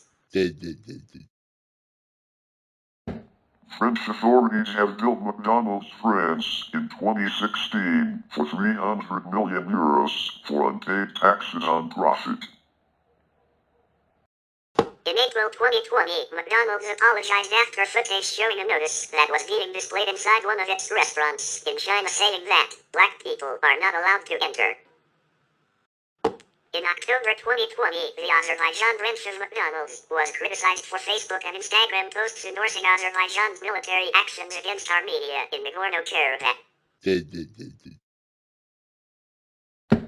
While McDonald's restaurants exist in Armenia as of January 2020, none of them were franchises of the global chain. June 2023 saw McDonald's and the wiki hosting website Fandom receive scrutiny for paying Fandom for removing and replacing content on the fan-run Fandom hosted McDonald's wiki with advertising. The company paid Fandom an undisclosed amount to temporarily replace the page about Grimace, which originally detailed the history of the character, into an advertisement promoting the chain's Grimace Shake. The decision was vocally protested by Nathan Steinmetz, author of the Grimace article, arguing that the effort he placed into sourcing and writing the article was thrown down the drain in order to promote the product. Steinmetz further credited Wikis as among the last places where people share knowledge unconditionally, stating to multiple outlets that the move by Fandom set a really bad precedent that an IP holder can approach Fandom or whoever and have user-generated content basically suppressed and replaced with a press release.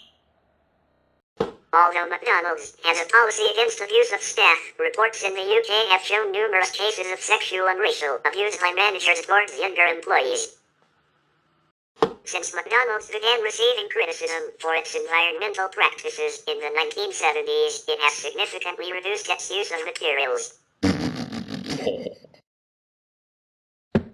For instance, an average meal in the 1970s, a Big Mac, fries, and a drink required 46 grams, 1.6 ounces of packaging. Today, it requires 25 grams, 0.88 ounces, a 46% reduction.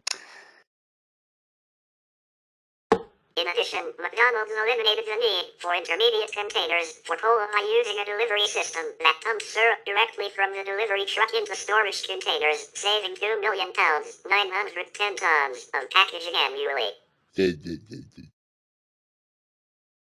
Weight reductions in packaging and products, as well as increased usage of bulk packaging, ultimately decreased packaging by 24 million pounds, 11,000 tons, annually. McDonald's efforts to reduce solid waste by using less packaging and by promoting the use of recycled materials were recognized by the U.S. Environmental Protection Agency. In 1990, McDonald's worked with the Environmental Defense Fund to stop using clamshell-shaped styrofoam food containers to store its food products. In April 2008, McDonald's announced that 11 of its restaurants in Sheffield, England, were engaged in a biomass trial program that cut its waste and carbon footprint by half in the area. In this trial, waste from the restaurants was collected by Veolia Environmental Services and used to produce energy at a power plant. McDonald's announced plans to expand this project, although the lack of biomass power plants in the United States would prevent adoption of this plan as a national standard there anytime soon. In addition, in Europe, McDonald's has been recycling vegetable grease by converting it to fuel for its diesel trucks. In an effort to reduce energy usage by 25% in its restaurants, McDonald's opened a prototype restaurant in Chicago in 2009, intending to use the model in its other restaurants throughout the world. Building on past efforts, specifically a restaurant that opened in Sweden in 2000 that was the first to incorporate green ideas, McDonald's designed the Chicago site to save energy by managing storm water, using skylights for more natural lighting, and installing partitions and tabletops made from recycled goods, among other measures. In 2012, McDonald's announced they would try replacing styrofoam coffee cups with an alternative material. In 2018, McDonald's switched from plastic straws to paper ones in Ireland and the United Kingdom and Australia in an effort to reduce plastic pollution. Followed by the Netherlands in 2020 and Germany in 2021.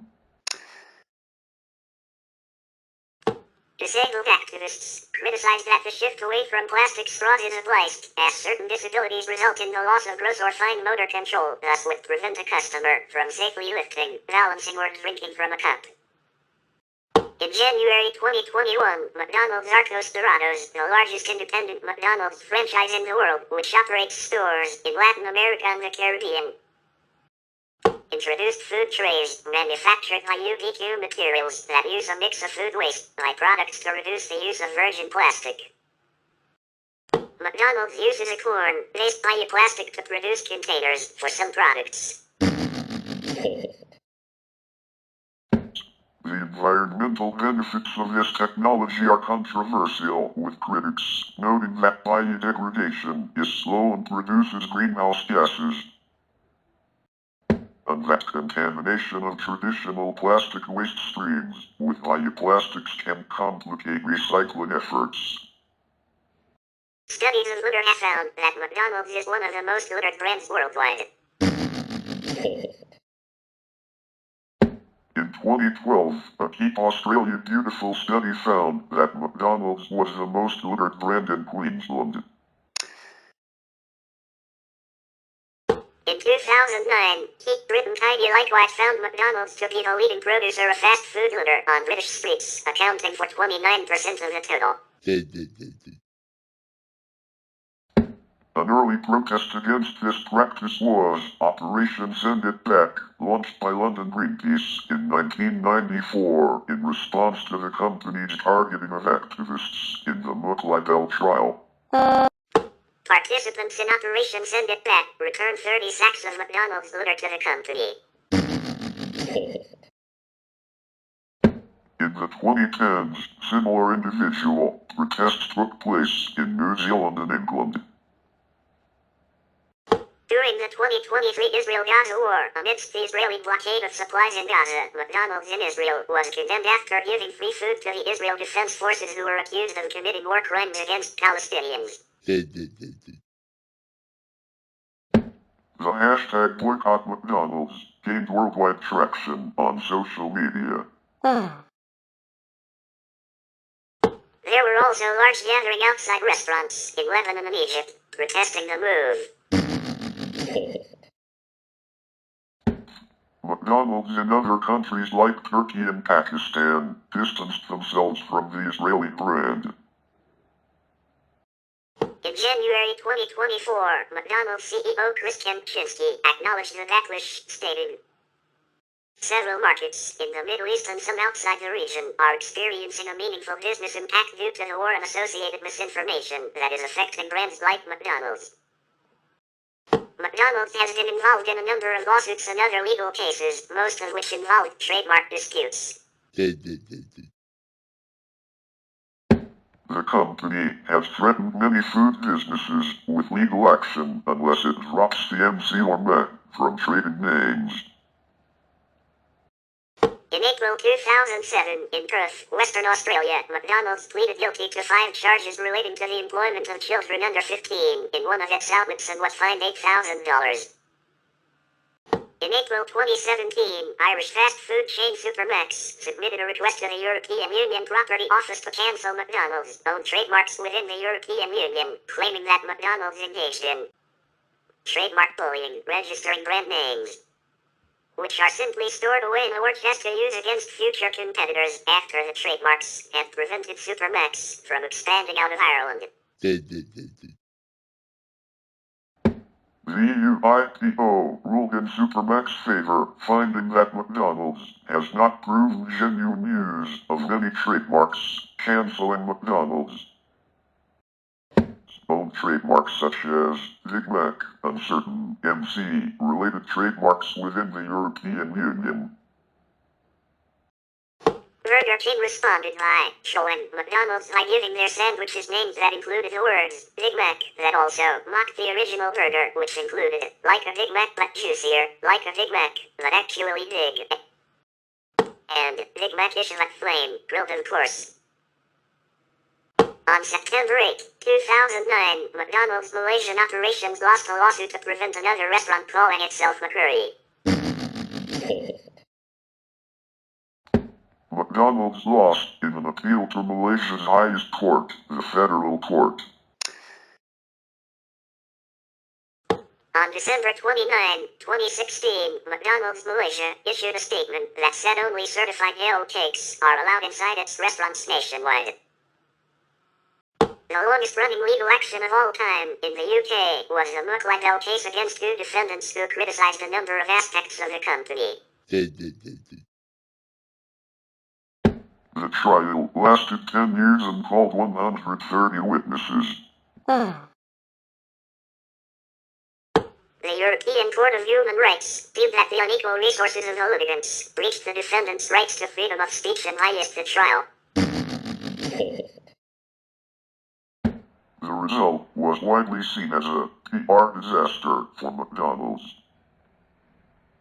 The 1994 court case Liebeck v. McDonald's restaurants examined the McDonald's practice of serving coffee so hot that when spilled, it caused third-degree burns requiring weeks of hospitalization and skin grafting surgery. The trial outcome was an award of $2.86 million, equivalent to $5.15 million in 2022 for the plaintiff, 81-year-old Stella Liebeck. The amount was later reduced to $640,000, equivalent to $1.2 million in 2022. In 2019, a McDonald's employee, Jenna Rice, sued the restaurant chain over allowing sexual harassment in the workplace and described the working environment as toxic. McDonald's has been involved in a number of lawsuits and other legal cases in the course of the fast food chain's 70-year history. Many of these have involved trademark issues, but McDonald's has also launched a defamation suit which has been described as the biggest corporate PR disaster in history. In 1996, McDonald's revoked businessman Roberto Gipil's franchise for his restaurants in El Salvador. McDonald's told Gipil the franchise he had operated for 24 years had expired and wouldn't be renewed. Gipil, who had a 1994 agreement that he believed extended the franchise to 2014, refused to close or rebrand his restaurants. McDonald's won in the lower courts, but appellate courts sided with Gipil, and eventually in 2012 McDonald's was ordered to pay a $23.9 million judgment to Gipil. Gipil alleged that he never received the $23.9 million judgment and has filed a new demand in court for $21 million in interest on the award. On 30 August 2015, McDonald's published a public notice in select newspapers declaring that McDonald's India partner Vikram Bakshi had ceased to be the managing director of Connaught Plaza Restaurants, CPRL. Pursuant to the expiration of his term on July 17, 2015. CPRL was a joint venture between McDonald's and Vikram Bakshi and was responsible for managing the over 150 McDonald's outlets in north and east regions of India. Bakshi had been the face of the company in India for almost 2 decades. After being ousted abruptly, Bakshi sought to fight for his stake and rights before the Company Law Board, CLB. Bakshi said he brought over 490 crore rupees, US $83.62 million worth of revenue for the American food chain. McDonald's sought to buy the 50% share in CTRL held by Bakshi and his wife for 120 crore rupees, US $20.48 million. Whereas Bakshi sought 1,800 crore rupees, US $307.18 million for the same. Bakshi accused Amit Jaisha, who manages the chain in West and South India under Hardcastle Restaurants, of instigating McDonald's. Whoa! McDonald's had sold their 50% share of the Hardcastle Restaurants joint venture to Jaisha at a reported loss of 99% in 2011, making it a master franchisee. The court is under the ambit of CLB, with hearing beginning in early October 2015. In 2017, the National Company Law Tribunal, the successor of the CLB, reinstated Bakshi as managing director of Connaught Plaza Restaurants. In 2019, Bakshi and McDonald's reached a settlement where McDonald's would buy Bakshi's share in CTRL for an undisclosed amount and become the sole owner. In 1990, McDonald's took environmental campaigners Helen Steele and Dave Morris to court after they distributed leaflets entitled "What's Wrong with McDonald's?" on the streets of London. The high-profile trial, which came to be known as the Muklagel case, lasted nearly 10 years, the longest in English legal history. Though a high court judge eventually ruled in favor of McDonald's on some counts, the Guardian environmental editor John Vidal called it a Pyrrhic victory. The extended legal battle was a PR disaster, with every aspect of the company's working practices being scrutinized and the media presenting the case as a David and Goliath battle. Additionally, the damages received were negligible compared to the company's estimated £10 million legal costs, because the court ruled in favor of a number of the defendants' claims, including that McDonald's exploited children in its advertising, was anti-trade union and indirectly exploited and caused suffering to animals. McDonald's was awarded £60,000 damages, which was later reduced to £40,000 by the Court of Appeal. Steele and Morris announced they had no intention of ever paying, and the company later confirmed it would not be pursuing the money. Steele and Morris went on to challenge UK libel laws in the European Court of Human Rights, claiming that the lack of access to legal aid and the heavy burden of proof that lay with them as the defendants' requirement to prove their claims under UK law was a breach of the right to a fair trial and freedom of expression. The court ruled in their favor. In 2004, McDonald's sued Cebu-based fast food restaurant McJoy for using a very similar trade name. In its defense, McJoy insisted that it was the first user of the mark under the title McJoy and Device for its business in Cebu City, which started in 1987. Whereas McDonald's only opened its first outlet in the same city in 1992, although it has used the name in Manila since 1971. McJoy stated that the requirement of actual use in commerce in the Philippines before one may register a trademark pertains to the territorial jurisdiction on a national scale and is not merely confined to a certain locality or region. It added that McJoy is a term of endearment for the owner's niece, whose name is Scarlett Newcastle.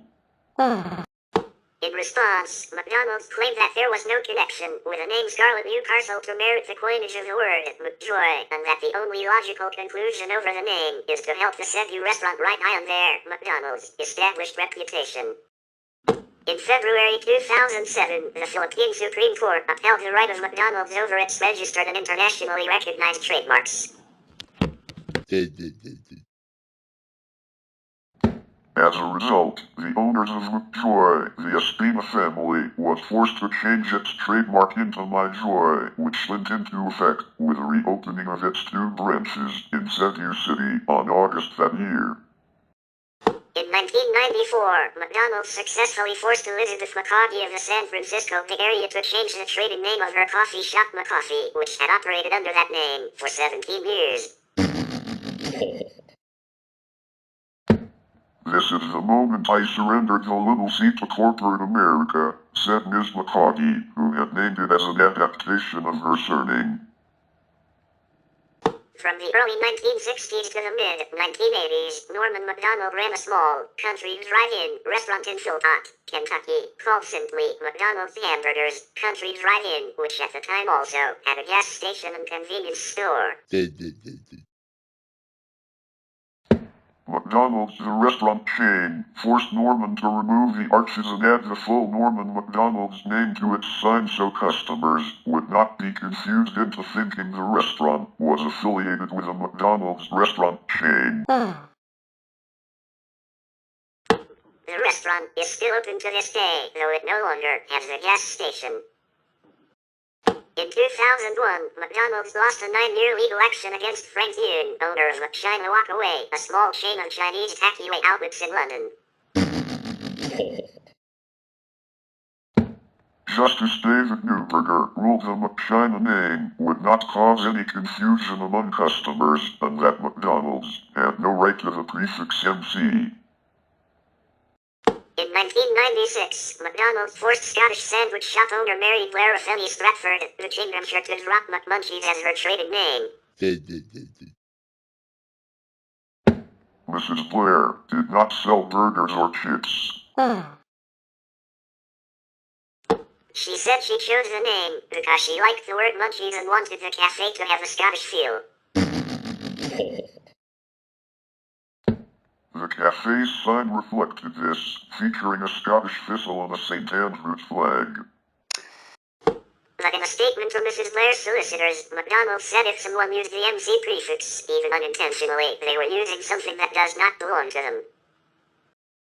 An often reported urban legend maintains that McDonald's filed a lawsuit against McDonald's Family Restaurant, an actual fast food establishment located in Grand Cayman. This false claim alleges that McDonald's lost the case and in addition was banned from ever opening a McDonald's location on Grand Cayman. While it is true that no McDonald's locations exist on the island, the reason is not due to any lawsuit against McDonald's Family Restaurant. In 1996, McDonald's lost a legal battle at the Danish Supreme Court to force Alan Pedersen, a hot dog vendor, to drop his shop name McAllen. Pedersen had previously visited Scotland on whiskey tasting tours. He named his business after his favorite brand of whiskey, McAllen's, after contacting the distillery to see if they would object. They did not, but McDonald's did. However, the court ruled customers could tell the difference between a one-man vendor and a multinational chain and ordered McDonald's to pay 40,000 kroner, $6,900 in court costs. The verdict cannot be appealed. In 2001, McDonald's sued a small restaurant named McCurry, a popular eatery serving Indian food in Jalanito, Kuala Lumpur, Malaysia. McDonald's claimed that the use of the MC prefix infringed its trademark, while the defendant claimed that McCurry stood for Malaysian chicken curry. In 2006, McDonald's won an initial judgment in the High Court. The judge ruled that the prefix MC and the use of colors distinctive of the McDonald's brand could confuse and deceive customers. In April 2009, however, a three-member appeal court panel overturned the verdict, saying that there was no evidence to show that McCurry was passing off its own product as that of McDonald's. The appeals court also said that McDonald's cannot claim an exclusive right to the MC prefix in the country. McDonald's appealed the decision to the federal court, the highest court in Malaysia. In September 2009, the federal court upheld the appeal court's decision. McDonald's appeal was dismissed with costs, and the company was ordered to pay 10,000 Malaysian ringgits to McCurry. Apartheid politics had prevented earlier expansion into South Africa, but as the apartheid regime came to an end in the early 1990s, McDonald's decided to expand there. The company had already recognized South Africa as a potentially significant market and had registered its name as a trademark there in 1968.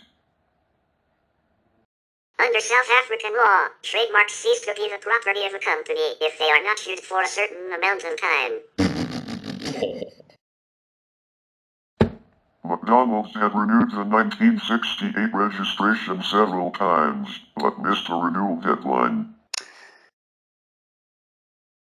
The registration expired and McDonald's discovered two fast food restaurants in South Africa were trading under the name McDonald's. Moreover, a businessman had applied to register the McDonald's name. Multiple lawsuits were filed. The fast food chain was stunned when the court ruled it had lost the rights to its world-famous name in South Africa. However, the company eventually won on appeal. The company first wrote a McDonald's family restaurant, which opened in 1956 in Fairbury, Illinois, and is run by a man whose real name is Ronald McDonald, in 1970 to warn against the restaurant ever using arches or going to a drive-in format. Over the next 26 years, the company would send 33 more letters and make several phone calls. After unspecified legal wranglings, the restaurant entered into a settlement agreement and non-disclosure agreement, allegedly in exchange for enough money to purchase a top-of-the-line luxury car, and they threw in a new sign to boot. Mr. McDonald ultimately continued to use his name on his restaurant despite the company's objections. In 2005, McDonald's tried to stop a Queensland lawyer, Malcolm McBratney, from using the name McBrat on the shorts of the Brisbane Irish rugby team. McDonald's claimed the McBrat name should not be registered because it was too similar to its McKids trademark, since the word brat is another term for kid. McBratney argued that his family name had been used in Ireland since the 1600s, and that he had a right to use an abbreviation of that name. In 2006, the delegate of the Register of Trademarks held that McBratney could register McBrat as a trademark, and that McDonald's had no intellectual property rights over MC and Mac prefixed words. In 2020, McDonald's sued Australian Burger King franchise Hungry Jack's over their new Big Jack burger, which was a slightly altered version of Burger King's Big King and similar to McDonald's own Big Mac. The close similarities in the name, appearance, and the marketing of the Big Jack led to McDonald's suing Hungry Jack's in the Federal Court of Australia in August 2020 over trademark infringement. And they sought to cancel Hungry Jack's Big Jack trademark, which was filed the previous year. They also accused the company of deliberately copying the ingredients and appearance of the Big Mac in bad faith. In its defense, Hungry Jack's argued that the burger's name is simply a play on the company's name and that of its founder Jack Cowan, and that a burger's appearance and composition cannot be protected by a trademark, noting that their product features Common characteristics of hamburgers sold everywhere. In November 2023, the federal court ruled against McDonald's, finding that Big Jack is not deceptively similar to Big Mac, and that the company had not established that Hungry Jack's trademarks had infringed on McDonald's existing trademarks. The Big Jack and all its variants have been previously removed from Hungry Jack's menu in late 2021. In 1973, Sid and Marty Kroc, the creators of HR Tough Stuff, successfully sued McDonald's, and Sid and Marty Kroc Television Productions Incorporated v. McDonald's Corporation, arguing that the entire McDonald's land premise was essentially a rip-off of their television show. In specific, the Krocs claimed that the character Mayor McCheese was a direct copy of their character, HR Tough Stuff, being a mayor himself. McDonald's initially was ordered to pay $50,000. The case was later remanded as to damages, and McDonald's was ordered to pay the Krocs more than $1 million. McDonald's land itself, as it was depicted in the commercials, was a magical place where plants, foods, and inanimate objects were living, speaking characters. In addition to being the home to Ronald and the other core characters, McDonald's land boasted thick-shake volcanoes and anthropomorphized apple pie trees, the hamburger patch, where McDonald's hamburgers grew out of the ground like plants, Filet-O-Fish Lake, and many other fanciful features based around various McDonald's menu items. In the commercials, the various beings are played by puppets or costume performers, very similar to the popular HR Tough Stuff program. McDonald's had originally hoped the Krocs would agree to license its characters for commercial promotions. When they declined, McDonald's Land was created purposely based on the HR Tough Stuff show in an attempt to duplicate the appeal. After the lawsuit, the concept of the magical place was all but phased out of the commercials, as were many of the original characters. Those that remained would be Ronald, Grimace, the Hamburglar, and the Fry Kids. In 1988, Quality Inns, now Choice Hotels, was planning to open a new chain of economy hotels under the name McSleep. After McDonald's demanded that Quality Inns not use the name because it infringed, the hotel company filed a suit in federal court seeking a declaratory judgment that McSleep did not infringe. McDonald's counterclaimed, alleging trademark infringement and unfair competition. Linguist Roger Shaw testified for Quality Inn that the MC prefix had become part of everyday English. David Lightfoot argued for McDonald's that in all those cases these meanings were characteristics of McDonald's and its reputation. Eventually, McDonald's prevailed. Whoa! The court's opinion noted that the prefix MC added to a generic word has acquired secondary meaning, so that in the eyes of the public it means McDonald's, and therefore the name McSleep would infringe on McDonald's trademarks. In 1996, British adult comic Viz accused McDonald's of plagiarizing the name and format of its long-standing Top Tips feature, in which readers offer sarcastic tips. McDonald's had created an advertising campaign of the same name, which showcased the top tips and then suggested the money-saving alternative, going to McDonald's. Some of the similarities were almost word for word. Save a fortune on laundry bills. Give your dirty shirts to Oxfam. They will wash and iron them, and then you can buy them back for 50p. Viz Top Tip, published May 1989. Save a fortune on laundry bills. Give your dirty shirts to a second-hand shop. They will wash and iron them, and then you can buy them back for 50p. McDonald's advert, 1996. The case was settled out of court for an undisclosed sum, which was donated to the charity Appeal Comic Relief. However, many of his readers believed that the comic had given permission for their use, leading to top tip submissions such as Jordy magazine editors. Continue paying your mortgage and buying expensive train sets. By simply licensing the top tips concept to a multinational burger corporation. In March 2001, the Coalition of Monopoly Workers, a group of South Florida farm workers, began a campaign demanding better wages for the people who pick the tomatoes used by McDonald's and other fast food companies. McDonald's was the second target after the group succeeded against Taco Bell.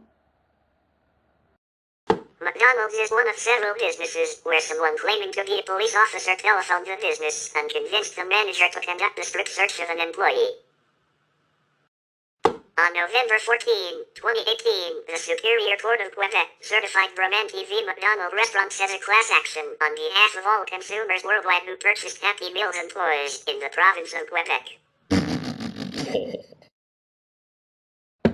The plaintiffs alleged, and the court agreed at certification, that McDonald's violated Section 248 of the Quebec Consumer Protection Act by unlawfully advertising Happy Meals using displays with toys, often related to the newest cinematic release, at children's eye level inside McDonald's restaurants. Section 248 provides that, subject to what is provided in the regulations, no person may make use of commercial advertising directed at persons under 13 years of age.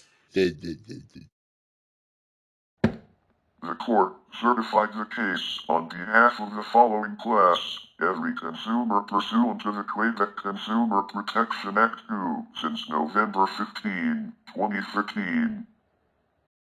Purchased in Quebec for a child under 13 years of age and present inside a McDonald's restaurant, a toy or Happy Meal, during an advertising campaign directed at children, taking place inside the restaurant. The class action seeks injunctive relief ordering McDonald's to cease marketing to children under 13 years old with its Happy Meal displays, reimbursement of Happy Meal and individual toy sales, as well as punitive damages in amounts to be determined. The case was initially filed on November 15, 2013, by Quebec class action attorney Joey Zucran of LPC Advocate Incorporated. In 2003, a ruling by the UK Advertising Standards Authority determined that the corporation had acted in breach of the codes of practice in describing how its French fries were prepared. Whoa! A McDonald's twin ad stated that, after selecting certain potatoes, we peel them, slice them, fry them, and that's it. It showed a picture of a potato in a McDonald's fries box. In fact, the product was sliced, refried, sometimes had extras added, was then frozen, shipped, and refried and then had salt added. Lawsuits were brought against the McDonald's Corporation in the early 1990s for including beef in its U.S. French fries despite claims that the fries were vegetarian. In fact, beef flavoring is added to the fries during the production phase. The case revolved around a 1990 McDonald's press release stating that the company's French fries would be cooked in 100% vegetable oil, and a 1993 letter to a customer that claimed their French fries are vegetarian. McDonald's denied this. The lawsuits ended in 2002 when McDonald's announced it would issue another apology and pay $10 million to vegetarians and religious groups. Subsequent oversight by the courts was required to ensure that the money that was paid by McDonald's to use the funds for programs serving the interests of people following vegetarian dietary practices in the broadest sense. There was some controversy in this ruling, as it benefited non-vegetarian groups such as research institutions that research vegetarian diets but do not benefit vegetarians.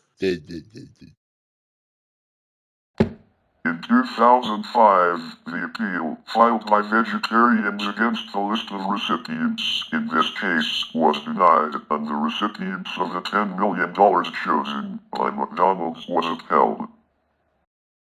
Further ingredient-related lawsuits have been brought against McDonald's since 2006. McDonald's had included its French fries on its website in a list of gluten-free products. These lawsuits claim children suffered severe intestinal damage as a result of unpublicized changes to McDonald's French fry recipe.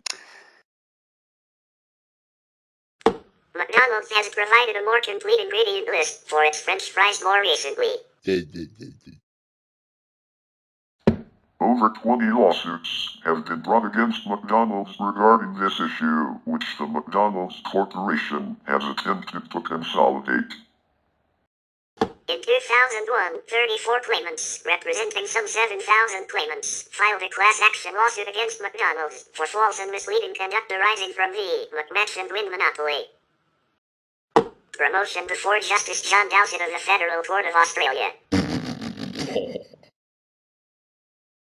The claimants had attempted to claim prizes from the 1999 promotion using game tokens from the 1998 promotion, arguing unsuccessfully that the remaining 1998 tokens may have been distributed accidentally by McDonald's in 1999. In 2013, McDonald's stopped serving halal food, which is consistent with Islamic dietary laws, at the only 2 locations in the U.S. that serve halal food, both located in Dearborn, Michigan, after a $700,000 lawsuit filed in 2001, where a customer alleged the menu items were not consistently halal. The case was brought to court by Michael Jafar, a Detroit lawyer of Fairfax Law who filed a consumer protection class action lawsuit against McDonald's for advertising halal foods. Also known as the McDonald's coffee case, Leavick v. McDonald's is a well-known product liability lawsuit that became a flashpoint in the debate in the U.S. over tort reform after a jury awarded $2.9 million to Stella Leavick, a 79-year-old woman from Albuquerque, New Mexico, who sued McDonald's after she suffered third-degree burns from hot coffee that was spilled on her at one of the company's drive-thrus in 1992.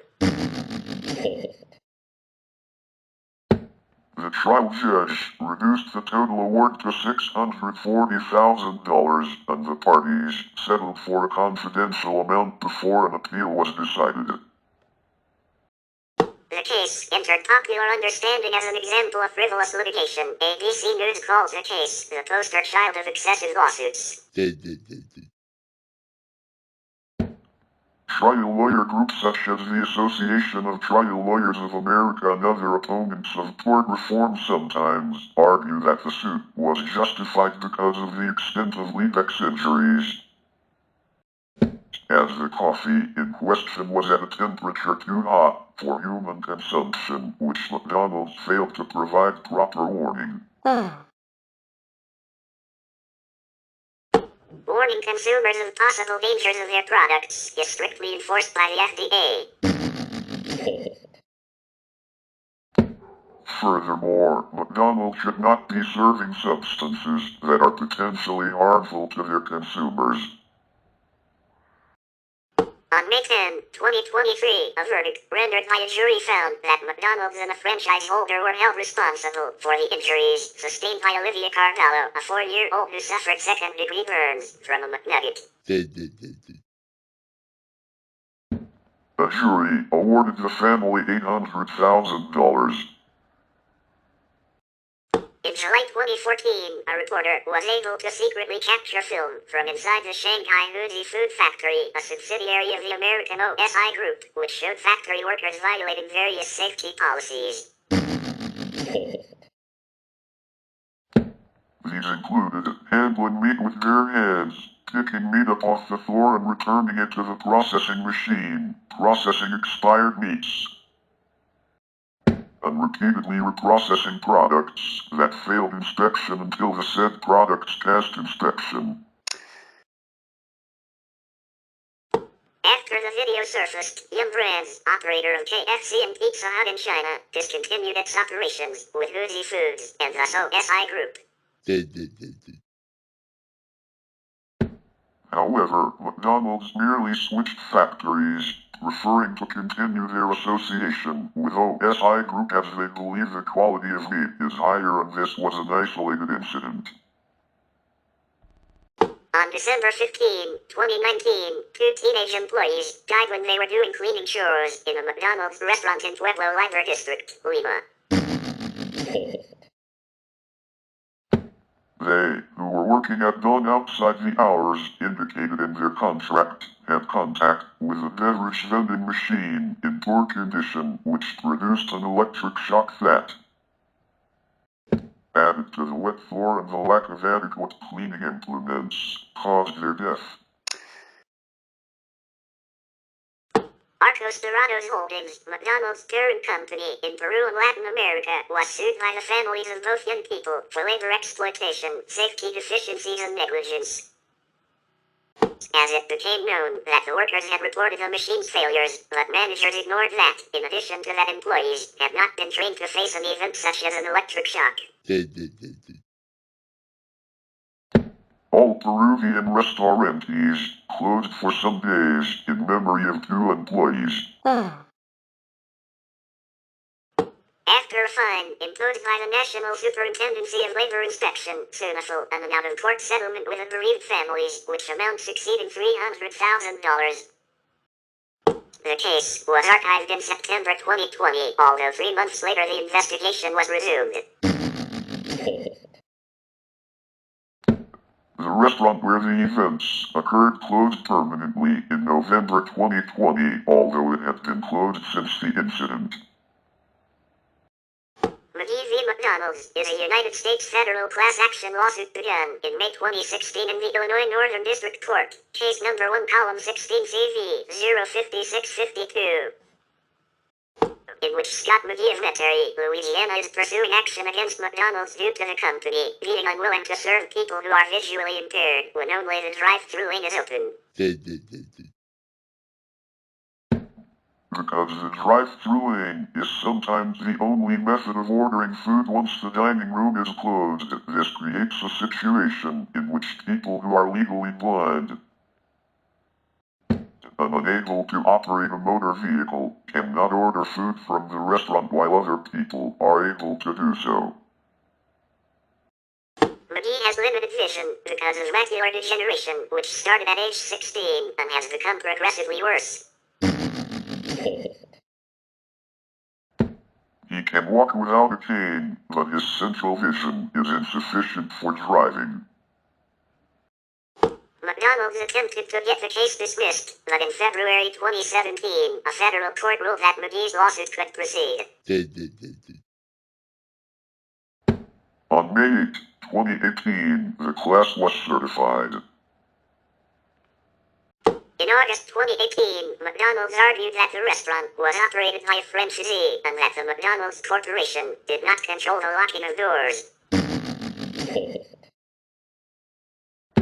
In October 2018, McDonald's argued that the restaurant was accessible because a blind person could obtain food through the same Uber Eats delivery service that everyone else uses, even though it would cost $5 extra. On October 31, 2018, McDonald's filed a document with the court, arguing that because the restaurants forbid any pedestrian access to their drive-up window, they are not discriminating against the blind. McDonald's says a blind person has the same access as the 13 million adults who are not visually impaired and do not have a car, and that therefore the ADA does not apply.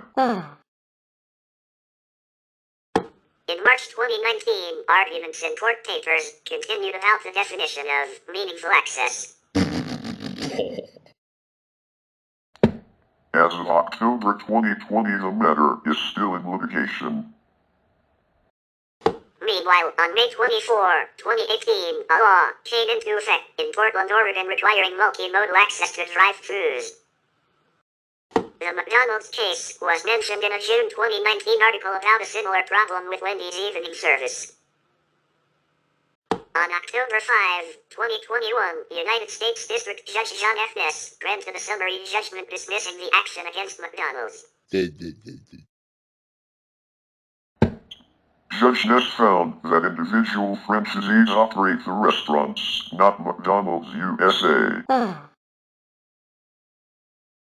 Also, discrimination was against pedestrians, not against the disabled. On 1 September 2020, McDonald's was sued by 50 black owners for racial discrimination. According to the lawsuit, McDonald's steered black franchisees to stores which had lower revenue and higher security expenses than stores in more affluent areas. On 16 February 2021, franchise owner and former professional athlete Herbert Washington filed a lawsuit in Youngstown, Ohio, alleging the McDonald's discriminatory practices prevented black franchisees from buying franchises in affluent areas. The lawsuit read in part, by relegating black owners to the oldest stores in the toughest neighborhoods, McDonald's ensured that black franchisees would never achieve the levels of success that white franchisees could expect. Black franchisees must spend more to operate their stores, while white franchisees get to realize the full benefit of their labors. Washington's lawsuit asserts that the number of black McDonald's franchise owners in 2020 is 186, compared with 377 in 1998. On January 25, 2023, the Delaware Court of Chancery ruled that McDonald's former global chief people officer could be sued by shareholders who accused him of allowing a culture of sexual misconduct and harassment to develop at the company, clarifying that corporate officers owe a duty of oversight. This landmark decision represented the first time that Delaware courts had explicitly recognized an officer-level fiduciary duty of oversight. The stockholders in this derivative lawsuit are represented by lawyers from Brent and Eisenmo for PA, Scott plus Scott attorneys at Law LLP, and Newman Ferrara LLP. That's it for this newly remastered episode today. Thank you for watching this video. If you enjoy this content, be sure to hit a like, and be sure to subscribe to our channel so you don't miss out any newly videos like this, and we will see you in episode 13 of Season 2. Stay safe and so on.